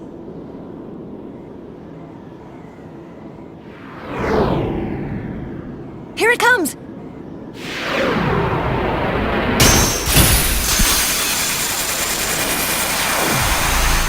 The final battle that ensues is no ordinary battle. Yuna calls upon the Aeons to help her, and they answer. But one by one, they're possessed by Yevon, meaning we need to kill every single one. Every single temple, every single praying before the faith, every one of them come together here and now, in this moment, facing their death to end their dreaming, to end their roles as unwilling accomplices in the reincarnation of the Blight of Spira. After they're all dead, Yevon shows itself for what it really is, and Tidus chooses this time to come clean about his existence. Everyone, this is the last time we fight together. Okay? Huh? What I'm trying to say is, after we beat you, Yevon, I'll disappear. What are you talking about?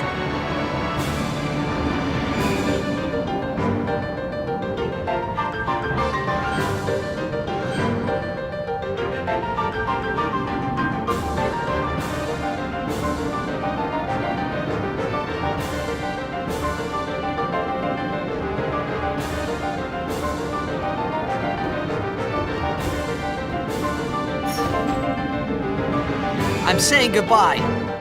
Yevon is a non-specific entity, a corrupted form which has molded into itself over 1,000 years. This is indeed the last battle of our party, the last we'll ever see of Tidus, the last we'll ever hear him. Because with Yevon gone, the faith, the dream, and the summoning is finally at an end. When the bright light has left us, we see a glimpse of the people outside witnessing what's going on in the sky. They cheer as they see what unfolds up there. Inside the temples, the soul of the faith vanish and die, leaving behind nothing but empty rock. Their dream, their curse, has ended. And within Sin, Oren accepts his end as Yuna begins her sending. Don't stop. But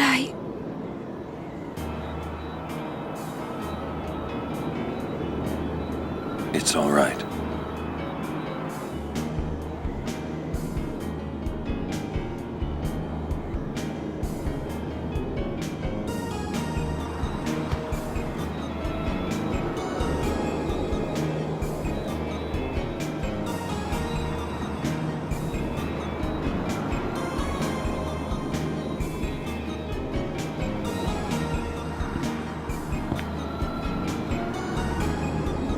It's been long enough.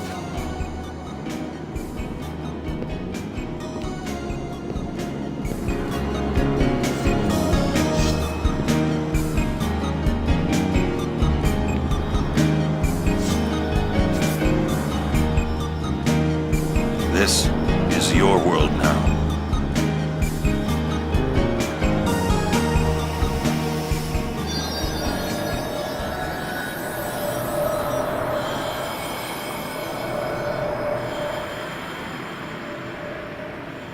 The party makes it back outside, and Yuna begins her final sending on top of the airship.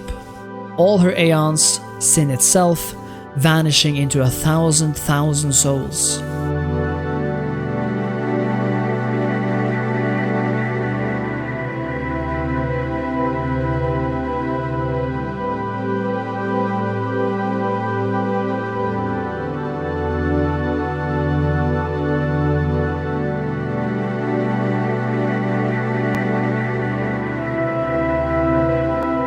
Even the soul stream at Mount Gagazet, with all its people, stops.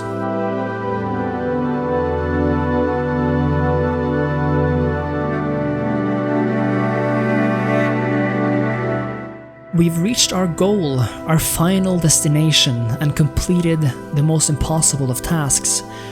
But no one is really happy. Not really. Not our party on top of that airship, facing the multitude of souls escaping from sin. Because for Tidus, well...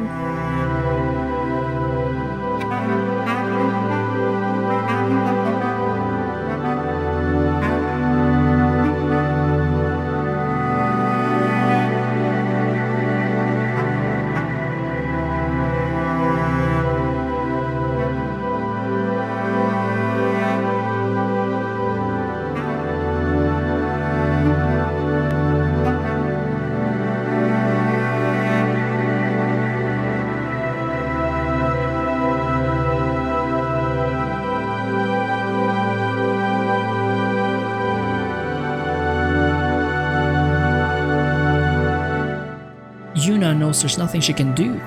And so, here at the end of all things, the greatest love story ever told is over, and Tidus is no more.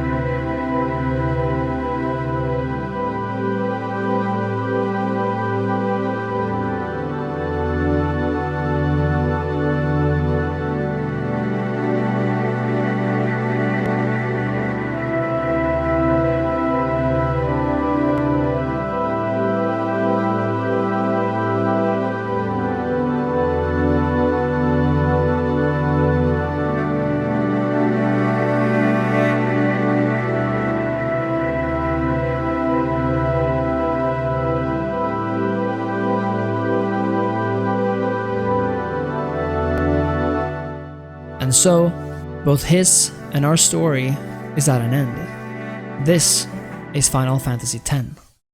And now, this video has come to an end as well. My story, if you will. And if you made it to the end, I thank you. I wanted to make this video because, as I hope I've managed to convey a piece at a time, how much I love it, how important it has been to me, and how perfect I think it is. I've mainly gone through the story, although we've also touched upon elements of the combat or mechanics like Blitzball. But for this video, I really wanted to take you on Tidus' journey, on our adventure through Spira with Yuna, Wakka, Auron, Lulu, Kimahri and Riku, and everything they experience. To this day, I sincerely believe Final Fantasy X's story is the best in any video game ever made. Others may come close, but none truly live up to it. Making this video has been a journey in itself, and I hope you've gotten some form of value out of it, much like I have with putting all these feelings into words. It was challenging at times, but as with most things, Captain Lucille's words still ring true. Where there's a will, there's a way. If you enjoyed the video, I sincerely hope you'll consider signing up for the channel's Patreon. It would mean a whole lot to me. I also hope you'll leave a like, a comment, and subscribe to the channel. And that, as they say, is that. And I'll see you next time. Cheers.